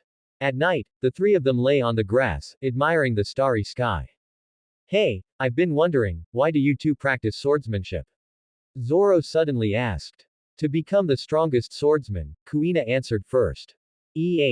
How is it the same as mine? Zoro was a bit surprised to hear Kuina's ambition. Didn't I tell you before? Kuina asked, puzzled. I don't think so, Zoro said uncertainly. Since joining the dojo, Zoro had been busy with his training. Coupled with Lin Luo's presence, his bond with Kuina wasn't as deep as in the original story, so he didn't know her ambition. What about you, Lin Luo? Zoro stopped thinking about it and turned to ask Lin Luo. Me. I guess I'm not a pure swordsman. I learn the sword because swordsmanship makes me stronger. I want to become strong so I can do what I want and protect the people I care about, Lin Luo replied. What do you mean? Wanting to get stronger is pretty pure. Zoro blurted out without thinking. He then continued, it's great. The three of us have almost the same goal. In that case. His lips curled into a confident smile. The title of the world's greatest swordsman will be mine. What are you talking about? Kuina retorted defiantly. I will be number one. If you're going to put it like that, then I'm not backing down either, Lin Luo added. Then let's make a promise. Zoro sat up. Whether it's you Lin Luo, Kuina, or me, one day, one of us will stand at the pinnacle of swordsmanship and become the world's greatest swordsman. How about it? Want to compete? Zoro looked at the two of them. Of course. Lin Luo and Kuina replied in unison. Then don't fall behind me. Full of fighting spirit, Zoro picked up his bamboo sword and headed straight for their usual training spot. Zoro is really pushing himself. Lin Luo couldn't help but remark. Yeah, Kuina agreed. After a day of training, I'm going to bed. You have to balance work and rest. Lin Luo didn't intend to train late into the night like Zoro. He still needed to sleep. It was the best way to recover energy. As for training, there was always tomorrow. Kuina wanted to follow Zoro's lead, but Lin Luo stopped her. You're growing fast right now, so you need your sleep. Today's training was enough, too much is as bad as too little. Lin Luo could see clearly that Kuina's daily training intensity was no less than his own. But the fact was that Kuina's physical constitution wasn't as strong as his. Therefore, the physical strain she endured during training was much greater than his. She had already reached her current limit. If she didn't rest and kept training, she might cause damage to her body, which wouldn't be worth it. Zoro was different. In terms of physical constitution and recovery rate for their age, Zoro was a monster. Kuina couldn't compare, which was why he could push himself like that. Fine. Kuina relented. She was indeed very tired after a full day of training. The two returned to the dojo and headed for the stairs to go to their respective rooms. As she walked, Kuina seemed to be thinking about something else and was slightly distracted. Without paying attention, her foot missed a step. Her body swayed, and she immediately lost control, looking like she was about to fall. At that moment, Lin Luo reacted quickly, pulling her up just before her head could hit the stairs. Are you okay? Lin Luo asked worriedly, supporting Kuina with both hands and letting her lean against him. I'm fine. Kuina snapped out of it, still a bit shaken. If Lin Luo hadn't moved so fast, she likely would have fallen down the stairs. Although Lin Luo had added various safety measures to the stairs, she still could have been injured if she fell. It's good that you're okay. Be careful from now on. Don't get distracted while going up the stairs, Lin Luo warned her seriously. Yeah, Kuina whispered, looking into Lin Luo's serious eyes, which reflected her own face. Let's go, I'll help you up. The sudden scare had left Kuina's legs feeling a bit weak. To prevent another accident, Lin Luo didn't hesitate to support her as they went up the stairs. After seeing Kuina to her room, Lin Luo finally returned to his own. On the way back, he muttered to himself, good thing I took all those precautions and was right there with her. That fall just now, was that the fated fall from the original story. But since I sharpened the swords, Kuina had no reason to go get a whetstone, so it happened in a different way. Come to think of it, in the original story, Kuina died from a fall right after making the promise with Zoro. Could it be some kind of weird curse? Just to give Zoro a buff. Shaking off the strange thoughts, Lin Luo decided, I'll have to be extra careful these next few days. I can't let Zoro get that buff by accident. 1 year later, see calendar 1511. On a certain island in the East Blue. Yahahaha, take care now. Remember to come back next time. Buggy, with his characteristic big red nose and clown makeup, waved goodbye to the person departing on a ship not far away. Once the person was out of sight, Buggy couldn't suppress his laughter. Yahahaha, 10 million berries. I didn't expect my buggy balls to sell for so much money. Captain Buggy, how about we stop digging for treasure troves and specialize in selling buggy balls instead? It feels like we'd make more money that way. Suggested Kabaji, the staff officer beside him. What did you say? Buggy turned his head, looking at Kabaji with an expression that suggested he was beyond help. Then he laughed loudly and said, how could I not search for treasure? That's my dream. Then, his expression shifted. Stroking his chin, a wretched smile appeared on his face. However, since buggy balls are so valuable, I can't let an opportunity to make money go to waste. With that, Buggy waved his hand and shouted to the crew, boys, gather a massive amount of materials for buggy balls. From now on, our adventure isn't just about finding treasure, we're adding the sale of buggy balls to the list. I'm going to become the biggest cannonball supplier in the East Blue, yahahaha tilde. Buggy's demonic laughter echoed through the surroundings. A few days later, Shimotsuki village. Fortunately, nothing went wrong. Buggy is actually quite honest when it comes to business. No wonder he could establish Buggy's delivery in the original story and make a fortune. Looking at the 100 buggy balls neatly arranged in the crates before him, Lin Luo muttered to himself while letting out a sigh of relief. That's right, the person who traded with Buggy was him. As seen in the original story, the buggy balls manufactured by that guy Buggy were incredibly powerful, with destructive force far exceeding that of ordinary cannonballs. Lin Luo planned to go to a certain place and happened to need this kind of heavy firepower. Therefore, he paid someone to act as a middleman to contact Buggy and purchase these buggy balls from him at a price of 100,000 berries each. Sigh, after buying these cannonballs and eating Sea King's meat for every meal over the years to improve my physical fitness, I don't have much family wealth left. It seems I'll have to find a way to get some money later, Lin Luo thought to himself. However, he had to put the matter of making money on the back burner for now. Since the buggy balls were in hand, it was time for the operation to begin. The second day. At the shore, on the pier. Lin Luo, do you really have a way to improve our physical fitness in a short amount of time? Having boarded the ship prepared early on, Kuina watched Shimotsuki village gradually shrink in the distance and turned to look at Lin Luo with some doubt. Of course. When have I ever lied to you? Lin Luo said confidently. There won't be any side effects, will there? Zoro also asked suspiciously. Sigh, it's hard to explain in a short time. You'll know when we get there. Lin Luo didn't offer much explanation. Alright. Although she was half doubting, since Lin Luo said it, Kuina was willing to choose to believe him. Half a month later, in a certain sea area of the East Blue. We're here. This is the place. Lin Luo stood at the bow of the ship, looking at the scene before him with a look of shock. Even though I was prepared, this is just too exaggerated. Moreover, this familiar scene looks so much like the hole left behind after the Luluja kingdom was destroyed. Could this place have been bombarded by an ancient weapon as well? Nani? What is this? You've got to be kidding me. Not only was Lin Luo shocked, but even Kuina and Zoro were stunned by the scene before them. They saw that not far ahead of them, in a sea area surrounded by several reefs of various sizes protruding from the ocean, there was a massive hole. Even though seawater constantly flowed into this hole, it seemed impossible to fill. And this was the legendary navel of the sea, which was said to contain a treasure that could grant wishes. This is the legendary navel of the sea. You should have heard of it at least a little, Lin Luo explained. The navel of the sea was not something that appeared in the main storyline, it appeared in an adventure of Luffy and the others in a movie. After so many years of cultivation, Lin Luo had also discovered that although he was indeed part of the D clan, his talent was certainly not as abnormal as Luffy and the others.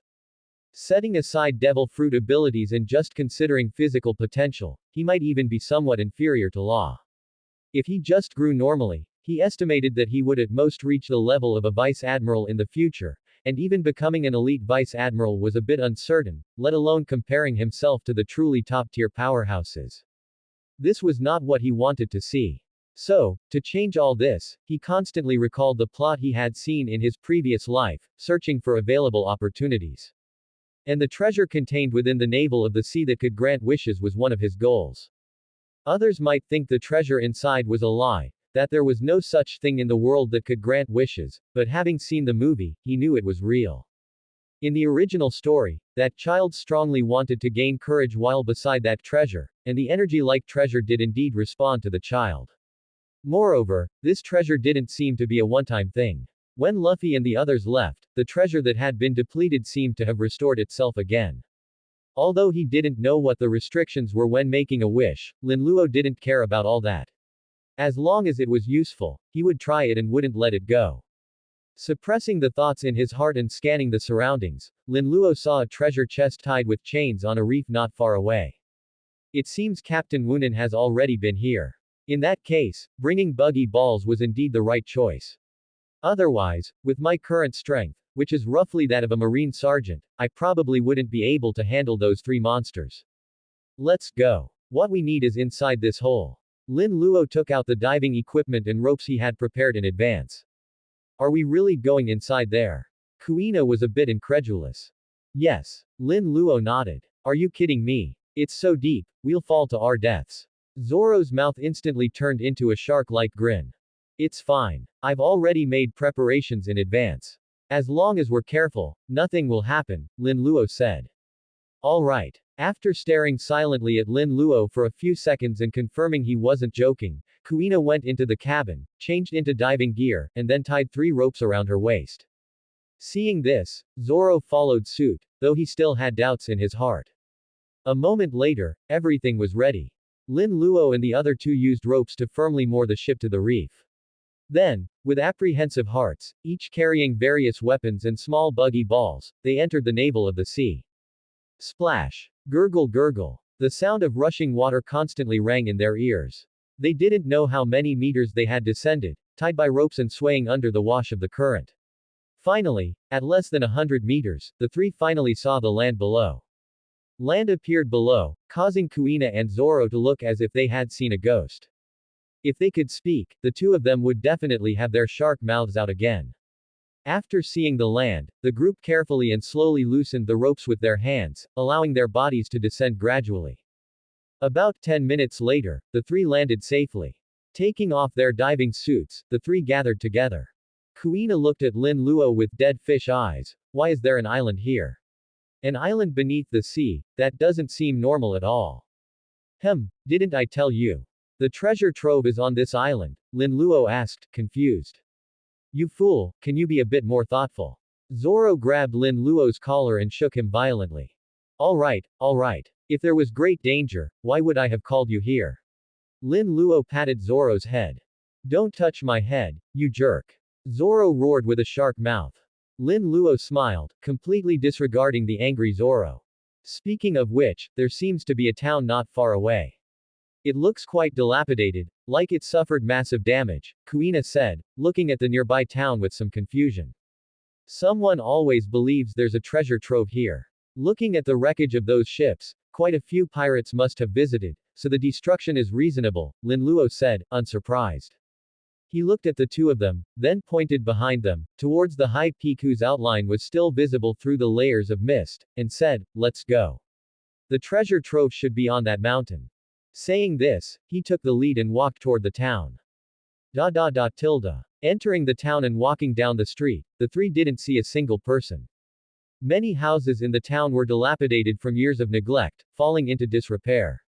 It seems like there's no one here anymore, Kuina said, her hand resting on the hilt of Wado Ikimonji, as she vigilantly scanned her surroundings. That's normal, isn't it? How could anyone live in such a gloomy place, and underwater at that?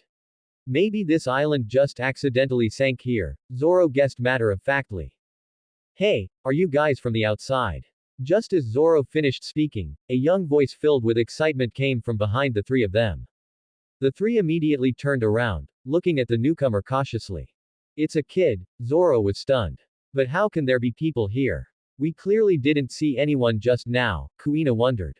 I noticed you guys at the dock entrance of the village earlier. You must be from the outside, right? Did you come here after receiving my letter? The child quickly approached, asking excitedly as he ran. A letter? What letter? Zoro tilted his head. Did you not come in here after seeing my distress signal? Hama, who had reached the three, looked disappointed.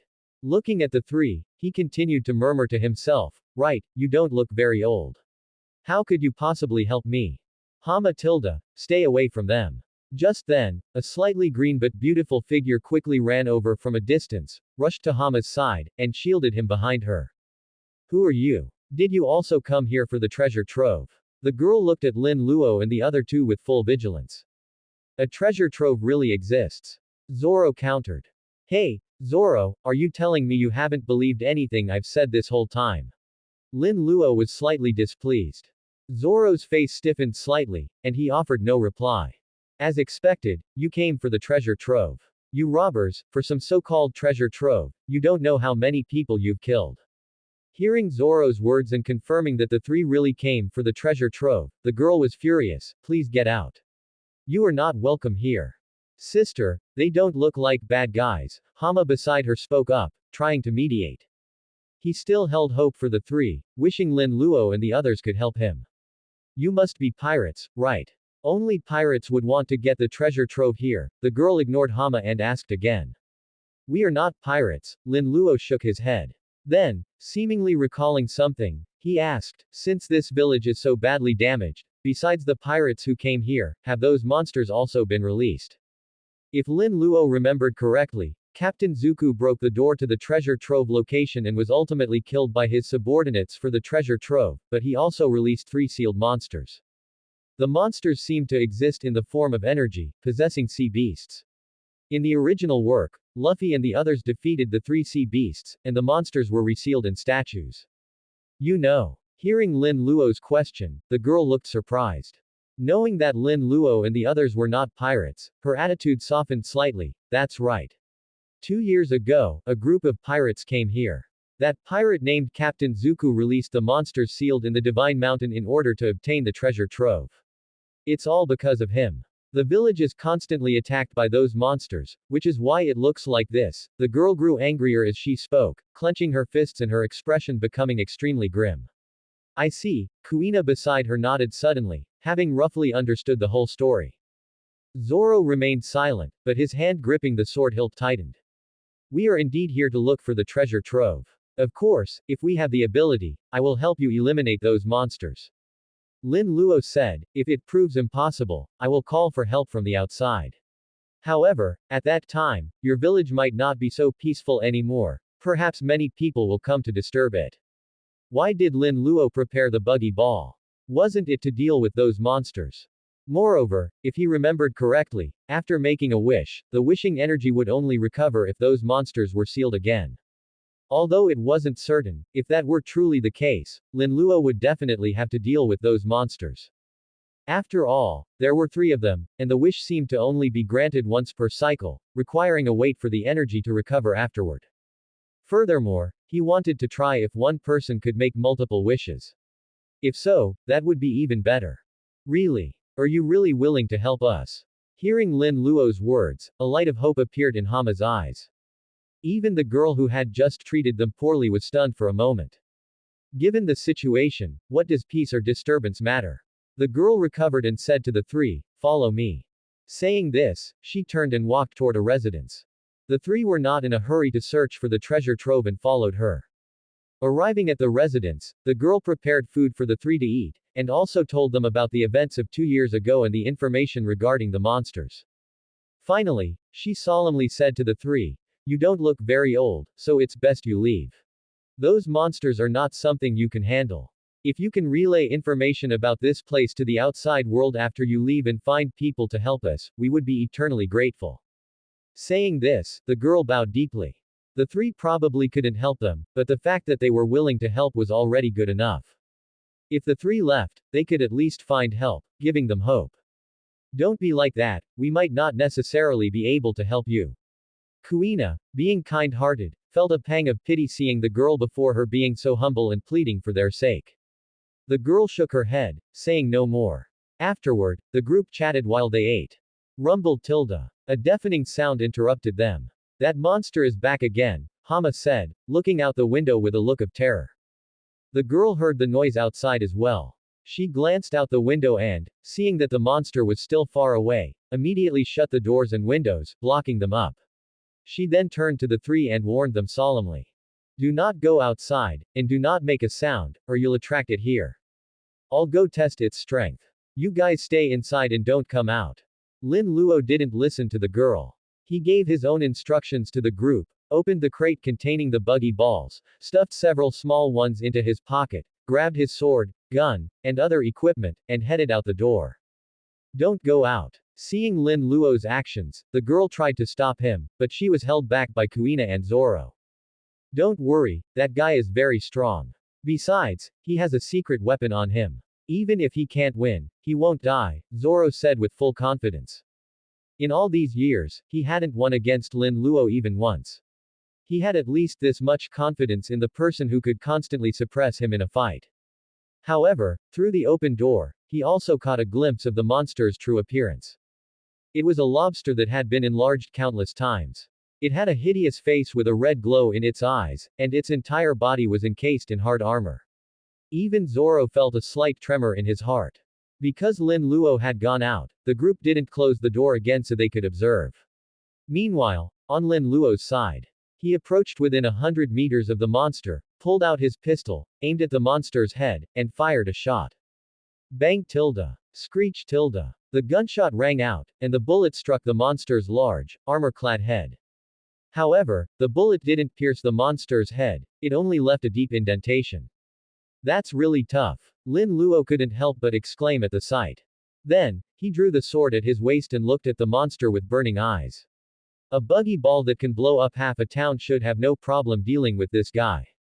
But before that, let me test your strength first. He had roughly determined the monster's level. Its defense was indeed very strong, and its attacks could easily destroy houses. However, its movements weren't too fast. He might not necessarily win in a direct confrontation, but protecting himself would be no problem at all. Having been hit by the bullet, the monster also spotted Lin Luo. It let out a roar, its crimson eyes locking onto him. Then, swinging its massive lobster claws, it charged toward Lin Luo with heavy steps. Lin Luo was not to be outdone. He gripped the hilt of his sword tightly, exerted force through his feet, and lunged toward the lobster monster. Clang! In the blink of an eye, the massive claw collided with the blade. Sparks flew, and Lin Luo was sent flying back. He stabilized his body in midair and, upon landing, skidded nearly 10 meters across the ground before coming to a steady halt. Such immense strength. It seems I can't face it head on, Lin Luo spat under his breath, then charged at the monster again. Clang, clang, clang. Screech, screech tilde. The sounds of metal clashing and grinding rang out continuously. Taking advantage of his small size, Lin Luo constantly dodged the lobster monster's relatively slow attacks, looking for opportunities to counterattack. After several rounds of engagement, many sword marks were left on the lobster monster's body. The marks on its abdomen, in particular, had broken through the armor and were bleeding. However, the high-intensity dodging and attacking against a stronger opponent left Lin Luo panting heavily. Huff, huff. I'm still too young. My body isn't fully developed, I lack power, and it's hard to break through its defense. My stamina is also completely insufficient against an opponent stronger than me. If only I could master iron cutting. If I could hear the breath of all things, I could target its weak points and strike along with the flow. I'd definitely be able to slice through its defense easily, Lin Luo thought to himself while watching the monster's movements. So amazing. Not far away, Hama was already dazed by the sight. Although there were more than just the two of them in town, he had never seen someone like Lin Luo who could fight a monster on equal terms. In the past, whenever a monster attacked the village, everyone would hide in their houses and not dare to come out, or they would hide far away. Even if someone took the initiative to attack the monster, it was like scratching an itch to it, completely useless. It was nothing like the current Lin Luo, who could actually wound the monster. This guy Lin Luo feels like he's gotten stronger again. Zoro gripped his sword hilt, his eyes fixed intently on the battlefield. This monster is very strong. I feel like Lin Luo is not its match, Kuina said truthfully. If it were you, to what extent could you fight it? Zoro looked at Kuina. In terms of physical fitness alone, I'm not as good as Lin Luo. I don't have enough strength. No matter how good my technique is, my current swordsmanship can't break that monster's defense. If I were to fight it, I probably wouldn't reach Lin Luo's level, Kuina replied. However, she smiled confidently. Give me a bit more time, and I will definitely be able to slay this monster. It was true, in terms of swordsmanship, she was still superior to Lin Luo. Lin Luo's talent for swordsmanship was very strong, much stronger than the vast majority of swordsmanship geniuses.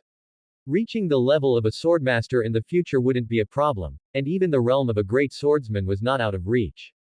But Kuina's talent was even greater. The name Shimotsuki wasn't just for show. Looking at Zoro's performance in the original story, his talent for swordsmanship was simply off the charts.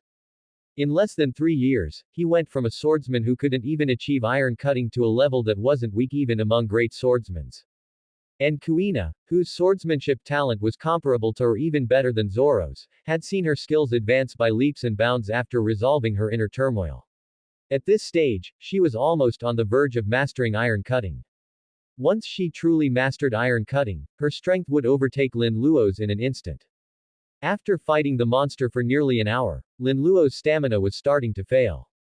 Lin Luo, let me try this monster's mettle. Zoro's hands had been itching for a while. Seeing Lin Luo show signs of fatigue, he immediately shouted to him. Wait a bit longer, I want to test my limits, Lin Luo replied without looking back. He knew he was no match for it, fighting for so long had mostly just been chipping away at it. However, Lin Luo was a bit stubborn. Both Kuina and Zoro had more talent than him, so he had to work even harder. Normal training yielded slow improvements, so he had to try to make a breakthrough in battle. Thinking this, he gritted his teeth and persisted, fighting the monster for nearly another hour. Soon after, boom! With a loud bang, Lin Luo was knocked flying, his body slamming into the wall of a nearby house. Seeing this, Zoro directly took Lin Luo's place and charged at the lobster monster. Meanwhile, Kuina, the girl, and Hama ran toward where Lin Luo was with worried faces. That's the end of part 1. Part 2 is coming soon. Thanks for watching. Please subscribe and support our channel for more stories. Hello everyone, this is Fanfic Audiobook. Here you find original fan-made audio stories. Pirates. Without a system, I seize every opportunity. Part 2. Are you alright? Kuina asked with a look of concern as she dragged Lin Luo out of the wall. Cough, cough. The pain emanating from his body caused Lin Luo to cough violently. He took a deep breath, rubbed his head, and stood up unsteadily. Looking at Kuina, he said with a bitter expression, cough, as expected, I'm still too weak. I'm no match for it at all. You did very well already. If it were me, I wouldn't have been able to reach your level, Kuina comforted him softly, sensing that Lin Luo was in a bad mood. Haha, no need to comfort me. I'm not that fragile. Lin Luo pinched Kuina's cheek and laughed loudly. You guy. Feeling the sensation on her face, Kuina rolled her eyes, a faint blush appearing on her increasingly delicate face. I'm a bit tired. I'll lie here and rest for a while. Keep an eye on Zoro, don't let him die. His legs felt a bit weak, so Lin Luo didn't force himself to stand. He lay directly on the ground and spoke to Kuina. Lin Luo's physique was still very strong, so being slammed into the wall hadn't caused any overly serious injuries, which put Kuina at ease. She turned her gaze toward Zoro's battlefield. The girl and Hama, the pair who were like siblings but not related by blood, stayed by Lin Luo's side while keeping a constant watch on the battlefield. Zoro was younger than Lin Luo and his strength was inferior, so he was soon defeated. Kuina naturally wanted to try fighting the monster as well, so she took Zoro's place and charged forward. Kuina lasted longer, but she didn't gain any advantage and was still completely defeated. Finally, Lin Luo abandoned martial ethics and used a buggy ball directly. In a massive explosion that echoed throughout the town, the monster's steel-like body was blown to pieces. The red light in its eyes gradually faded, and it died completely. Finally, are we finally saved? Looking at the monster's remains, the siblings Anne and Hama murmured with tears in their eyes. It's not over yet. There are still 2 more guys to deal with, Lin Luo said casually. Since the lobster monster couldn't withstand a buggy ball, the other 2 wouldn't be able to either. One was an octopus without the armor-like defense of the lobster monster, and the other was a sea urchin that only knew how to roll around and injure people with its spikes. It was impossible for them to withstand the power of a buggy ball. Next, just as Lin Luo expected, the octopus was blown into pieces, and the sea urchin guarding the sacred mountain met the same fate. With the 3 monsters gone, Lin Luo and the others successfully reached the cave where the treasure trove was hidden. It was a small platform resembling an altar, upon which stood a building shaped like a 3-story pagoda. Water flowed from the top, cascading down like a curtain to envelop the structure. At the same time, the water flow seemed to act as a barrier, protecting a red energy sphere inside a small groove within the building. Is this the treasure trove that can grant wishes? Several people murmured, looking at the red light emanating through the water from within the structure. Yes. Lin Luo nodded. Then, hurry up and make a wish. Kuina looked at Lin Luo with anticipation. Of course. Lin Luo said, but before that. He turned to look at the bat that had been following them, which had just flown into the cave and was rushing toward the corpse on the steps. He took out his pistol and raised his hand. Bang tilde. The gunshot rang out, and the bat was pierced through, falling to the flat ground not far from the headless skeletal remains on the steps. How is this possible? An incredulous voice came from the bat's mouth. Then, it directly transformed into red specks of light. Bang bang bang tilde. Several more shots were fired. No. After a miserable howl, the skeletal remains on the steps shattered into countless pieces. This wasn't enough. Lin Luo fired again, grinding the larger fragments into fine dust. What is going on? Kuina and the others, having witnessed the whole process, looked at Lin Luo in confusion. That voice, there's no mistake, it's Captain Wunan. That corpse just now belonged to Captain Wunan. He wasn't dead, Hama murmured in disbelief. He's dead now, Lin Luo corrected. Having seen the original story, how could he possibly let those skeletal remains be resurrected? However, this ability of the skeleton to return to life was very similar to Brook's Yellow Springs fruit ability. But obviously, Brook was still alive at this time. Therefore, he guessed that this Captain Wunan had likely eaten a lower tier fruit of the Yellow Springs fruit. Why not a higher tier one? Brook's resurrection only required his own body, and it seemed it didn't even need to be complete. But this guy required a complete skeleton for resurrection, missing an arm or a leg wouldn't work. If that's not a lower tier version, what is? Of course, it was also possible that this guy had made a wish to the secret treasure before he died. If this secret treasure truly could bring someone back to life. After resolving the trouble, Lin Luo couldn't wait to start making his wish. His wish was simple, to increase his potential so that he could continuously become stronger. As the wish was made, following a burst of red light that illuminated the entire immortal cave, a sphere of energy surged into Lin Luo's body. This feeling, Lin Luo carefully sensed the changes in his body. He could feel a strange energy added to his body, an energy that seemed to be subtly nourishing and transforming his body over time. It really can increase the body's potential. Lin Luo was momentarily lost in thought. If I had directly wished for power, would I have obtained great strength? For Lin Luo, compared to obtaining power directly, his own inherent potential was the most important thing. Because even if a wish could grant power, based on Hama's performance after gaining power in the original story, he didn't believe that power could reach the emperor level. Moreover, the power Hama gained after his wish was temporary. In terms of performance, a single strike could shake the entire cave and send dust flying, which was decent, but what he wanted was lasting power, which would likely be much weaker. In comparison, increasing his body's potential, even by just a little, could raise his ceiling and make it more likely for him to reach higher levels in the future. Of course, if he could make another wish, he wouldn't mind obtaining power directly. Lin Luo's wishing ended. Although the wish was granted, the energy in his body was only subtly raising his upper limit, a very slow process. To see the final result, it would likely take a long time. The next step was to wait for the energy sphere to recover again, and then let Kuina and Zoro make their wishes as well. Therefore, the three of them were in no hurry to leave and temporarily stayed in the town. The second day soon arrived, and the energy in the light sphere had recovered once more. When Lin Luo and the others returned to the cave, the door that had supposedly been smashed 2 years ago to prevent the monsters from coming out had been restored. The door was smashed again, and then it was Kuina's turn to make a wish, wishing for her physique to become powerful.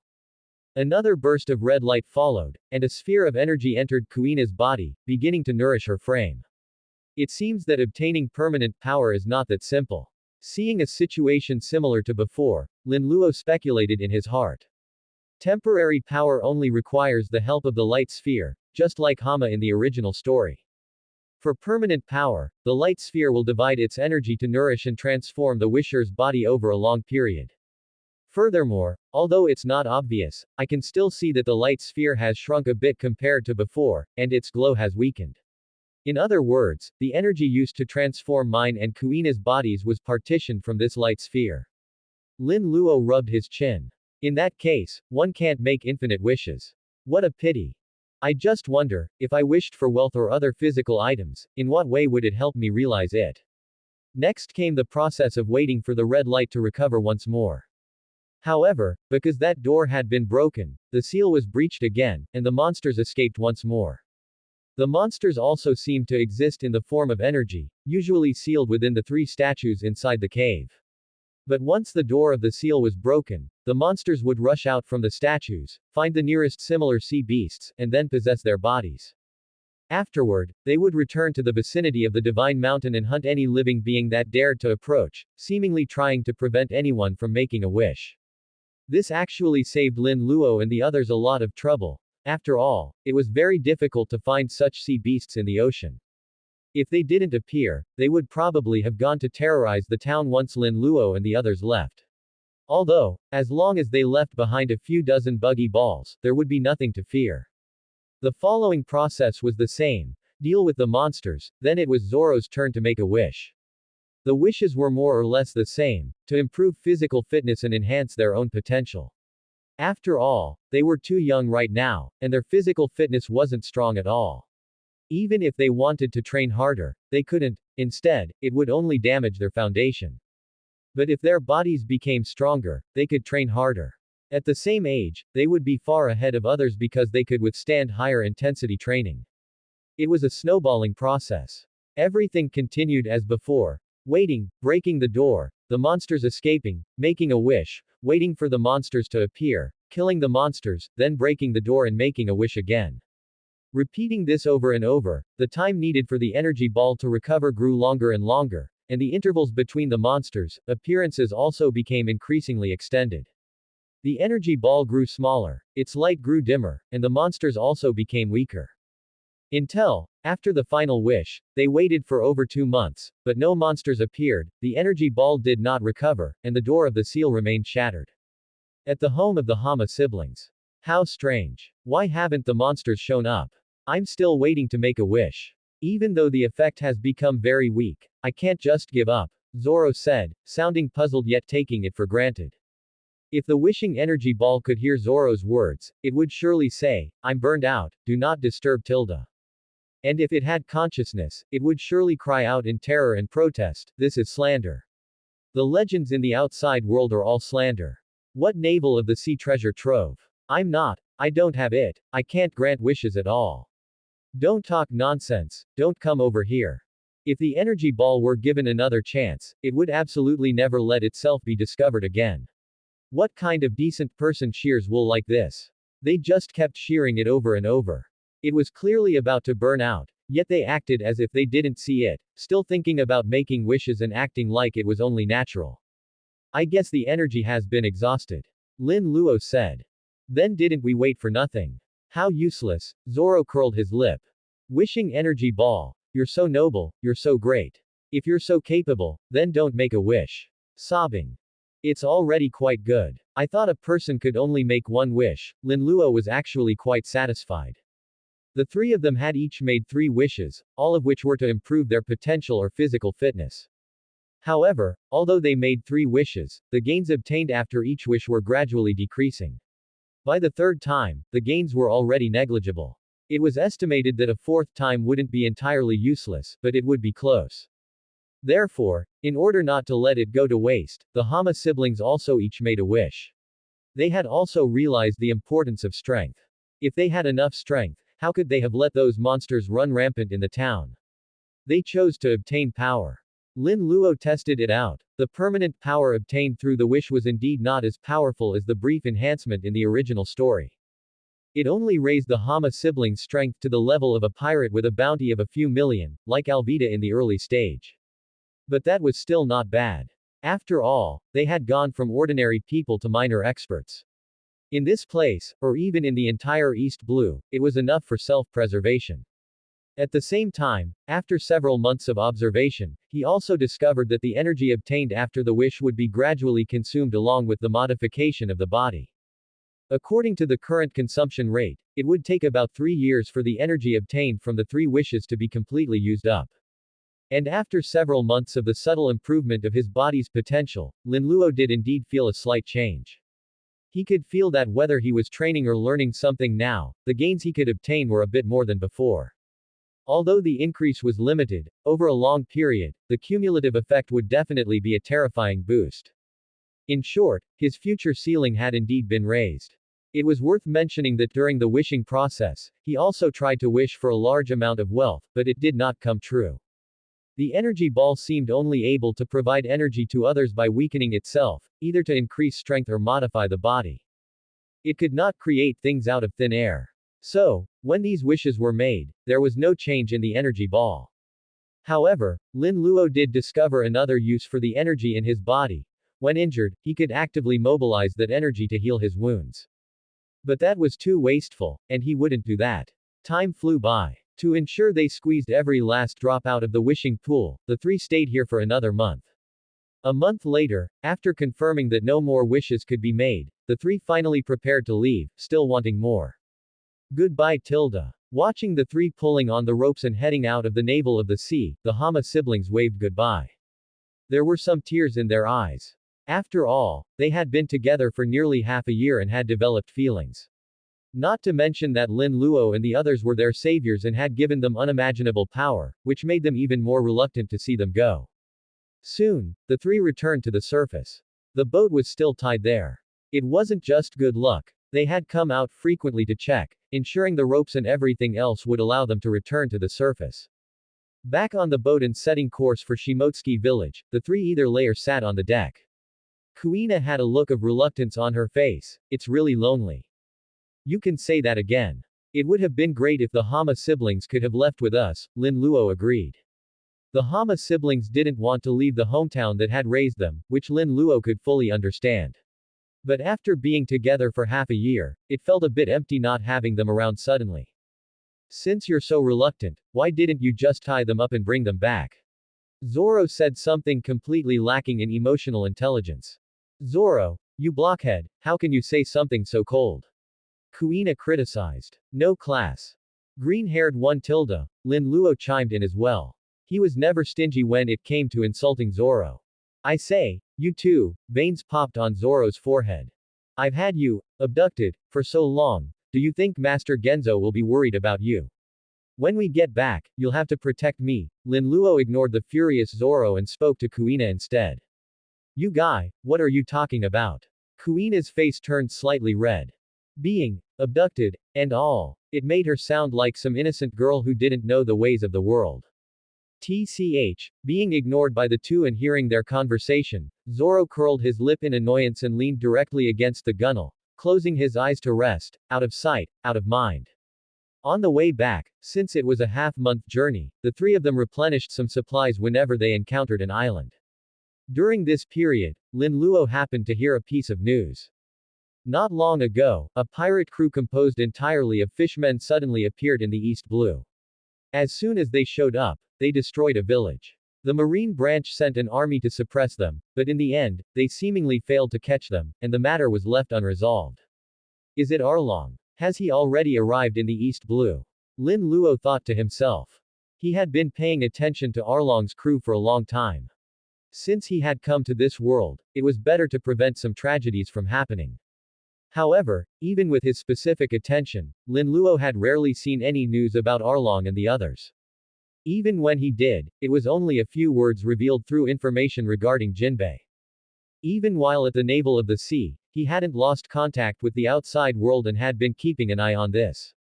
Half a year ago, they seemed to still be in the Grand Line. A month ago, Arlong's crew seemingly hadn't arrived in the East Blue yet. He didn't expect them to be here already. It seems I should go and take a look. I wonder if I can deal with Arlong with my current strength. Lin Luo felt it was a bit uncertain. Although half a year of cultivation had indeed made him much stronger, compared to half a year ago, it wasn't a gap-level improvement. Arlong, after all, had ventured through the Grand Line, he definitely had some strength. In this small corner of the East Blue, he was definitely considered powerful. His own age was ultimately too young to fully unleash his body's potential, it would be normal if he couldn't win. However, if Kuina, Zoro, and Buggy Balls were added to the mix, it might be a different story. After all, when Kuina made her wish, she put all her points into physical fitness, and Zoro was much the same. Their physical fitness was much stronger than it was half a year ago. And in half a year's time, Kuina's swordsmanship had already reached the level of iron cutting, she was already a minor expert. Even Lin Luo probably wasn't Kuina's match anymore. What's there to fear? With Buggy Balls and Kuina as a safety net, I'll just go for it. At worst, I'll call Old Man Garp to bring reinforcements. Thinking this, Lin Luo said to Kuina and Zoro, let's go. We won't head back yet. Change course to Kokoyasi village. Kokoyasi village. What are you going there for? Do you have friends there? Kuina looked at him somewhat suspiciously. She knew Lin Luo always traveled back and forth between Fusha village and Shimotsuki village. But Kokoyasi village was also in this sea area, and it was hard to say Lin Luo hadn't been there. Of course not. Lin Luo shook his head. I heard the tangerines there are delicious. Besides, it seems a group of incredible pirates has arrived nearby. They came from the Grand Line, and I want to see them for myself. Lin Luo had no intention of lying to Kuina and Zoro. Besides, there was no need to lie about this. It was normal for people in the East Blue to be curious about the Grand Line. It was also normal for Lin Luo to want to challenge powerful enemies. Oh, is that so? It seems they are very strong. I wonder if there are any swordsmen among them, Kuina said, showing a bit of interest. Hey, is it time to fight? Zoro, acting like a little adult, had a slight smirk on his face, completely unafraid. The meaning of the two was more than clear, they wanted to go and see for themselves. They weren't being arrogant, they simply had self-awareness regarding their own strength. Since Garp had taken them out to sea, they had occasionally gone out to sea afterwards and gained more understanding of the ocean. In this part of the East Blue, to say nothing else, an iron-cutting swordsman was definitely powerful and would rarely meet an opponent. Therefore, as an iron-cutting swordsman, Kuina naturally had nothing to fear. As for Zoro, although he was still young, he had made a wish, and combined with this half-year of training, his strength was decent, at least he wouldn't be a burden. Since neither had any objections, Lin Luo immediately turned the ship and set off for Kokoyasi village. 7 days later, the ship docked, and Lin Luo's trio stepped onto Kokoyasi village. Entering the village, Lin Luo observed the surroundings but didn't notice any trace of Arlong's crew. That's right. Although it looks like Arlong's crew came to the East Blue with a purpose and then cooperated with Captain Nizumi of the Marines, who is in charge of this area. But there should be a process. It's impossible to complete the rule over all the major villages as soon as they arrive. Lin Luo thought, it seems I'll have to stay on this island for a while. While thinking, he strolled around. Many people in the village saw Lin Luo's group. Seeing that they were 3 young children, they didn't pay much attention. There were many villages on this island, and Kokoyasi village was just one of them. In the villagers' minds, Lin Luo's trio had likely come here to play from another village. After all, who would suspect 3 young children of daring to go out to sea alone? In this way, Lin Luo's trio strolled through the village during the day while keeping an eye on the coast, and returned to the ship to sleep at night, waiting for nearly half a month. In half a month's time, Lin Luo's trio had become familiar with some people in the village. Everyone had become accustomed to the 3 originally unfamiliar faces. Because the place where Lin Luo's trio went ashore was relatively secluded and few people ever went to where the ship was docked, So far, no one had discovered they came from the sea. Still no sign of those pirates today. This is really boring. Zoro yawned. Hey, Lin Luo, are you sure those pirates will come here? They probably will. I heard they were active in this sea area not long ago, Lin Luo said somewhat uncertainly. He hadn't had contact with Arlong, so logically, he shouldn't have changed Arlong's life trajectory. But perhaps, because of his arrival, a butterfly effect existed, and Arlong's life might have changed under various strange turns. Lin Luo, a ship is approaching. It looks like a pirate ship, Kuina said, pointing to the distant horizon. They're here. Looking towards the ship, since the three were not far from the coast, Lin Luo could see clearly. The flag hanging on it belonged to the Arlong pirate's ship. Go to the ship, get the cannonballs. Let's give them a welcoming gift first, he immediately said to the two beside him. Okay. The two nodded. The three weren't stupid. There were bound to be many people on the other side, and they were fishmen, so their strength would definitely be great. Therefore, they had to deal with a portion of the small fry here in advance before they could seriously fight the opponent's officers. Of course, if the entire crew was wiped out by the cannonballs, they couldn't be blamed, it would only mean the opponents were too weak. The three boarded the ship. No longer throwing small cannonballs by hand, they loaded cannonballs that were larger than usual into the cannons. Aiming, lighting the fuse, and firing in succession, it was all done in one smooth motion. Boom tilde. Boom. Boom. Accompanied by a series of thunderous sounds, the extra-large buggy balls accurately blasted towards the Arlong pirate's ship. Enemy attack. Arlong boss, it's cannonballs. Ah, my hand. How is the power of these cannonballs so great? We can't block them at all. Cries of pain, mixed with various panicked voices, came from Arlong's pirate ship. In just a few moments, the entire ship was blown to pieces by several cannonballs and gradually sank to the bottom of the sea. On the sea's surface, blood bloomed, and occasionally pieces of shredded flesh could be seen floating. Who exactly is it? Arlong and several surviving officers floated to the surface, looking ferociously in the direction the cannonballs were fired from. Arlong boss, Kanehiro, Shioyaki, Take, Pissaro, and the other brothers are all dead. Chu and Hachin are heavily injured. Kurubi, one of the three top officers whose strength was only inferior to Arlong, carried the other two unconscious and heavily injured officers, Hachin and Chu, to Arlong's side and said with a face full of sorrow. Kurubi wasn't in good shape either. Although he hadn't lost consciousness, he was heavily injured, without a single patch of intact skin, bleeding incessantly. Arlong was the same. Even with his powerful physical constitution, he hadn't reached the point of being immune to cannonballs. Especially not a buggy ball capable of destroying half a town in one blast. His entire body was also a bloody mess, though compared to the other fishmen, his could only be considered minor injuries. Ah, humans, I will make you pay for this in blood. Arlong had already seen the trio of Lin Luo firing cannonballs from the shore. Without hesitation, he dived into the water and swam toward the three at extreme speed. Go ashore, get further away from the water's edge. The opponent is a fishman, we can't beat him in the water. Lin Luo also noticed Arlong diving into the water and immediately spoke to Zoro and Kuina. As he spoke, he also quickly retreated toward the shore. Kuina and Zoro followed immediately.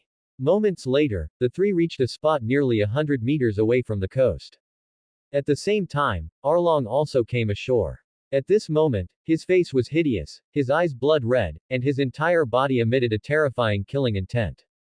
Seawater mixed with blood stained his body red. He stared fixedly at Lin Luo in the distance. It was this human who had just fired those powerful cannonballs, destroying his ship and killing almost all the compatriots he had brought along. Arlong did not hesitate. Locking onto his target, he used his sharp, saw-like nose as a weapon and charged straight at Lin Luo. You two step back a bit, I'll meet him first.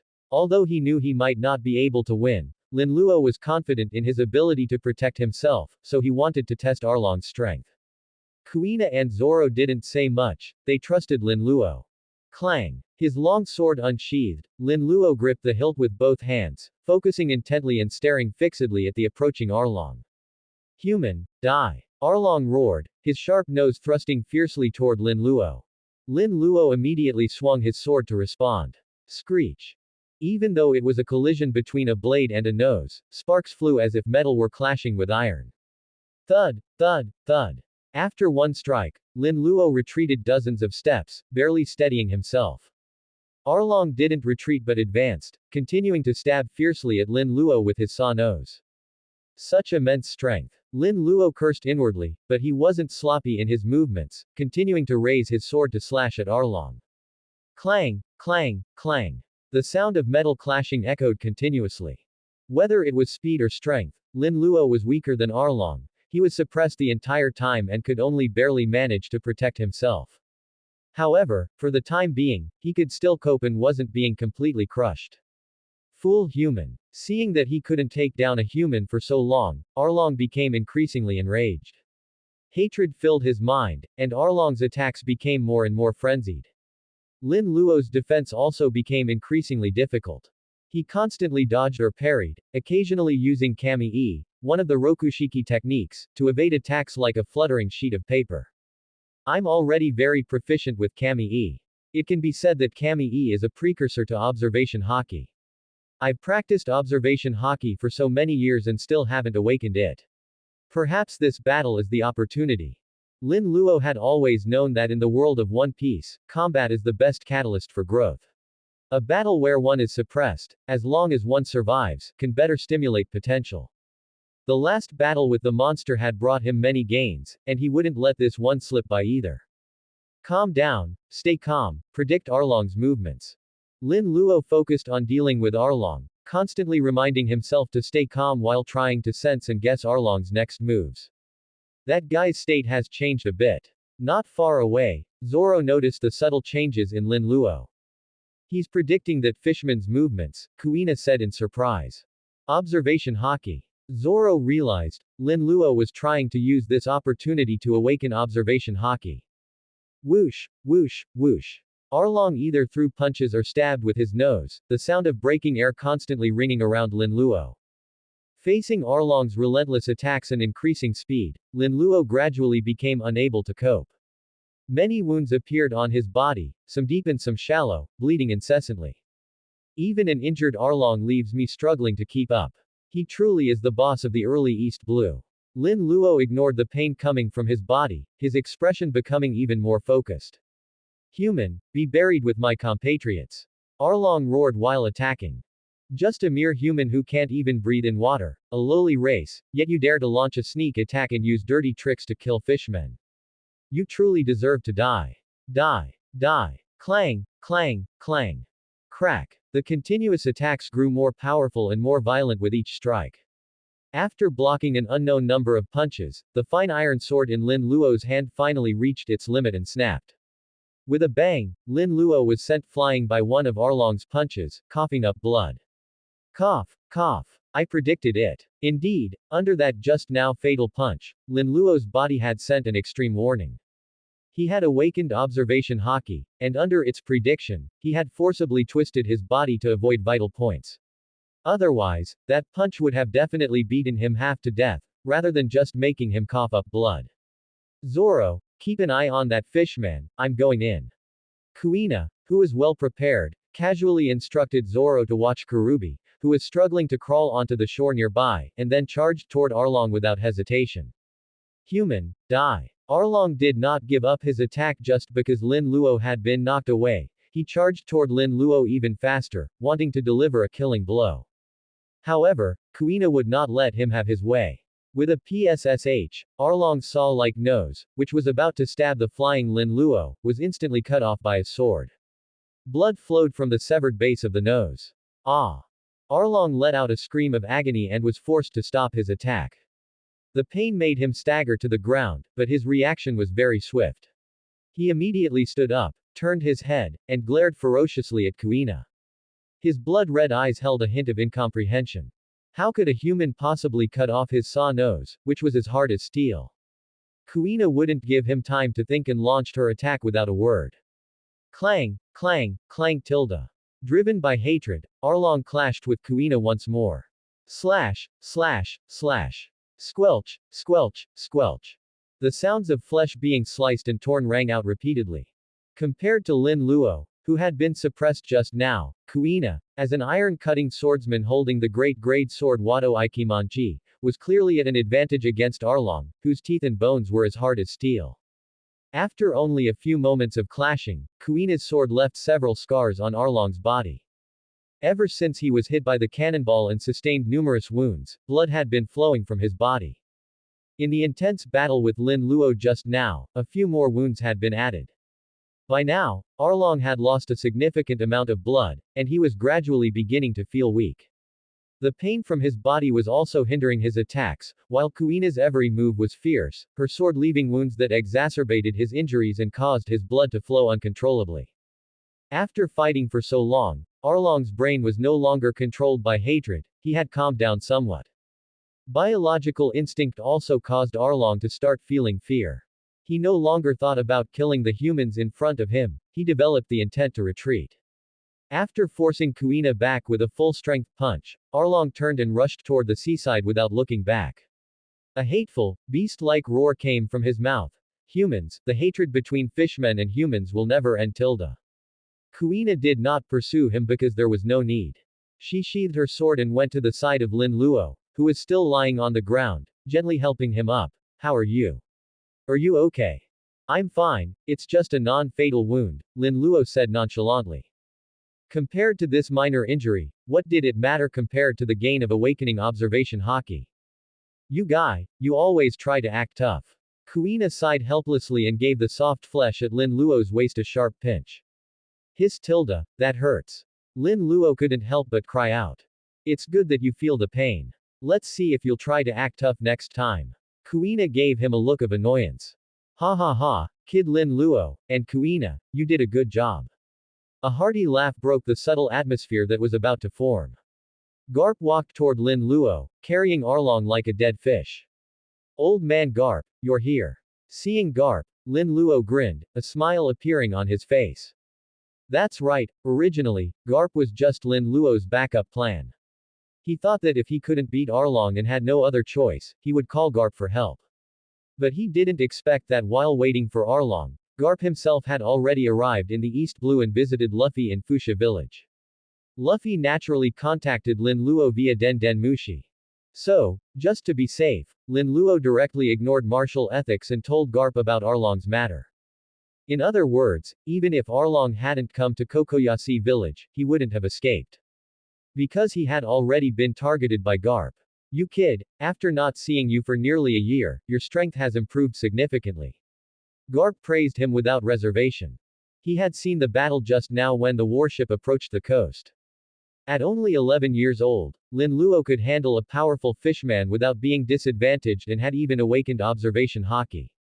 Such strength and achievement made him an absolute genius among geniuses. The more he looked at Lin Luo, the more he liked him. This cheap grandson of his had truly given him a huge surprise. Looking at the boy who was nearly 1.7 meters tall, Garp made a decision. Kid, even in the Marine, your strength would be enough to be an officer. So, I've decided to have you join the Marine right now. Ahahaha, what do you think? Kid Lin Luo, Garp asked with a laugh. Naturally, no problem. Lin Luo had no objections. Even if he joined the Marine now, he could learn many good things from it.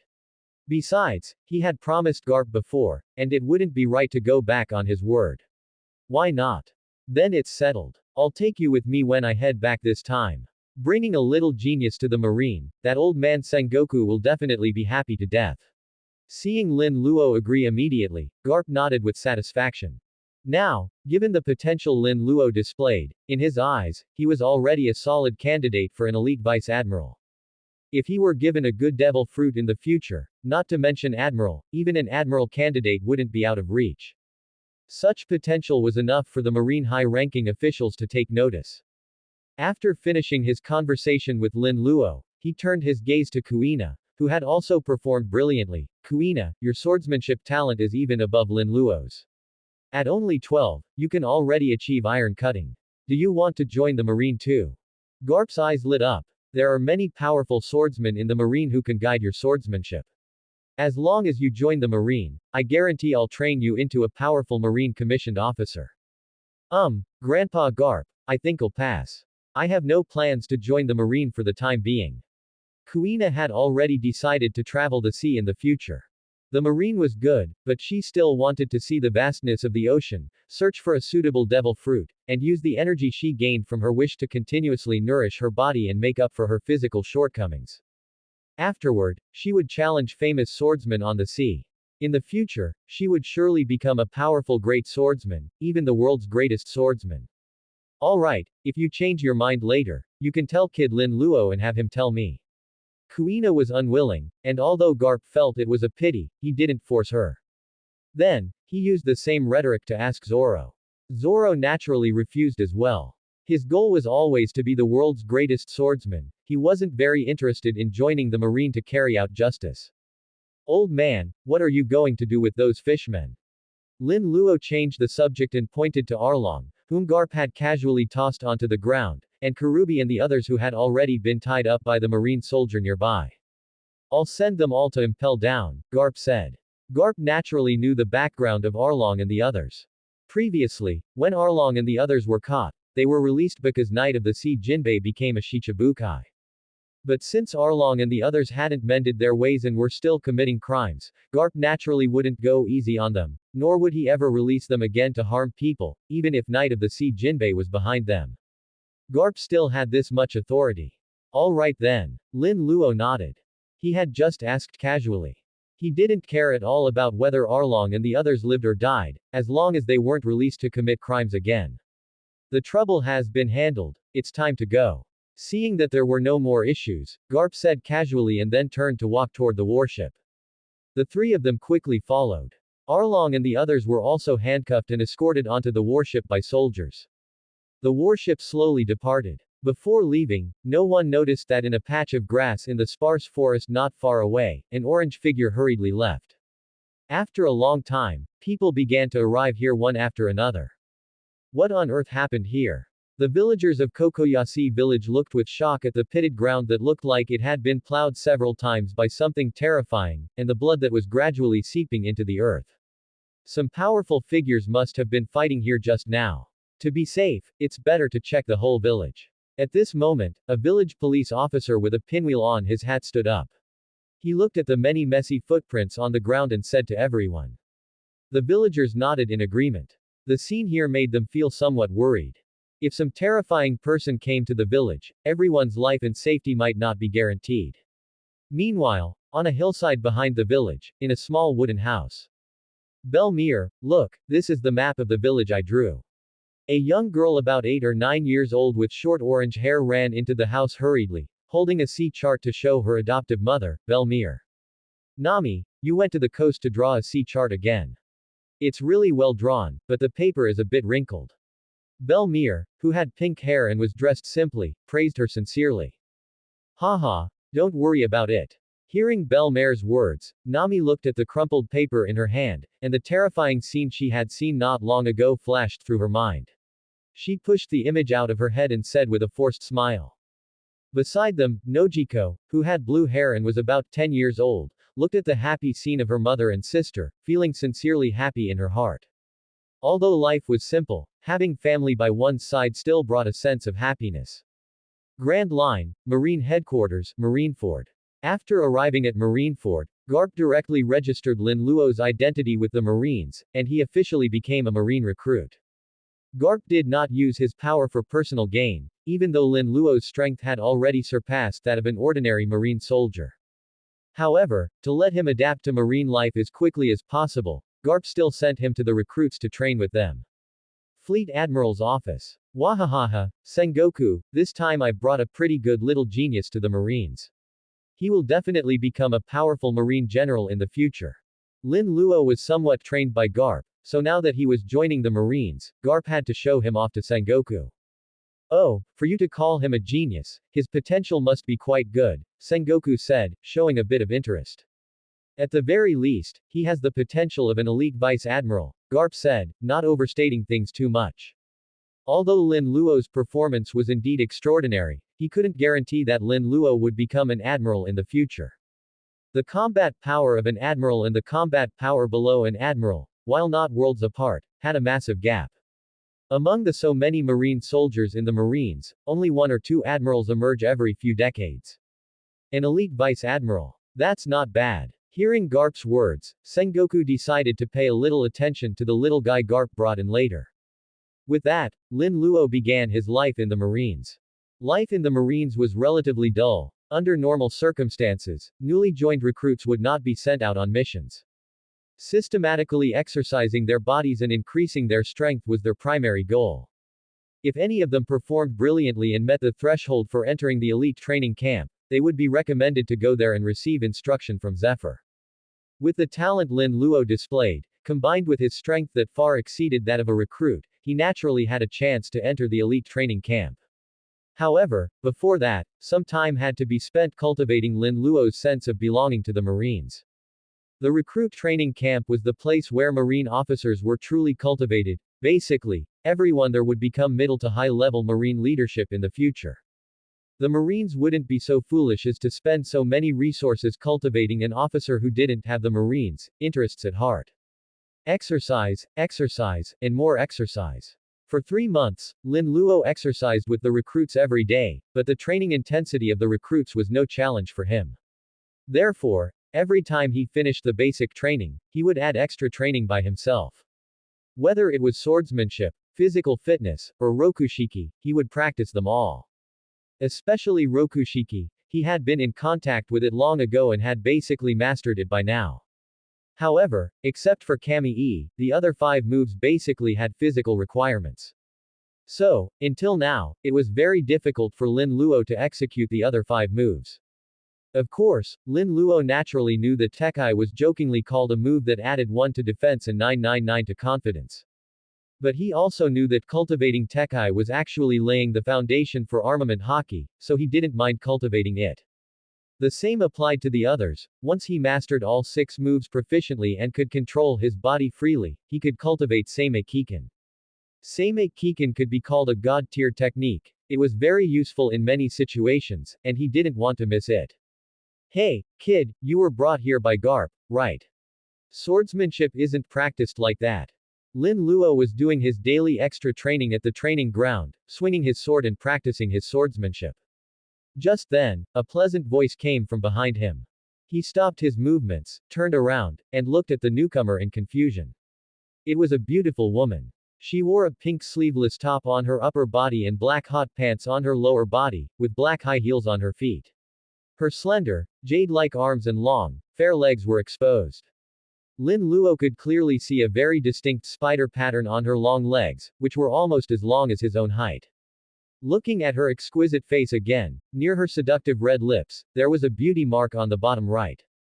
With so many distinct features, who else could this be but the future Marine Admiral candidate, Momosugi Gion? Vice Admiral Momosugi, Lin Luo greeted simply. I happen to be free, so practice with me.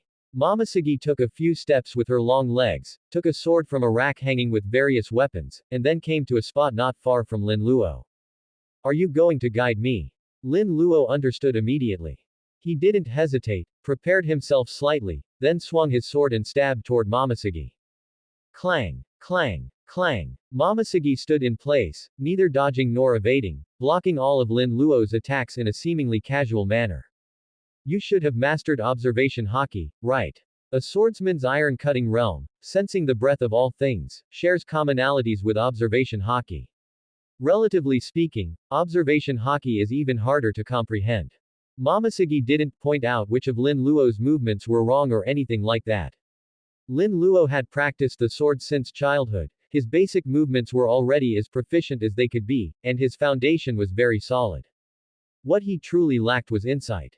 Momosugi saw that he was only 1 step away from iron cutting, and because of Garp, she had some impression of Lin Luo, so she gave him special guidance. Lin Luo naturally heard Momosugi's words. He focused more intensely on activating his observation hockey, sensing every one of Momosugi's attacks. Gradually, his perception of the aura coming from Momosugi became increasingly sharp. Drawing parallels, he gradually sensed the aura of the sword in Momosugi's hand. This aura wasn't something he felt with observation hockey. In the perception of observation hockey, a sword has no life. Instead, he heard the breathing of the sword, he saw that weakest point. Clang. With no fancy movements or desperate struggle, Just because of a single piece of advice and a bit of focus, Lin Luo directly cut through the sword in Momosegi's hand, which had no external force added to it. Not bad. To be able to cut iron at such a young age, perhaps the Marines will have one more great swordsman in the future. Even though the sword in her hand was broken, Momosegi was not annoyed. A flash of satisfaction appeared in her eyes, then she tossed the sword aside and, without much more to say, turned and left. Was that Vice Admiral Momosegi? Which recruit was she just guiding? Vice Admiral Momosegi is so beautiful. I really want to be personally guided by her too. I'm so jealous of that little brat. Thank. Before Lin Luo could finish his thanks, the chirping discussions drowned out the words that had just left his mouth. Only then did Lin Luo realize that at some point, many Marine soldiers had already surrounded the area in a circle. However, as Momosegi's figure disappeared, the Marine soldiers also dispersed in groups of 2s and 3s. You kid, you're really lucky to have received personal guidance from Momosegi. At this time, a Marine Vice Admiral with a somewhat unkempt appearance, wearing a tan suit and a general's cape, came to Lin Luo's side with a look of slight envy. Vice Admiral KK. Lin Luo was surprised, he hadn't expected KK to speak to him. KK nodded slightly and didn't say much more. After giving Lin Luo one last envious look, he scurried off to follow in the direction Momosegi had left. I can already achieve iron cutting, and my strength has improved a lot. Now, I should have at least the strength of a headquarters captain. Lin Luo thought to himself. He didn't dare to hope for officer-level strength yet. After all, a headquarters major, when placed in the 4 Blues, is definitely much stronger than the likes of Captain Morgan. They possess real, substantial strength. Even Arlong, Lin Luo estimated, would be no match for a headquarters major. A headquarters major is benchmarked against pirates with a bounty starting at least 30 million. In the original work, after Zoro achieved iron cutting, his bounty was 60 million, which, benchmarked against the Marines, would likely be around major to lieutenant colonel. To be benchmarked against a captain, one would likely need to be more than just that, as there are swordsmen among the headquarters captains who can unleash flying slashes. Although Lin Luo could also achieve iron cutting, his physique was certainly not as good as Zoro's, who had trained since childhood and was already an adult at that time. Therefore, in terms of strength, he should be quite a bit behind the Zoro of that period. Time flew by, and in the blink of an eye, it was the year 1512 of the sea calendar. On this day, Garp returned from visiting family in the East Blue and received a mission from Sengoku. Inside the fleet admiral's office. Crunch, crunch tilde. Sengoku, what's the emergency that you called me back so quickly?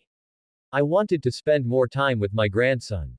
Garp quite naturally found Sengoku's senbei in the drawer and asked while eating. Garp, those are my senbei, Sengoku said, somewhat annoyed. What does it matter? At worst, I'll bring more tea leaves next time, Garp said indifferently. HMPH tilde, Sengoku snorted coldly, not wanting to say more to Garp. Suppressing the anger in his heart, he looked at Garp and said, ever since that fool Roger started the Great Pirate Era, the sea has become turbulent and unstable. For so many years, the Marines have spent untold energy just to stabilize the situation. Just as the sea showed some signs of stability, Red Hair has now entered the New World to stir up trouble. That's one thing, but some fool also leaked his relationship with that fool Roger. Now, many pirates are heading to the New World, wanting to defeat Red Hair and uncover Roger's secrets. Sengoku's face was full of seriousness. The 3 admirals all have their own missions and cannot be spared. Therefore, you need to go to the New World to stabilize the situation. You must not let those pirates who survived their defeat return to paradise. Sengoku had some understanding of Red Hair. In the New World, besides the 4 emperors, other pirates simply cannot contend with the Red Hair pirates. So, he didn't expect Red Hair to be defeated at all. For this kind of thing, Kizaru would be the most suitable, wouldn't he? Garp curled his lip. You fool Garp, were you even listening? Didn't I say Kizaru has his own mission? Sengoku was angered again by Garp's words. This was what made him angriest about Garp, that always indifferent attitude.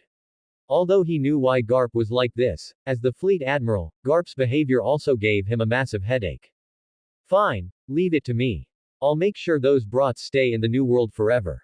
Garp stopped annoying Sengoku, casually took all of Sengoku's senbei, and walked slowly out of the office. Bang tilde seeing all the senbei he had stored as snacks being taken away, Sengoku could do nothing to Garp and could only pound the table in anger. After Garp left the fleet admiral's office, he didn't immediately head to the warship. Instead, he remembered Lin Luo, whom Luffy was always talking about. I wonder how that kid is doing. Speaking of which, after throwing him in with the recruits, it seems I haven't seen him for half a year. Garp scratched his head and walked boisterously toward the recruit training ground. Soon, Garp saw Lin Luo. I say, old man Garp, when are you going to get me out of here? Do you really intend for me to remain a recruit forever? Lin Luo looked at Garp helplessly. Although because of his relationship with Garp and his own strength, he only needed to participate in basic recruit training and could arrange the rest of his time himself. But this wasn't the way things should be. He still wanted to follow Garp and see the world on Garp's warship. Thwack tilde Garp directly delivered a fist of love. You brat, what are you thinking? Do you want me to abuse my power for personal gain?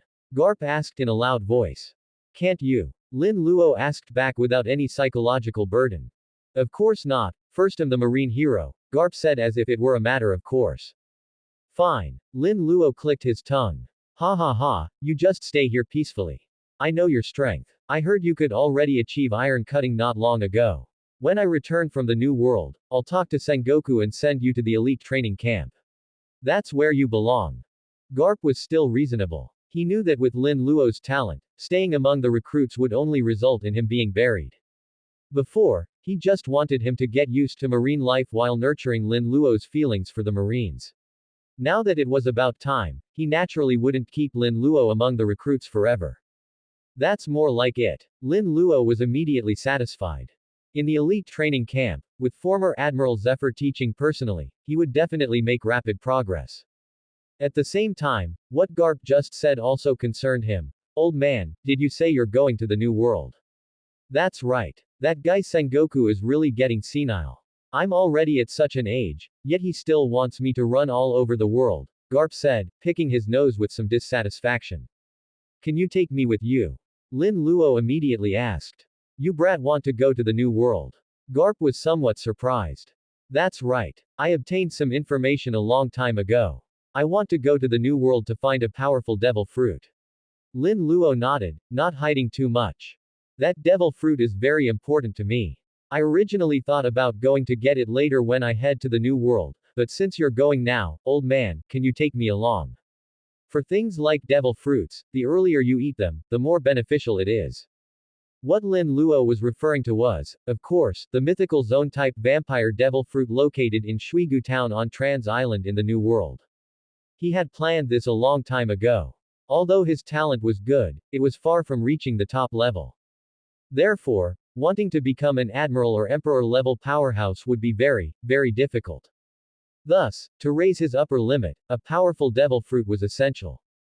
And among the Logia type, Zone type, and Paramesha type types of devil fruits. While Logia type are powerful and allow one to master the forces of nature, their transformation of the body and improvement of physical potential do not seem to be very large. On the contrary, without a sufficiently strong physique, one cannot unleash the power a Logia type should have at all. And among the Paramesha type, there are indeed fruits that can act on the body and directly or indirectly assist in improving physical potential. Such as the Nikyu no Mi, which can repel pain, repel damage, and repel negative states from the body. It is absolutely a divine rank fruit essential for cultivation. Or the Rewind fruit, which can reverse age and return the body to its most vigorous state, staying at the peak. With continuous training, physical fitness will always increase. It is also absolutely a divine rank fruit for auxiliary cultivation. Or the Sub no Mi, which can slide away freckles and fat, indicating it can act on oneself. Perhaps if developed strongly enough, it could even slide away pain and negative states. It is also a powerful auxiliary fruit.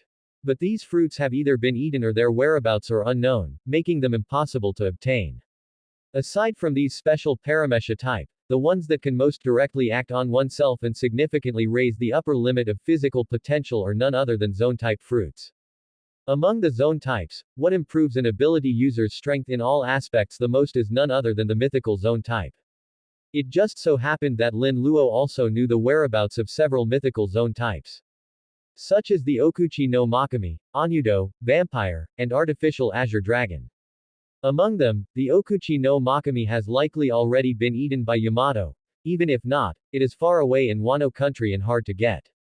The Anyudo is the same, it has likely been eaten by Onamaru and is also far away in Wano country. That leaves only the artificial azure dragon and the vampire. Actually, in terms of improving physical potential and enhancing the physique, the artificial azure dragon is the most suitable. The physique of an azure dragon is famously strong. But in the original work, Vegapunk once said that it is uncertain whether artificial fruits can undergo awakening. Meaning they might awaken or they might not, it's a gamble. Even if the artificial azure dragon cannot awaken, it is still more powerful than most devil fruits and might even assist Lin Luo in reaching the admiral or emperor level. But the admiral or emperor level would likely be the end of the line. Lin Luo knew how powerful the peak experts of this world were, so his ambition was very large. In the original work, if Kaido could awaken the azure dragon, his strength would definitely reach the level of rocks. Therefore, in a situation where strength reaches the admiral or emperor level, unless one's own talent is extremely monstrous, like rocks, one can break the upper limit. Otherwise, a mythical zone type that can undergo awakening is definitely the best choice for breaking the limit. Therefore, taking everything into consideration, the vampire fruit is undoubtedly the most suitable for Lin Luo. It can not only grant Lin Luo eternal life but also absorb the vitality of others to replenish his own, keeping his body at its peak forever. If well developed, it can also use massive vitality to repair hidden injuries, leaving the body without damage. The mythical zone type itself can increase potential, and combined with an almost eternal peak period and the ability to use vitality to repair bodily damage, it keeps the body's foundation forever stable. Then, crazy cultivation. Finally, fruit awakening. So, I ask you, how could Lin Luo's future strength be anything but great? Admiral or emperor level is definitely no longer a dream.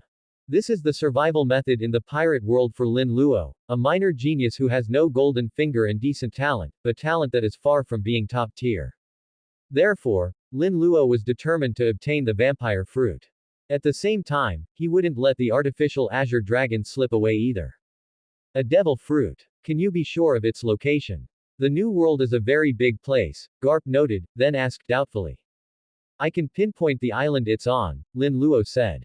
Well, although I don't know how you got the news, since it's so important to you, I'll take you there, Garp didn't refuse.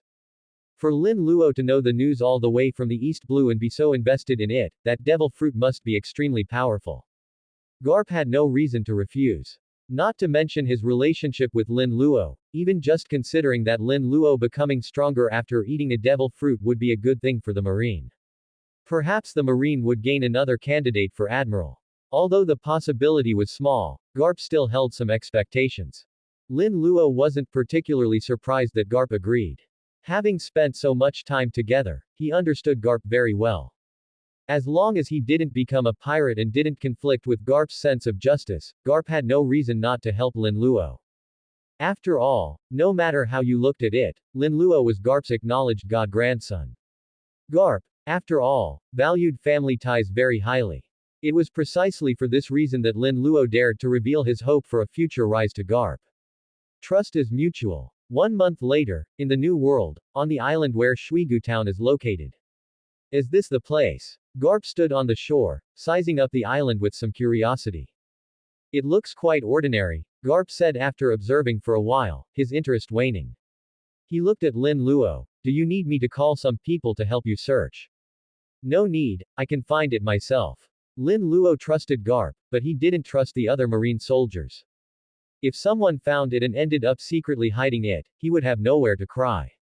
Of course, until now, the marine soldiers on the warship didn't know Lin Luo's purpose for coming here, and Lin Luo didn't want them to know either. All right then, Garp nodded, then asked, do you want me to wait for you? No need, this island is quite large, and it will take some time to find. You should just go and catch pirates with peace of mind, Lin Luo shook his head. Ha ha ha, you kid. Seeing Lin Luo's seemingly eager expression, Garp laughed heartily. Since Lin Luo said it was fine, he wouldn't interfere further. If you're leaving, remember to give me a call. The New World is very dangerous. Don't worry, old man, Lin Luo said with a smile, knowing Garp was reminding him again. I'm off then. Garp turned around, waved his hand, and boarded the ship with a swagger. Watching the warship gradually fade into the distance, Lin Luo finally turned around to face the island. The island where Shuigu town is located is in a very remote position. There is nothing of particular value on the island, making it appear very desolate. Consequently, few people come here. Even pirates almost never pass through this remote sea area, let alone land on this small island devoid of resources. This allowed Shuigu town, a small town with no protection, to exist peacefully in this chaotic new world. Entering the town, he walked along the streets. Lin Luo observed his surroundings. Perhaps because the townspeople's main source of income was raising bats and then trading them, the town felt very gloomy, a perfect environment for bats to survive. There were very few people on the town's streets, almost all of whom were the elderly, the weak, women, or children. Sturdy adult men were rarely seen. This wasn't surprising. Capable people almost never stayed here. Although the sea was dangerous, it had far more resources than this place. If I remember correctly, the vampire fruit should be in some ruins on the island, Lin Luo thought to himself. Since it's a ruin, the people in town should know something about it. With this thought, he immediately started asking around. Soon, he found out the location of the ruins. It was an almost abandoned, very dilapidated and old church. The church's location was quite remote, but it covered a large area and had a great sense of age. It truly deserved to be called an ancient ruin. It seemed no one had been here for a long time. The door was locked, and the lock was rusted shut.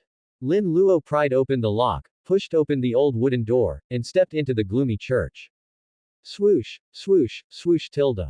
Squeak, squeak, squeak tilde. As soon as the door opened, a swarm of bats rushed toward him. Lin Luo pulled back to dodge, watching the bats brush past him and fly out of the church. After waiting for a moment and seeing no more bats flying out, he finally stepped inside.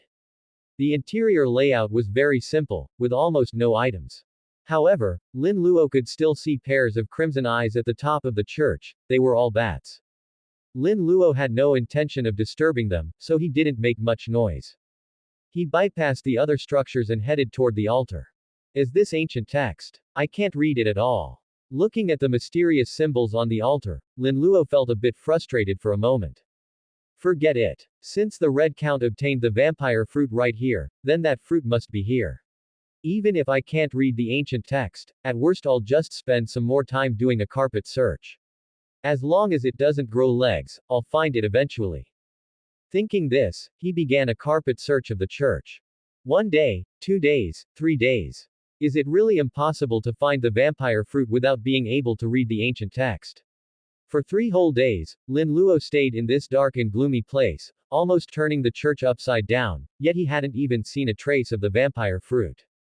I'll keep looking. If it's not on the ground, then I'll check underground. If it's not in the church, I'll search elsewhere. As long as it's on this island, I'm going to find it. Holding onto this obsessive thought, Lin Luo searched for a whole week. A week later, I finally found it. That wasn't easy. Looking at the crimson, tomato-shaped fruit with patterns resembling bat wings, Lin Luo was nearly moved to tears. Seriously though, could you have hidden it in a gloomier place? Hidden in an underground tomb full of bats? I can't believe you thought of that. Lin Luo muttered to himself while holding the vampire fruit, then washed it with water with a bit of disdain before swallowing it in one gulp. A moment later, he carefully sensed the extra power within his body. In an instant, massive dark fleshy wings like those of a bat grew from his back, and his teeth turned into vampire-like fangs. Faint black chi swirled around his body, and in this darkness, his presence became infinitely diminished. Is this the power of the vampire? It truly deserves to be a mythical zone type. Even if the boost to the physical body isn't as terrifying as other mythical zone types, it definitely exceeds the physical enhancement of an ancient type. Lin Luo was overjoyed. The power of the mythical zone vampire far exceeded his imagination. The physical aspect alone was enough of a pleasant surprise, but what surprised him even more was that the vampire could also manipulate the power of darkness. Deploying darkness and hiding himself. At night, he would be an assassin of the dark, coming and going without a trace. He could fly, had a powerful physique, could create darkness, hide his presence, replenish his life force, and his body had been optimized to sense immense vitality. His physical potential had also increased, and he could even produce bat clones to attack. It was so well-rounded. It wasn't in vain that I searched for you for so long, Lin Luo couldn't help but sigh with emotion. A single fruit caused Lin Luo's strength to skyrocket. First was his physique. Previously, due to his age, no matter how much Lin Luo cultivated, his physical foundation remained too poor. There were many things he couldn't learn, and even if he did, he couldn't execute them. But now, this shortcoming had been rectified. His current physical strength was already no weaker than a marine captain's, or even a rear admiral's, without the enhancement of a devil fruit.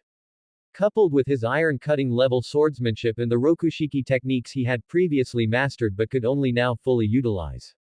His current strength was not considered weak even among marine rear admirals.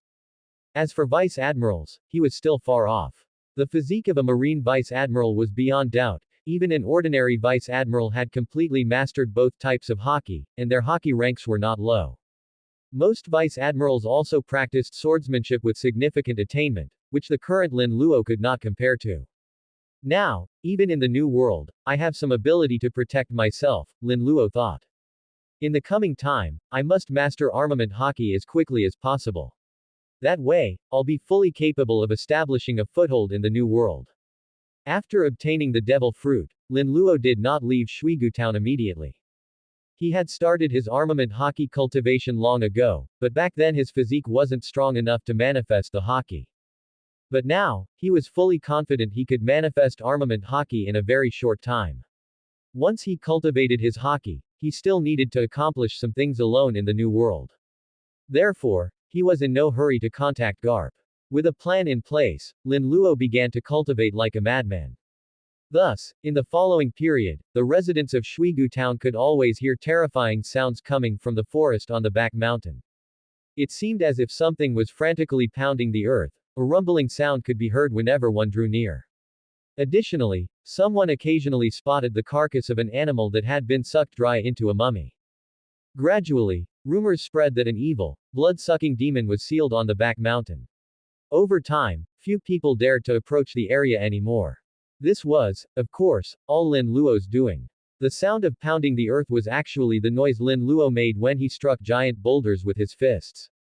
This was naturally his way of cultivating armament haki. One look at his training method revealed it was taught by Garp. As for the animal mummies, those were naturally caused by him releasing vampire bat to feed on blood. His fists weren't made of iron. Striking rocks without armament haki would naturally cause injury, and to ensure his body didn't suffer permanent damage, he needed to use vast amounts of vitality to recover from his wounds. Recovering while training in this manner yielded remarkable results. In just 1 month, Lin Luo could faintly sense the existence of haki. Keep training tilde. Having felt it, he became increasingly excited, training day and night. With the vampire fruit's ability to replenish and strengthen his vitality, he could even go without sleep for long periods. Under the intensity of day and night training, another month passed. With a crack, Lin Luo shattered a man-sized boulder in front of him with a single punch. If one looked closely, his fist was already wrapped in a thin layer of pitch-black armor. Ha ha ha, armament haki, it's finally done. Lin Luo grinned and laughed loudly. With the addition of observation haki and armament haki, his current strength gave him the basic ability to roam the new world. As long as he didn't provoke the 4 emperors or some powerful pirate crews, he wouldn't die no matter what. Lin Luo naturally had no interest in provoking those powerful figures. Next, it's time to leave this place. After waiting another 3 days, since he didn't have enough berries, Lin Luo used the bat fruit's ability to hide himself and snuck onto a merchant ship that had come to purchase bats. Following the merchant ship, he left this sea area. He wandered around at sea, occasionally encountering pirates weaker than himself on other islands. He would take action, throwing them into the sea to feed the fish while taking their treasures. Because he didn't know navigation, once he had money, he spent most of his time traveling between islands by merchant ship. This is Dressrosa, the kingdom of love, passion, and toys. Disembarking the ship and stepping onto the harbor, Lin Luo walked into the city. Indeed, because he had accidentally obtained several eternal poses, one of which pointed to Dressrosa, he had taken a merchant ship here out of curiosity for the country that appeared in the original story. On the streets, many men and women strolled hand in hand or kissed passionately in public, while others seemed accustomed to it. Many people were accompanied by mobile toys, making the scene appear very harmonious. Shops lined both sides of the street, filled with a dazzling array of goods. Through the transparent glass, Lin Luo could see beautiful dancers performing in some shops, their figures graceful and extremely alluring. The sun was bright, and the sea breeze blew gently. Lin Luo brushed back his wind-blown hair, took a deep breath, and sighed in high spirits.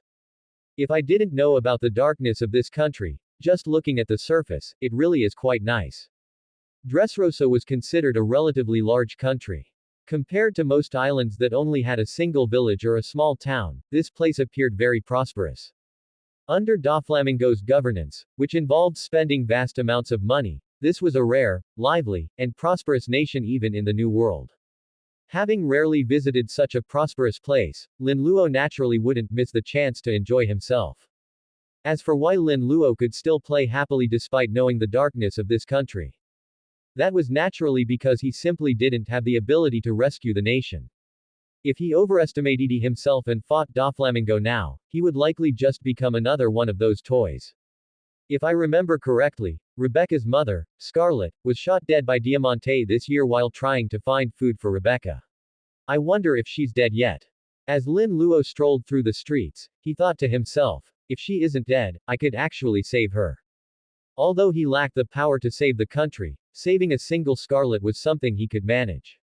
With that in mind, he began to intentionally inquire about the location of the sunflower field where the mother and daughter were hiding. A long while later, he walked out of the bustling, crowded streets and arrived before a field filled with sunflowers. Spreading his observation haki, he gradually went deeper into the field. After reaching a certain distance, his haki sensed signs of life. There are two life signatures, one strong and one weak. Is it Rebecca and her toy father, or her and her mother? Lin Luo wondered curiously. However, he had no intention of going deeper to introduce himself, that would be too abrupt. He only needed to observe from the shadows for a while to be certain. For the following period of time, he sent word to Garp that he was safe and then stayed in Dressrosa. He also confirmed that those two life signatures were indeed Scarlet and Rebecca. Scarlet had not died, and he also saw Kairos, who had been turned into a toy, though he did not go to introduce himself to anyone. According to his plan, he would wait until Scarlet was in trouble, step in to save her, and then leave Dressrosa. After returning to the Marines, he would tell Garp about the situation here. As for what the Marines would do, that was none of his business. 1.5 months later. On a dark and windy night with a light drizzle falling from the sky. In a small wooden cabin within the sunflower fields. Mama, I'm so hungry, Rebecca said, clutching her stomach and looking at Scarlet pitifully. Rebecca tilde. Scarlet looked at Rebecca with a complex expression. She had told Rebecca to endure it many times already. Now that her daughter was crying out in hunger, she had reached her limit of endurance. She felt very guilty. As a mother, she couldn't even manage to feed her daughter until she was full. But what could she do? This country was controlled by Doflamingo. As a princess of the Riku family, how could Doflamingo possibly let her go? If she dared to show her face outside, Doflamingo's people would definitely find out immediately. At that time, both she and Rebecca might be killed. With 1,000 thoughts racing through her mind, her responsibility as a mother made Scarlet reach a decision. Rebecca, wait here and don't run off. Mama will be back with food soon. Tilde, the pink-haired little loli, Rebecca, nodded obediently. Soon, Scarlet left the wooden cabin, passed through the sunflowers one by one, and headed toward the city. At the same time, a bat that had been hanging upside down on a sunflower not far from the cabin opened its eyes and then swiftly flew in the same direction. In the town, at a certain hotel. The bat I left there to observe the situation moved. Is it Scarlet or Rebecca who left the cabin? Lin Luo looked out the window and saw the drops of rain splashing against the glass. Speaking of which, in the original story, Scarlet was discovered by Doflamingo's people and killed by Diamante on just such a rainy night. It seems very likely to be tonight. Knowing the situation, he did not hesitate. Huge bat wings emerged from behind him. In the next moment, he was surrounded by black mist. In an instant, the window was mysteriously pushed open, and he vanished from the room. Meanwhile, on the street, Scarlett wore a cloak to hide her face and cautiously entered a bakery that was still lit up. She used the little money she had left to buy 2 pieces of bread. Leaving the bakery, Scarlett walked carefully along the street, heading toward the sunflower field. After walking for a while, just as Scarlett was nearing the sunflower field, a figure blocked her path. I've had people watching you for a long time, former princess of this country, Scarlett. Diamante held a pistol and slowly walked toward Scarlett. If I capture you, or kill you, Daffy should be very happy. A sinister smile appeared on Diamante's face, which was painted with 2 vertical bars, yellow inside red, running through his eyes. You are an officer under Doflamingo. Scarlett's pupils shrank. She recognized the newcomer. That's right. Diamante nodded. Now, please go and die. As he spoke, he did not hesitate. He raised his hand, pointed the gun at Scarlett's head, and pulled the trigger. Bang! A gunshot rang out. The expected scene of blood splattering did not occur. The smile on Diamante's face froze slightly. He looked at the bat that had been shot, fallen to the ground, and was now gradually disappearing. He frowned and looked around with displeasure. Who is it? Come out. Whoosh! The sound of breaking air rang out as a dark shadow shot out rapidly from a gap between nearby houses. Bang! Diamante fired without hesitation. At the same time, a larger dark shadow wrapped in black mist had already reached Scarlett's side. Picking up Scarlett, who had collapsed on the ground in fear, his wings flapped gently. Lin Luo dashed into a nearby street corner at extreme speed and then vanished. Bang bang bang. Diamante fired repeatedly, but his reaction was half a beat too slow. He couldn't even catch a glimpse of Lin Luo's shadow. Who exactly is it? Diamante roared in anger. Immediately after, he spoke to the subordinates who had rushed over after hearing the gunshots. Search for them. You absolutely cannot let Scarlett escape. Yes, Lord Diamante. A short while later, on a small path not far from the wooden cabin. Thank you for saving me. Scarlett recalled the scene just now. While her heart was still thumping with fear, she looked at the youth across from her who was not much taller than her and had a somewhat youthful face, expressing her gratitude. No need for thanks. You are a good mother, Lin Luo said with a wave of his hand. A good mother. Scarlett murmured to herself, then still with a look of gratitude. Regardless, I am very thankful to you for saving my life. If you have any requests, you can tell me, although with my current ability, I might not be able to repay you. Forget about repayment. I just didn't want to see a tragedy happen before my eyes. Then, please at least come to my home so I can host you, alright? Seeing that Lin Luo really didn't want any reward, Scarlett offered a sincere invitation. That's fine. Lin Luo nodded. He was interested in seeing the cute childhood appearance of the strong Princess Rebecca. Please follow me. Seeing Lin Luo agree, Scarlett immediately led the way. Soon, the two arrived at the door of the wooden cabin. Taking a deep breath to calm her emotions a little and then tidying her somewhat messy clothes, Scarlett pushed open the wooden door. She first invited Lin Luo inside, then said softly into the room, Rebecca, I'm back.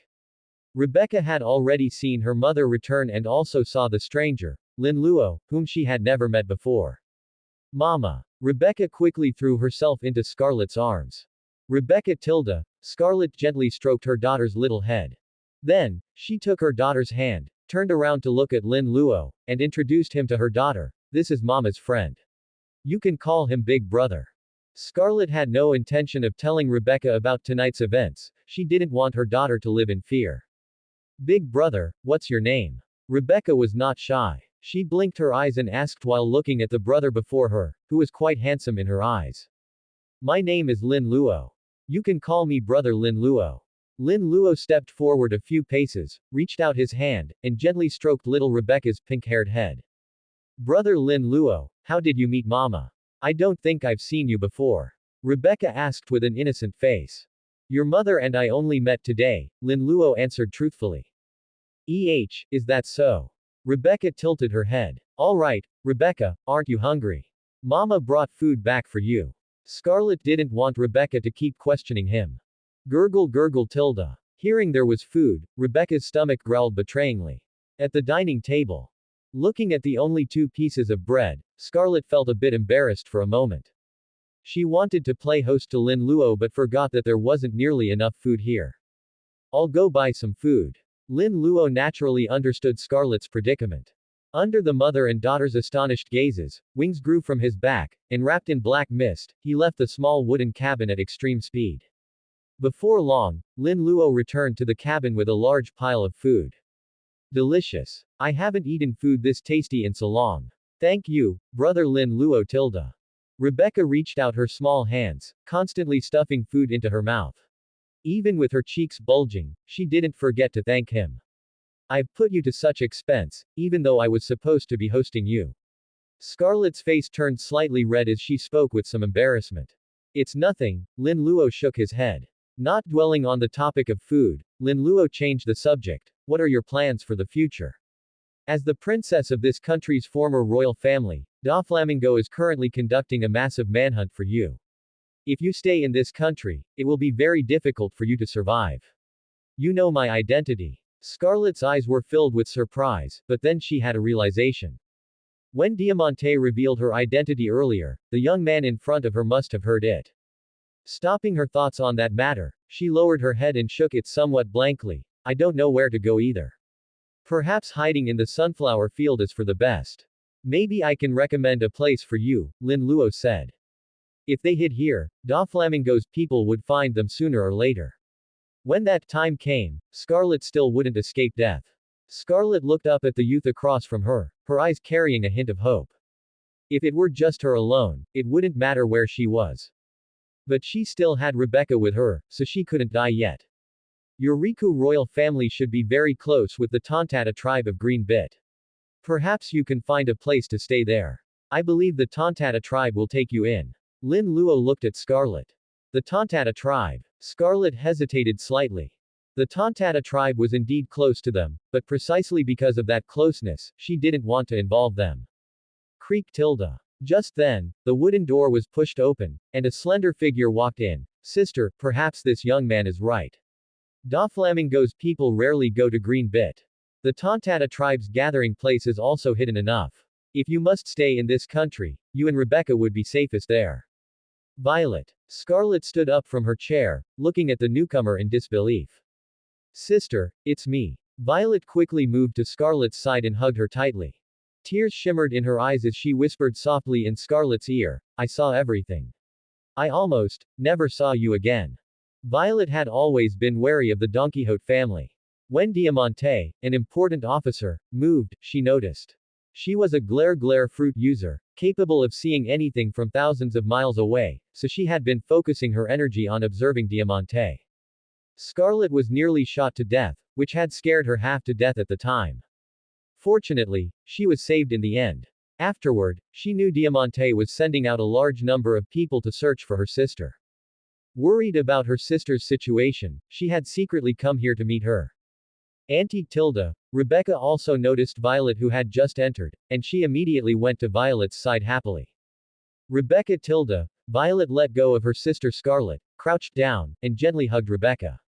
Auntie, why did you come here? Rebecca asked curiously. I came to see you guys. Violet forced a smile, her face carrying a hint of relief as she spoke tenderly. Hee hee, I was just eating. The food is so delicious. Do you want some, Auntie? Rebecca said with a bright smile, leaving Violet's embrace and taking her hand. No thank you, Auntie has already eaten. You go ahead and eat. Violet smiled and patted Rebecca's small head. She stood up, picked up Rebecca, and gently placed her back on the chair in front of the dining table. Rebecca, your mother and I have things to discuss. Be a good girl and eat your dinner.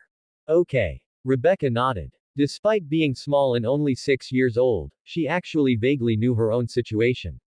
Besides, the cabin was only so big, it was hard not to hear their conversation just now. However, to avoid making things difficult for her mother, she pretended to know nothing and said nothing. After being affectionate with Rebecca for a while, Violet came over to Lin Luo's side.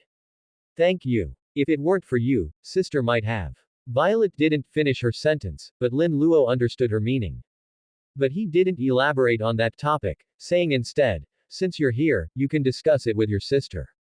This place is indeed no longer safe. You know me. Violet was quite surprised that the person before her wasn't at all surprised by her arrival or her identity. It would be stranger not to know you. Lin Luo said. True, I haven't been living in seclusion here for years like my sister. Violet nodded. She was a princess of this country before, and almost all the citizens knew her. It didn't seem strange for the person in front of her to know. Next, Violet and Scarlet talked for a while and finally decided to send Scarlet and Rebecca to Green Bit to evade the Don Quixote family's search. Your sister's problem is temporarily solved, so what are your plans next? Lin Luo was curious. If he remembered correctly, Violet should be joining the Don Quixote family now. In the original story, she served as an assassin for the Don Quixote family for nearly 10 years. However, Lin Luo was a bit puzzled. Logically speaking, Violet should know the Don Quixote family's secrets. For example, Sugar's ability to turn people into toys. But why didn't she pass this information to the outside world? Was it because Sugar's ability made her forget those memories? Or perhaps Doflamingo watched her so closely that she couldn't send messages to the outside. There was another possibility. Outsiders had received the news but ignored it. Then, was it possible that some people actually knew about Dressrosa's situation but couldn't do anything about it? After all, Doflamingo's family had many dark industries, their underground influence was deeply entrenched, and they had many shared interests with the world government. Doflamingo himself held leverage over the world government, and his status as a former celestial dragon was somewhat useful in front of the world government. With everything combined, perhaps the world government knew about the situation here but didn't want to get involved. This kind of thing was very likely. Although the original story said that many people who discovered the country's secrets were turned into toys. But over 10 years, it was impossible for everyone to have been turned into toys, surely there would be one or two survivors. Unless Doflamingo indiscriminately turned all government personnel, Marines, CP agents, and so on who came here into toys. Thinking about it, that was actually possible. Anyway, after they were turned into toys, everyone else would forget those memories. Doing it this way seemed easier to keep secrets and more cost-effective. I can't tell, I simply can't tell. The more Lin Luo thought about it, the more confused he became. Unable to figure it out, Lin Luo stopped dwelling on it. The situation in Dressrosa, the affairs of the Doflamingo family, everything seemed unusual. For a moment, Lin Luo was unsure whether he should report these matters to the Marines. If the world government truly knew about what was happening here, would telling the Marines even be useful? How about placing bets on both sides? Inform the Marines and also contact the World Economic Journal, Lin Luo thought. After all, Dressrosa was a member nation of the world government. If a member nation was taken over by pirates, the other member nations would certainly object and feel threatened. Then, the pressure would fall on the world government. Although the world government wielded immense power, for the sake of sufficient heavenly tribute, they would have to consider the sentiments of those member nations to some extent. By then, they would have no choice but to deal with Doflamingo. Wasn't that how it happened in the original story? Because of the incidents involving Crocodile and Doflamingo, many member nations demanded the abolition of the Shichibukai system. When it came to the interests of those member nations, they always presented a united front. That's what I'll do, Lin Luo made up his mind. Me. Hearing Lin Luo's inquiry, Violet smiled bitterly. She had already joined the Don Quixote family and was no longer in control of her own fate. Doflamingo was still watching her father, as well as those in the army who had been loyal to her father and were close to them. If she dared to leave, what would happen to her father? What would happen to those people? Therefore, she didn't dare to think about herself. If possible, could you? As if remembering something, Violet's eyes lit up as she looked at Lin Luo, hesitating to speak. However, in the end, she still didn't voice the words in her heart. What reason did she have to drag this young man into this? And what reason did the person before her have to help this country? She was already immensely grateful to him for saving her sister. Lin Luo understood what Violet had left unsaid, but he didn't elaborate. After all, he had already resolved in his heart to expose Doflamingo's deeds. With old man Garp around, regardless of what happened to Doflamingo afterwards or the fate of this country, he, Lin Luo, would be fine. Moreover, he wouldn't let anyone know that he was the one who reported it. As dawn was about to break, at Green Bit. Goodbye Tilda, Brother Lin Luo tilde, goodbye, Auntie. Rebecca waved her little hand, bidding farewell to Lin Luo and Violet. Goodbye, Mr. Lin Luo, Violet. Scarlet also bid farewell reluctantly. Lin Luo and Violet nodded to them. Then, Lin Luo smashed the small boat docked at the shore and sank it into the sea. Next, Bat Wings appeared. He was planning to leave. Mr. Lin Luo, Just as he was about to fly away, Violet approached him somewhat awkwardly. I can't fly. After saying this, Violet's face flushed red. What? So you can't fly? Lin Luo blurted out the thoughtless words without thinking. I'm a glare fruit user, Violet explained seriously. So, I should have destroyed the boat after you returned, right? Lin Luo scratched his head. Having gotten used to flying recently, he genuinely hadn't realized that most people in this world besides him couldn't fly. Then I'll carry you. Realizing the problem, Lin Luo immediately proposed a solution. At this, Violet's face turned even redder. What's with this man? He's careful enough to destroy the boat to prevent Doflamingo's men from discovering it, yet he also seems so careless. And, he's going to carry me back while flying. Could he be doing this on purpose? While feeling shy, Violet harbored some suspicion in her heart. However, Lin Luo truly wasn't doing it on purpose. In his perception, his physical age was only 12 now, not even an adult yet, incapable of doing anything, he wouldn't think about all those complicated things. Finally, to prevent Doflamingo from discovering his covert actions, amidst the puzzled whispers of Scarlet and her daughter not far away, Lin Luo still carried Violet into the air. During the journey, he unabashedly looked down to admire the beauty before him. Although Violet wasn't as mature as she would be 10 years later, her body was almost fully developed, with a curvaceous figure and stunning beauty. Apart from her slightly youthful demeanor, she was undoubtedly a captivating beauty. Lin Luo originally intended to let his thoughts wander, but, being just a child, he couldn't really get those thoughts going. Oh, well, never mind. Just appreciating her face and figure would suffice. In a slightly ambiguous atmosphere, he returned Violet to the town where he had previously stayed. Landing, gently setting Violet down, their eyes met, then looked away. Neither spoke, simply nodding lightly in farewell before parting ways. The next day, Lin Luo directly boarded a ship and left Dressrosa. Meanwhile, at the royal plateau, inside the palace, Fu tilde, couldn't find her. Then don't bother with her. Doflamingo sat on a chair, his legs spread wide apart. He looked at Diamante, a trademark smile on his face. She was just a former royal princess. Even the former king didn't concern Doflamingo much, he let him live right under his nose, let alone a princess.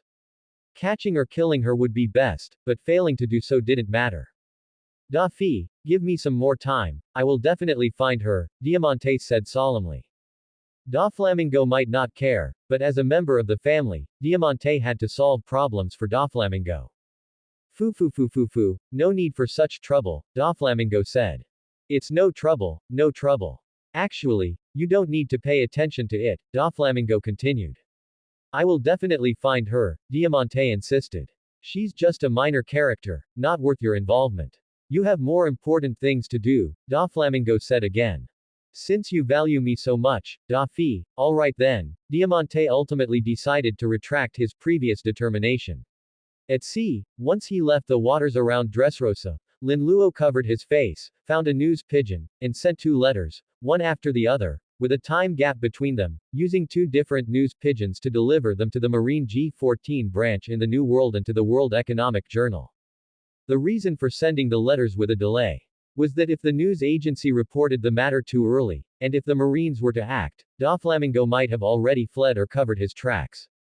Whereas if the Marines received the letter first, any action they took, without Doflamingo's knowledge, wouldn't alert him. This should be fine. Let's just see how things develop next. Lin Luo didn't contact Garp directly. With Garp's big mouth, he might just spill the beans, and then Lin Luo would become the target of everyone. 30 days later, Fishman Island. Lin Luo casually cleared out the pirate ship he had previously taken, which was attempting to return to the paradise via Fishman Island, then transformed into a black shadow and left the scene. Soon, he arrived at Coral Hill, a bustling port town. Those are mermaids, truly beautiful, just like in the legends. Lin Luo walked down the street, somewhat excitedly observing the young Miss Mermaids coming and going. Of course, it was limited to just looking, he had no intention of approaching them. After all, ever since he stepped into this town, many pairs of eyes had been fixed on him. Both fishmen and mermaids harbored extreme vigilance towards humans.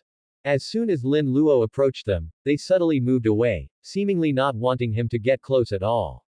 He didn't mind this, having read the original work, he naturally knew about the grievances between fishmen, mermaids, and humans. He stopped thinking about other things and instead thought, it seems Arlong's sister, Madame Xiarli's Mermaid Cafe, is in this area. Should I go check it out? I heard her fortune telling is very accurate, I wonder if she can tell my fortune. However, he then realized that he didn't seem to know the way. Never mind, since I'm already here, I'll just wander around. I'm bound to find it eventually. Thinking this, Lin Luo intentionally kept an eye out for the Mermaid Cafe while sightseeing. Whenever he saw something delicious or interesting, as long as he could carry it, he wouldn't be stingy with his money and bought everything. After all, his money practically came knocking on his door. After about half a day of wandering, Lin Luo arrived at the entrance of a luxurious cafe. Pushing open the door and entering, a young Miss Mermaid with beautiful purple hair, purple scales on her fish tail, and light clothing immediately noticed him. Welcome. This is the Mermaid Cafe. May I help you with anything? This purple young Miss Mermaid was completely unlike the mermaids on the street outside. She seemed not to be prejudiced against humans at all, instead looking at the handsome Lin Luo with interest. I'll have some of the specialty dishes here, large portions, preferably meat dishes, Lin Luo replied. All right, the young miss nodded, led Lin Luo to the customer dining area, and then immediately went to make arrangements. Soon, a series of specialty dishes were brought to the table. These are unique pastries from Fish Man Island, these are special fruits from the seabed, this is the meat you requested, these are seaweed dishes from the seabed, and this is coffee. Please enjoy. The young Miss Mermaid spoke as she filled the table with plates of dishes. Most areas in Pirate King are ocean, so the meat referred to by the people here is mostly fish. However, mermaids don't eat meat, so the meat they refer to is actually shellfish. Lin Luo didn't mind. This is truly excellent. Lin Luo exclaimed, then began to feast heartily. Because he had lived with Garp and Luffy before, Lin Luo naturally learned their eating habits. There was no other way, if he didn't eat quickly, Luffy and Garp wouldn't leave any food for him. So, this habit persisted, and since eating large amounts of meat and drinking large amounts of juice was indeed satisfying, he had no intention of changing it. Lin Luo's eating style quickly attracted the attention of many young Miss Mermaids. The cafe mainly served humans, while fishmen and mermaids rarely came here. And humans rarely came here, even if they did, they came in groups and left in groups. So, usually, the cafe was either very lively or very quiet. Currently, there weren't many people in the cafe. The young Miss Mermaids also had time to chat and discuss. That human eats so much. Yes, one super-sized pastry after another, it looks incredible. I couldn't do that at all. The young Miss Mermaids whispered softly not far away. To avoid being overheard, their voices were very low, and even with Lin Luo's hearing, he only caught snippets. After a long while, all the delicious food was consumed, and Lin Luo let out a satisfied burp. Burp, I'm full. Patting his stomach, he called out to the young Miss Mermaid nearby, check, please. Soon, the same young miss came to his side to settle the bill. After settling the bill, he asked the purple-haired young Miss Mermaid in front of him, I heard the owner of the Mermaid Cafe can tell fortunes. Yes, do you need a fortune reading, customer? Because many of Madame Xiarli's predictions have come true, her fortune-telling accuracy is 100%, so the fee is quite expensive, the young Miss Mermaid said. The reason Xiarli could open a cafe here at such a young age was precisely because of her powerful fortune-telling ability. One of her fortune readings was worth several months, or even a year's income of the cafe. This was her capital for leaving the Fish Man district and making a living. The future of humans is always uncertain. Being able to see the future means being able to change it, so the ability to see the future is absolutely priceless. Ah, then please tell Madame Xiarli that I would like to have my future told. Lin Luo didn't care about money at all, he had encountered many pirates along the way. If he encountered strong ones, he avoided them. If he encountered weak ones, then he was sorry, their money was his. Therefore, he always carried hundreds of millions of berries with him, which remained constant. Since Lin Luo had the means to request Madame Xiarli's fortune-telling, the young Miss Fishman naturally wouldn't refuse. Soon, he saw Xiarli. Madame Xiarli was a shark mermaid. She had deep blue, almost black hair. Compared to other mermaids, her hair was relatively short, which added a touch of coolness and competence to her. Long, slanted bangs covered one eye, and her exposed eye was deep blue with shark-like vertical pupils. Her delicate face, pink lips, and proud figure, combined with her connected dress and cloak, made for a typical fortune-teller's attire. Her lower body was a shark tail, deep blue in front and snowy white behind, with a crescent-shaped caudal fin. Compared to other mermaids, her dark style was both cool and alluring. She was also very tall. When standing upright, she was over 5 meters tall, and even when sitting on a bubble ring, she was over 3 meters tall. Her beauty, even among many mermaids, was distinctive and impressive. Are you here for a fortune reading? Xiarli's red lips parted slightly, and a clear, yet somewhat seductive voice, emanated from her. Yes. Lin Luo nodded. At the same time, he secretly observed the beauty in front of him. So tall, so beautiful, a cool older sister, I like it. Lin Luo didn't hide his appreciation for the beauty's appearance, but that was all it was. Having just met, a brief admiration was enough. Please follow me. Confirmed. Xiarli nodded, saying nothing more. She turned and walked towards a room in the back of the cafe. Lin Luo followed closely behind. Entering the room, Xiarli sat down on a sofa in front of a table holding a crystal ball. There was no mysterious ritual. She just glanced down at Lin Luo, then closed her eyes and placed her hand on the crystal ball on the table. After a moment, an image gradually appeared on the crystal ball. Because the image almost filled the entire crystal ball, parts of it were not displayed. However, Lin Luo could see clearly that it was a wanted poster. The code name or name in front of the bounty was only partially visible, making it unclear, but his face on the poster and the bounty amount below were shown plainly. A bounty, 1 billion. Have I left the Marines? He murmured, looking at the crystal ball. Although this vision surprised him somewhat, he wasn't entirely shocked. He had always known that as long as the Marines were controlled by the world government, he would never stay with them forever. Xiarli also opened her eyes, giving Lin Luo a somewhat surprised look. She had never imagined that this youth in front of her, with his tender face and clearly young age, would become a wanted criminal with a 1 billion bounty in the future. Is it over? Seeing Xiarli open her eyes, remove her hand from the crystal ball, and the image gradually fade, Lin Luo felt a bit disappointed. He had thought he might see some crucial information. With just a wanted poster, he could only confirm he would indeed leave the Marines in the future, unable to deduce anything else useful.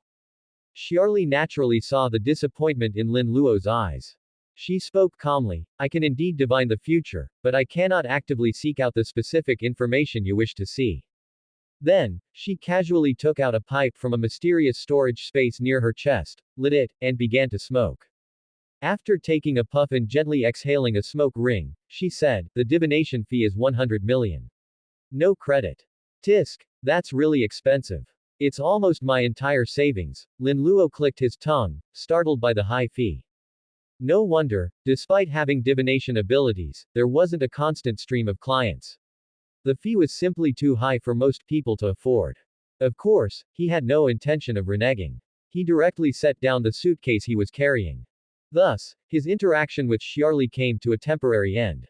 Afterwards, he left the Mermaid Cafe. Watching Lin Luo leave, Xiarli let out a long sigh of relief.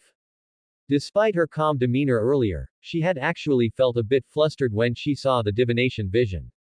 After all, she wasn't the mature big sister of 10 years later who had weathered many storms. She was only 19, and the Mermaid Cafe hadn't been established for long. Among those she had divined for, aside from royalty, there were few other major figures. And Xiarli knew a little about matters outside Fishman Island. A bounty of 1 billion. So far, aside from the Emperor pirates of the New World, few other pirates had reached such heights. Even if there were any, given how the New World took the law of the jungle to its extreme, pirate crews at that level would never be left alone by the emperors. Join, return to paradise, or die. And if they returned to paradise, the Marines would absolutely not allow such a major pirate to exist. Therefore, a 1 billion bounty was essentially the pinnacle for pirates outside the Emperor crews. Thus, Charlie felt a certain degree of fear toward this future figure with a 1 billion bounty. After all, pirates were all heinous villains. At least, the higher the bounty, the more evil they tended to be. A 1 billion bounty, how utterly wicked must that be? Of course, alongside her fear, Charlie also felt a spark of curiosity about Lin Luo. Recalling Lin Luo's face in her mind, she hesitated for a moment, then placed her hand on the crystal ball again and closed her eyes. After a moment, another image appeared on the crystal ball. This image immediately made Charlie's expression complex. Confusion, worry, joy, curiosity, various emotions flickered across her face one by one. Her gaze gradually deepened. Parting her red lips, she spoke with profound puzzlement. This is the first time something like this has happened. It's never occurred before. What is so special about him? She murmured in her heart. Why does the future change because of him? Why, among all the people I've divined, is he the only one who can alter the future? At this moment, recalling the vision she had just seen, Charlie's fear of Lin Luo had vanished, leaving only deep curiosity. 9 days later. I'm out of money. What should I do? Do I really have to wait for the next batch of pirates? Lin Luo was troubled. One divination session had used up nearly 99% of his previously saved money. The remaining funds had been spent over 9 days of staying at an inn and touring the area. Why does that divination feel like a bit of a loss? Lin Luo scratched his head in frustration. Looking at the dazzling array of goods in the surrounding shops and street stalls, along with the unique undersea delicacies he had never seen before. The once flush with cash Lin Luo could now only clutch his purse tightly, swallow his saliva, suppress his desires, and, holding onto the notion of, out of sight, out of mind, he directly left the commercial district and headed elsewhere. As he walked, he arrived at Gyeongcord Plaza. Simultaneously, a figure caught his attention. Everyone, please sign this. Would you like to sign? Sir, please sign here. A mermaid, about 2 meters tall with golden hair, a delicate-looking body, and a beautiful gold-red fish tail, was holding a piece of paper, asking everyone she saw, seeking signatures everywhere.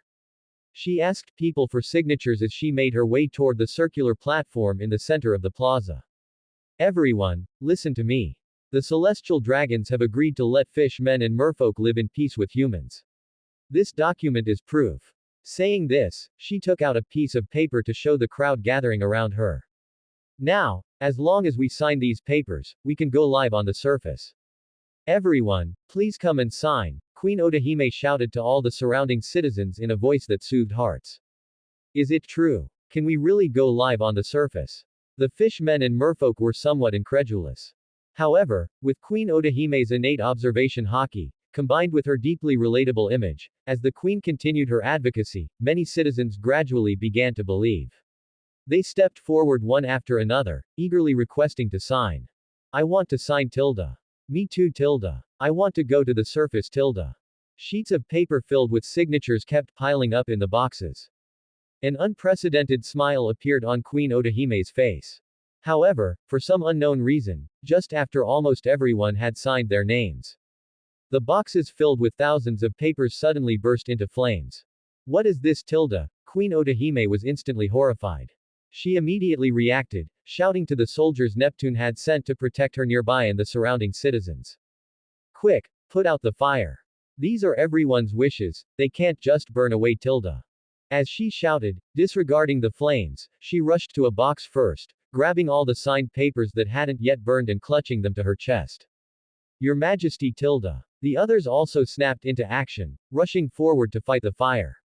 And from the moment Queen Odahime appeared, every event that occurred during this time was witnessed by Lin Luo. So, Queen Odahime isn't dead. Lin Luo felt surprised in his heart. Since arriving on Fish Man Island, although he had inquired about Queen Odahime, he had never been certain whether she was dead or not. Having never seen Queen Odahime, he leaned toward the belief that she was already dead, secretly sighing that he had arrived a bit late, otherwise, he might have been able to save her life. To his surprise, he had unknowingly arrived at the plaza and witnessed this scene, which answered the doubts in his heart. It was no wonder Lin Luo thought the queen was dead. After all, the residents of Fish-Man Island were very wary of humans. When Lin Luo asked about the queen, they became even more vigilant, fearing someone wanted to harm her, making it even more impossible for them to tell a human like Lin Luo about her situation. Furthermore, over the past few days, Lin Luo had actually had very little contact with merfolk and fishmen. Most people avoided him. At the same time, before Lin Luo arrived, Queen Otahime had already gone to the Red Line with the celestial dragons. Thus, not seeing the queen, and with the residents having their own lives, they naturally rarely talked about her. Queen Otahime had only returned today, and she couldn't wait to tell the residents that the celestial dragons of the Don Quixote family had agreed to let humans and the residents of Fish-Man Island coexist in peace. Thus, a variety of coincidences had kept Lin Luo from coming into contact with Queen Otahime or any news related to her. Looking at the situation now, does that mean today is the day Queen Otahime dies? Filled with doubt, Lin Luo released his observation haki. With a general target in mind, he soon found Hody Jones hiding on a nearby coral hill, aiming a gun at Queen Otahime. Fortunately, before Hody Jones could fire, Lin Luo split off a vampire bat, which instantly flew toward his location. Bang! A gunshot rang out. Just as Hody thought Queen Otahime's head would be blown off by this shot, a dark shadow lunged out and directly blocked the bullet before it could fly very far. At the same time, another dark shadow instantly appeared by his side. Bat-like claws extended, covered in armament haki. Gathering all his strength, he struck out instantly. Poochie. The sound of a sharp weapon piercing flesh rang out as the sharp claws impaled Hody's heart. At the same moment, another claw swiped out, and a fine head flew high into the air, lingering for a moment before rolling onto the ground, trailing a spray of blood. Can't let it go to waste, Lin Luo thought as he split off dozens more tiny bat clones. The bats crawled onto Hody's body. These tiny bats seemed to have massive stomachs, absorbing endlessly. In an instant, they sucked Hody's corpse dry, leaving not a trace of blood. All of this happened within just a few dozen seconds. That should do it. With everything finished, Lin Luo cast a casual glance at the nearby coral and then turned into a mass of dark shadows, flying away from the scene. After Lin Luo left, a shark wearing clothes finally poked its head out hesitantly. After appearing, it first cautiously swam to Hody's corpse, circled it once, and then displayed a human-like expression of terror before flicking its tail as if fleeing, quickly distancing itself from the area. Meanwhile, Lin Luo naturally noticed the little shark. That shark should be Shirahoshi's pet, Megalo. In the original story, he was the one who witnessed Hody killing Queen Otahime and then told Shirahoshi. Knowing its identity, Lin Luo ignored it. He had already flown to a hidden corner and was carefully observing a certain spot. That must be Shirahoshi. Seeing the tiny figure squeezed into the crowd, trying to help put out the fire, a smile appeared on Lin Luo's face. Young Shirahoshi was incredibly cute. Of course, his main target this time wasn't Shirahoshi, but someone else. Vanderdecken Ix, since I'm clearing up trouble, I might as well clear you out too. Seeing the ugly four-legged fishman stealthily approaching Shirahoshi while the crowd was in chaos putting out the fire, Lin Luo directly split off a bat clone smaller than a palm and sent it flying toward him. A moment later, the bat clone quietly landed on Vanderdecken Ix and quickly gave him a bite. Instantly, some of Vanderdecken's vitality was drained. He immediately felt limp and weak all over, his steps faltered, and he collapsed straight onto the ground. What's going on? I clearly ate, so why do I feel so weak? Vanderdecken was puzzled. Because the bat had landed on him from a blind spot, bitten him, sucked some vitality, and then instantly turned into black mist and merged into his skin. Thus, he didn't notice a thing. Unable to figure out the reason, he just assumed he hadn't eaten enough. Without thinking further, Vanderdecken looked at Shirahoshi nearby, greed flashing in his eyes. Just as he tried to stand up, a foot from out of nowhere stepped directly on his hand, which was bracing against the ground to support his body. Ah! My hand! Vanderdecken cried out, wanting to pull his hand away immediately. Then, someone else kicked him, knocking him flat on the ground. This was followed by one footprint after another. The fishmen and merfolk who wanted to help put out the fire or check on Queen Otahime couldn't possibly pay attention to Vanderdecken under their feet. They only felt like they had stepped on something, but without another thought, they continued to squeeze forward frantically. I'll mark him. There are too many people now, I'll deal with him later. Having finished this, Lin Luo stopped paying attention to the plaza. He unfurled his wings, surrounded by black mist, and turned into a dark shadow that flew away quickly, hugging the shadows. On the plaza. Finally, they're saved. Thank goodness. Looking at the papers that had been mostly rescued intact, tears streamed from Queen Odahime's eyes. These represented everyone's trust. It pained her even if just a small part was burned. Queen, how are you? Are you hurt? Seeing the queen seemingly in tears, a large group of people stepped forward in concern. I'm fine, thank you all for your concern, Queen Odahime said to everyone, wiping away her tears with a smile. That's great. As long as the queen is okay. Yeah, the fire started so suddenly while the queen was still there. It nearly scared me to death. Seeing that Queen Odahime was truly unharmed, many people breathed a sigh of relief. Thank you all for your concern.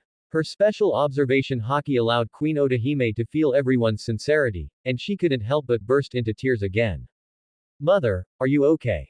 Little Shirahoshi, with the help of her 3 older brothers, struggled through the crowd and ran to Queen Odahime's side, asking through her tears. The 3 princes also gathered around their mother with faces full of concern.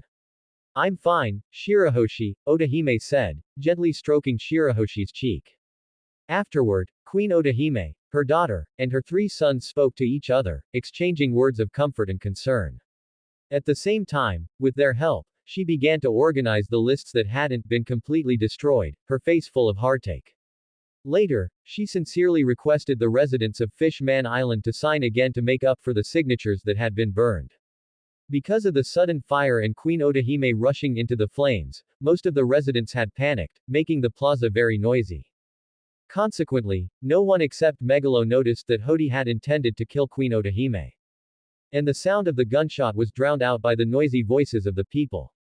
By the time people discovered Hody's corpse, a day had already passed. Similarly, half a day after Hody's death was discovered, people found another mummified corpse. It was the pirate who often loitered around Fish Man Island and had caused quite a bit of trouble for it, Vanderdecken Ix. Sea forest. This is a forest growing at the bottom of the sea, a rare sight on Fishman Island. Since he ran out of money, Lin Luo had made his home in the trees of the sea forest while waiting for a ship arriving at Fish Man Island that was heading back to the first half of the Grand Line. Tisk, tisk. Handsome, dashing, and selfless good men like me are rare nowadays. If someone else had saved the queen, they'd probably demand tens of billions. Not me, though. I'm a man of noble character who seeks no reward. Lin Luo boasted narcissistically while grilling the fish he had just caught. Of course, he was just talking. It wasn't that he didn't want a reward, it was simply because he hated trouble. If people found out he was the one who saved the queen, he'd have to deal with all sorts of emotional scenes, both laughing and crying. He saved her purely because he felt like it, perhaps to make up for regrets from his past life. It wasn't for gratitude, he didn't much care for people bowing and scraping to thank him. Besides, staying in the sea forest was quite nice. It was rich in meat resources, and for someone like him who couldn't live without meat, grilling fish here was much better than eating shells in a restaurant. Also, since few people came here, he could focus on his training without wasting any time. PFF'd. A chuckle came from behind him. Lin Luo's movements stiffened as he paused his grilling, turning his head in confusion. Madame Xiarli. He was somewhat surprised. The person who had arrived was indeed the proprietor of the Mermaid Cafe, Xiarli. Hello. I don't believe I know your name yet. Xiarli sat on a bubble ring, swaying her tail as she slowly approached Lin Luo. Lin Luo, he replied, then asked curiously, does Madame Xiarli have some business here? I came to find you, Mr. Lin Luo, Xiarli replied with a slight smile. Find me. Lin Luo seemed to think of something, his face lighting up with joy. Is it because you also thought the fee for the divination earlier was too expensive and you're planning to give me a partial refund? Don't just assume things on your own. That's not it at all. Lin Luo's words caused Xiarli to reveal her sharp teeth. Then, she caught herself and her expression immediately returned to calm. Taking a puff of her pipe, she sat beside Lin Luo and looked at his profile. Why did you save Queen Odahime? You know. Lin Luo was stunned. Did you see it? No, I saw it in a divination, Xiarli replied. You can even divine that. Wait, You can still divine for me. I thought a person could only have their fortune told once. How about another one? I feel like I didn't get my money's worth last time. Do you have any money? Xiarli asked. No, Lin Luo said, at a loss for words. That's not the point. Xiarli gave Lin Luo a speechless roll of her eyes. You're a human, aren't you? What? I don't look like one. Have you never seen such a handsome human before? Lin Luo touched his face doubtfully. Humans naturally look down on fishmen and merfolk. If that's the case, why did you save Queen Otahime? Xiarli looked puzzled. Furthermore, in the vision I saw before, Queen Otahime was supposed to be killed. Why were you able to change her fate? In all my previous divinations, there has never been a deviation in destiny. Can you answer me? Xiarli's eyes were deep as she gazed intently at Lin Luo. Who says humans are naturally supposed to discriminate against merfolk and fishmen? Who says merfolk and fishmen are naturally lowly? Mermaids were once my dream. Lin Luo looked at Xiarli with a look of yearning. Then, he wiped away non-existent drool from the corner of his mouth and said seriously, that fishmen are lowly, that merfolk are lowly, I don't think so.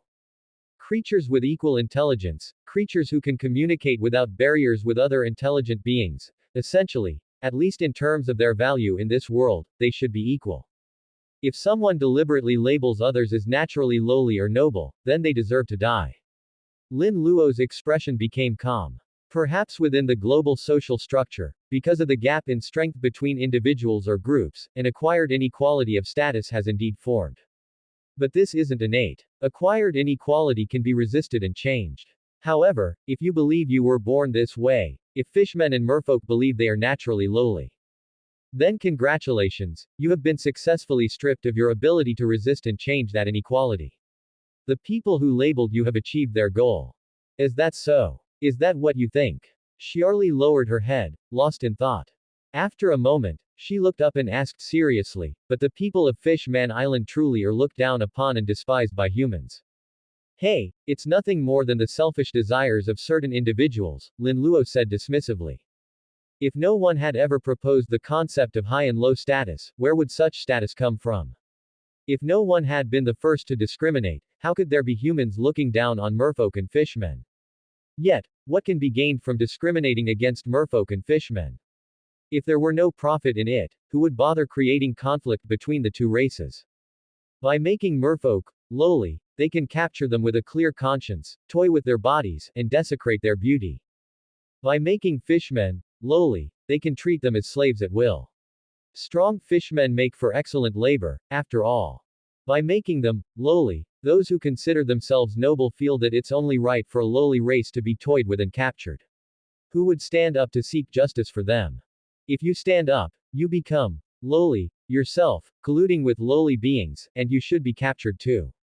So, in the world of intelligent beings, there is no such thing as high or low status. It is simply the strong dominating the weak, driven by desire and profit. There is a fundamental difference between humans and animals.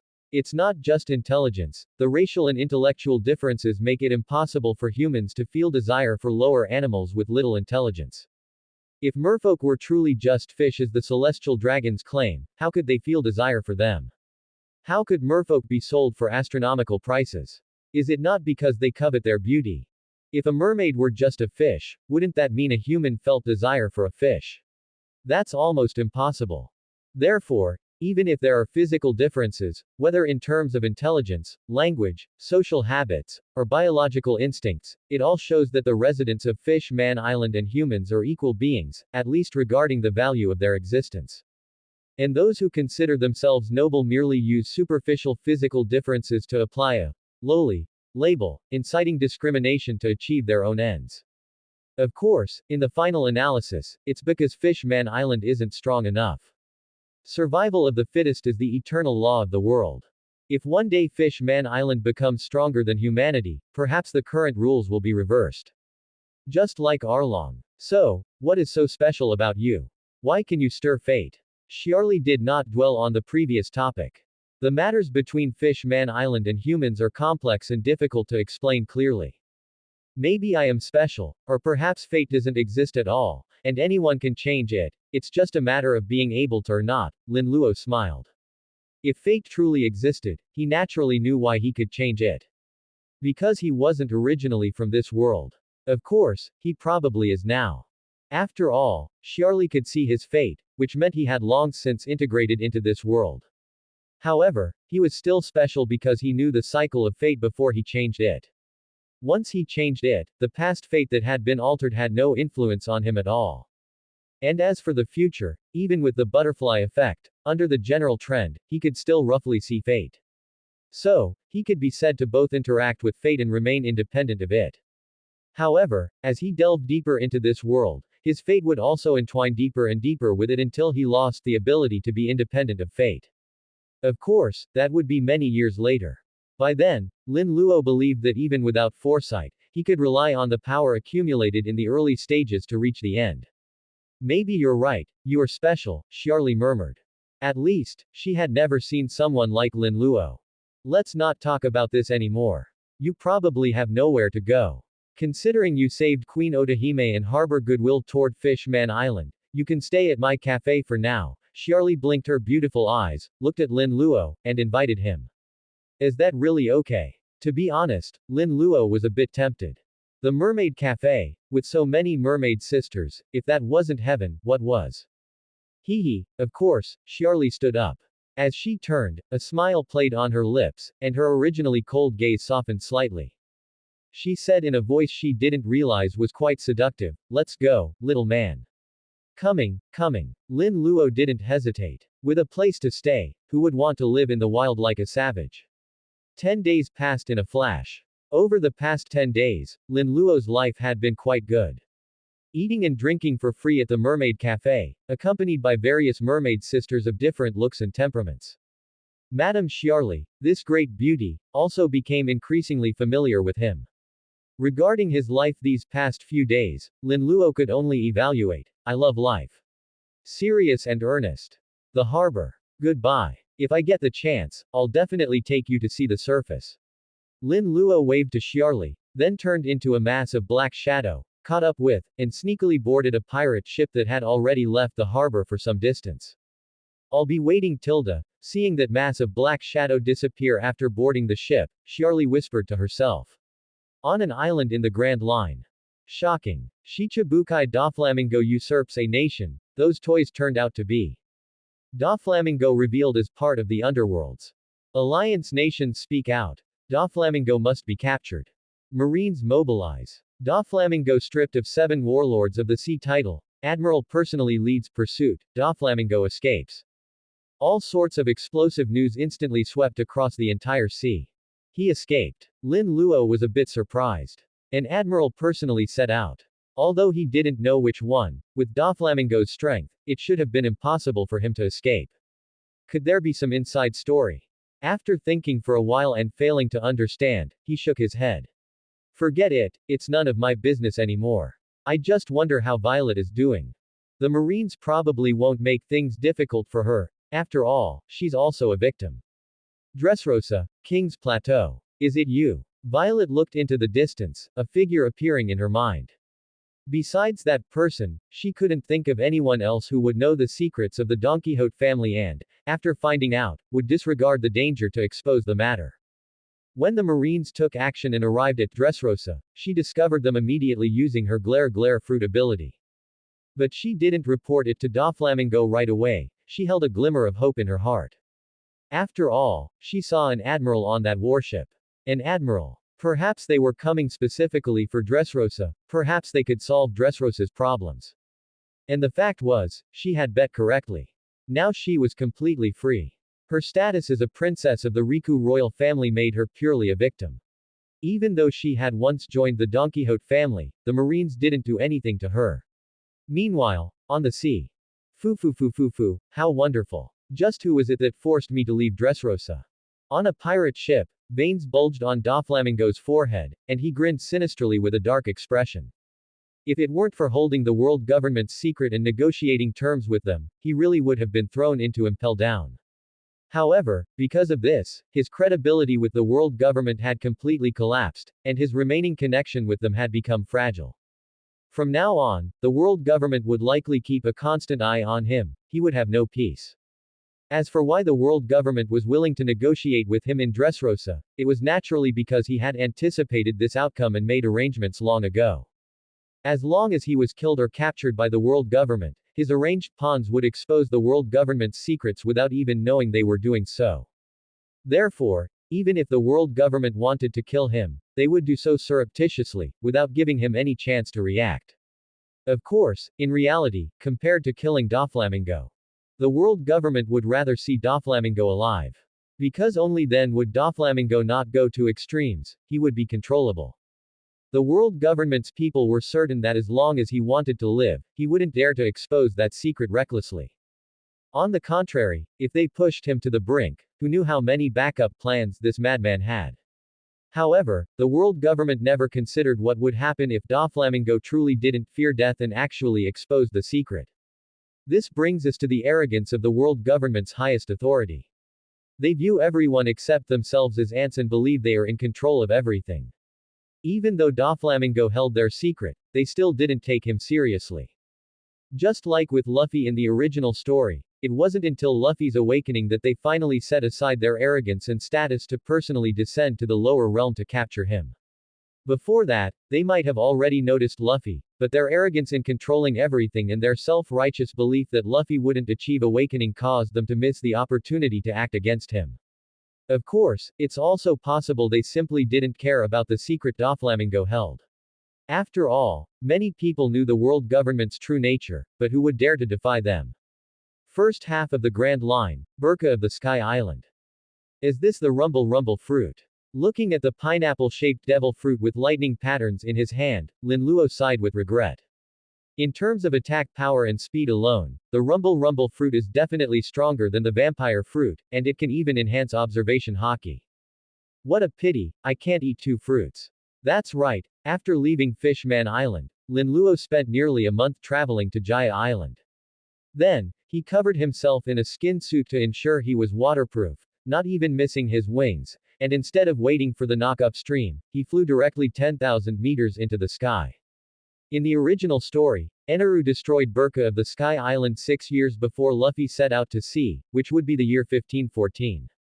Lin Luo guessed that Eneru likely obtained the Rumble Rumble fruit during that period, perhaps slightly earlier, but not by much.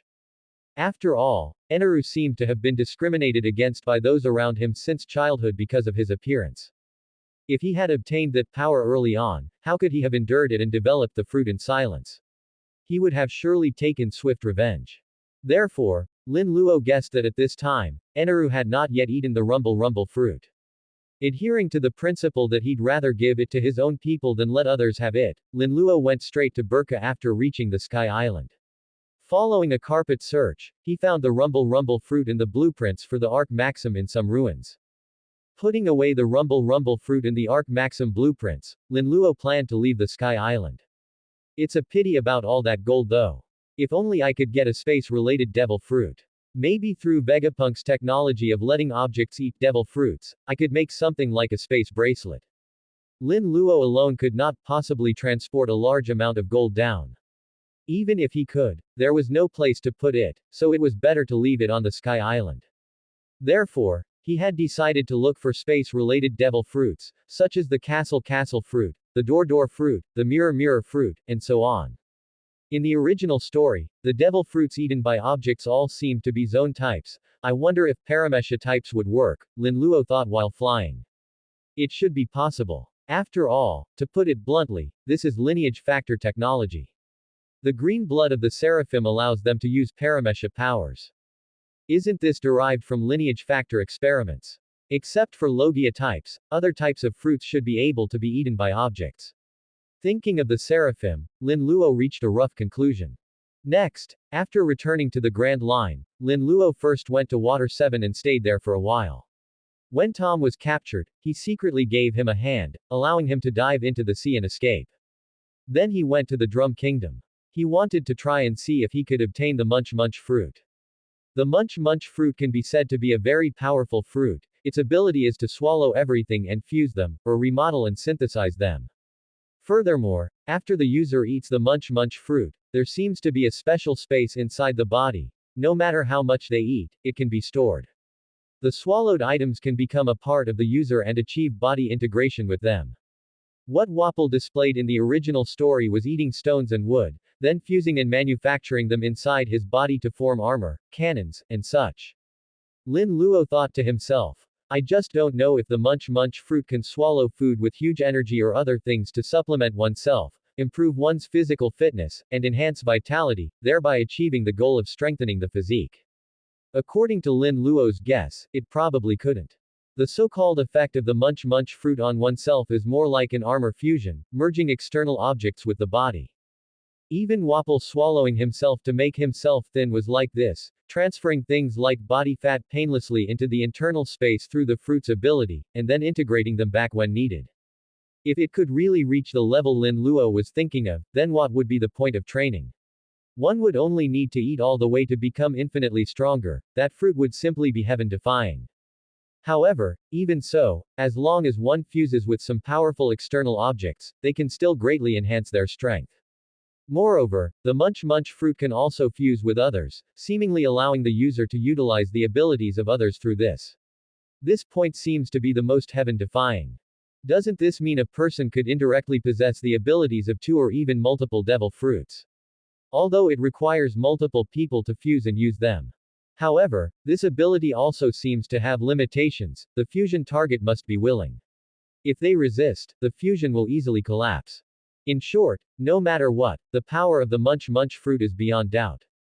Thinking of the munch fruit's power, Lin Luo naturally had no reason to let it go. First, he infiltrated the treasury of the Drum Kingdom but found nothing. He then searched through the entire royal palace, checking every nook and cranny, but still had no harvest.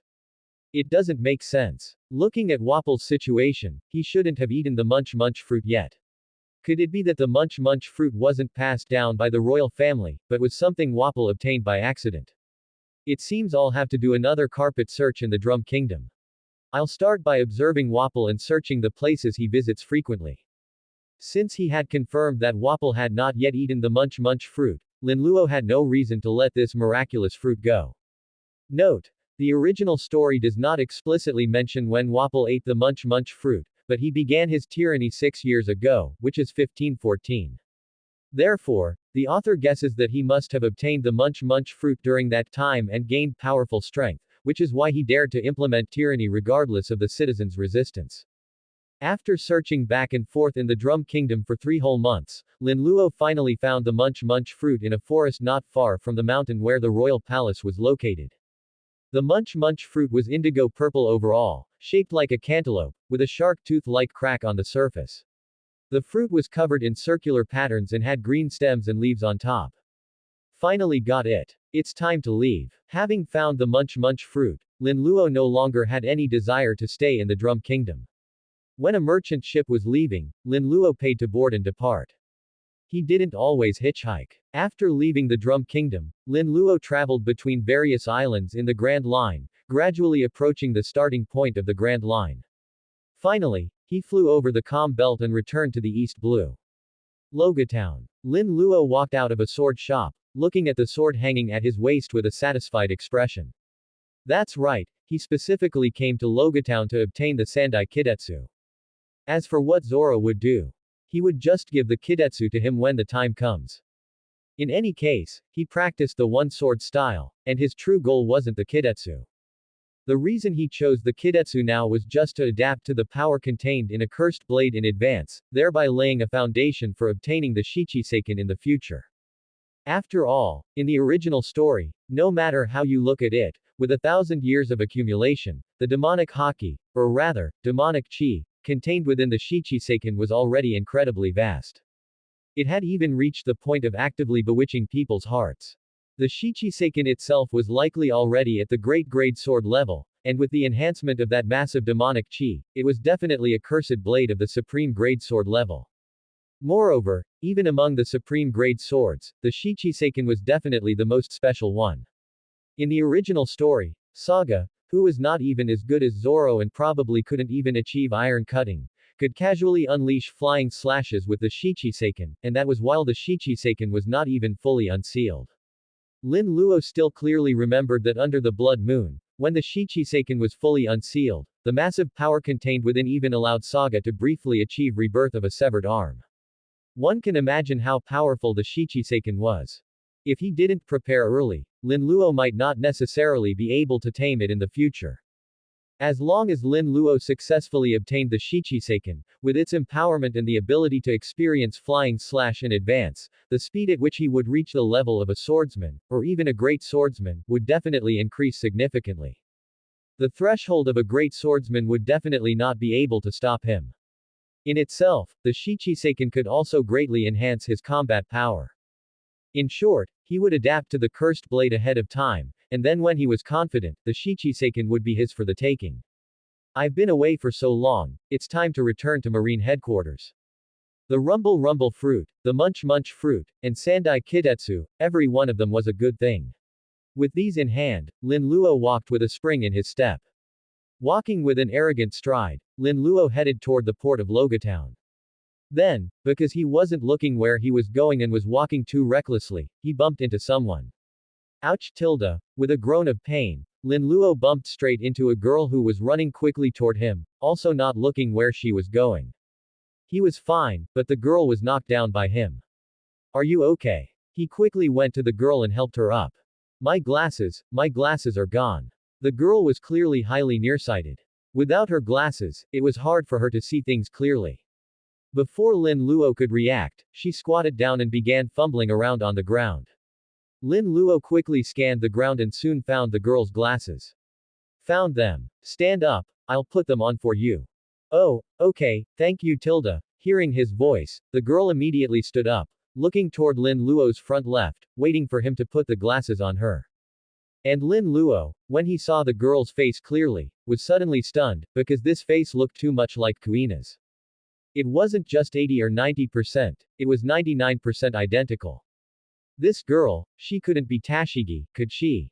This thought immediately popped into Lin Luo's mind. The girl's personality, combined with her nearsightedness, meant she clearly wasn't Kuina.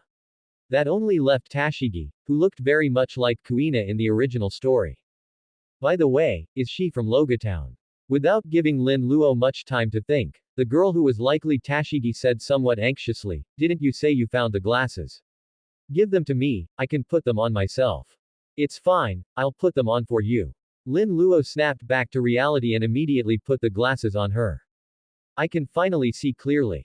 After a moment of daze, Tashigi quickly saw the person in front of her. With her sharp eyes, she soon noticed the onikiri at Lin Luo's waist. This sword. Tashigi quickly took a small booklet out of her pocket and flipped through it rapidly, immediately finding the introduction for the onikiri. Then, she suddenly looked at the onikiri, an unprecedented light erupting in her eyes. Her voice was excited and trembling as she asked, is this the Sandai Kidetsu? That's right. Lin Luo nodded. Seeing the girl in front of him so excited upon seeing the onikiri, Lin Luo was basically certain she was Tashigi. Tashigi ignored Lin Luo's answer and said to herself, legend has it that there are 3 generations of Kidetsu. When the first Kidetsu was forged, it was already one of the 12 supreme grade Meito. Although the Nadai Kidetsu is not as good as the Shodai Kidetsu, it is still one of the 21 great grade Meito. While the Sandai Kidetsu is not as good as the previous 2 generations, its exquisite craftsmanship still rivals that of a skillful grade Meito. Furthermore, all 3 generations of Kidetsu are cursed blades, and their owners all seem to be famous figures. Could you let me touch this sword? After finishing her monologue, Tashigi asked somewhat bashfully. Then, as if feeling that it was impolite, she immediately added, my name is Tashigi. I am determined to collect all the famous swords in the world that have fallen into the hands of villains. So, I don't want to possess it. Of course, no problem, but be careful, it's a cursed blade. Tashigi had revealed her name, confirming she was indeed the Tashigi from the original story. He still had a good impression of the Tashigi from the original story. After all, she was at least a person of justice, even if her strength was a bit weak. Thank you. Having received permission, Tashigi bowed deeply. Then, she carefully took the onikiri from Lin Luo's hand as if she were handling a rare treasure. Drawing the sword slightly from its scabbard, a cold light flashed from the blade, which even faintly shimmered with a strange luster. It really is the Sandai Kidetsu. As expected of a cursed blade, it's so sinister. Tashigi murmured to herself. After admiring it for a moment, she returned the sword to Lin Luo and warned him with a serious face, "This sword is very precious, don't lose it easily." "Don't worry." Lin Luo nodded, his good impression of Tashigi increasing a bit more. "By the way, you were walking so hurriedly just now. Do you have something important to do?" Lin Luo reminded her. "Oh, it's nothing important. I just heard that some new swords arrived at the shop and I wanted to go take a look," Tashigi replied somewhat sheepishly. "This girl is really honest, she answers whatever I ask." Lin Luo thought to himself. "Then how about I go with you to take a look? I'm quite curious about you. After all, you look very much like a friend of mine." As Lin Luo spoke, he took a pendant from his pocket. The pendant was shaped like a pocket watch. Opening the lid, inside was a photo of him with Luffy, Zoro, Kuina, and Yuta. When Tashigi heard Lin Luo's clumsy pickup line, the good impression she had gained from him letting her see the sword dropped slightly. However, when she saw one of the girls in the photo, she was in disbelief. She stared blankly at the Kuina in the picture. How is this possible? How can they really look so much alike? You guys aren't relatives, or blood related, are you? Lin Luo had long been curious about this. There are many people in the world who look alike, but strangers who look almost identical or virtually non-existent. If this happens, 9 times out of 10, they are blood related.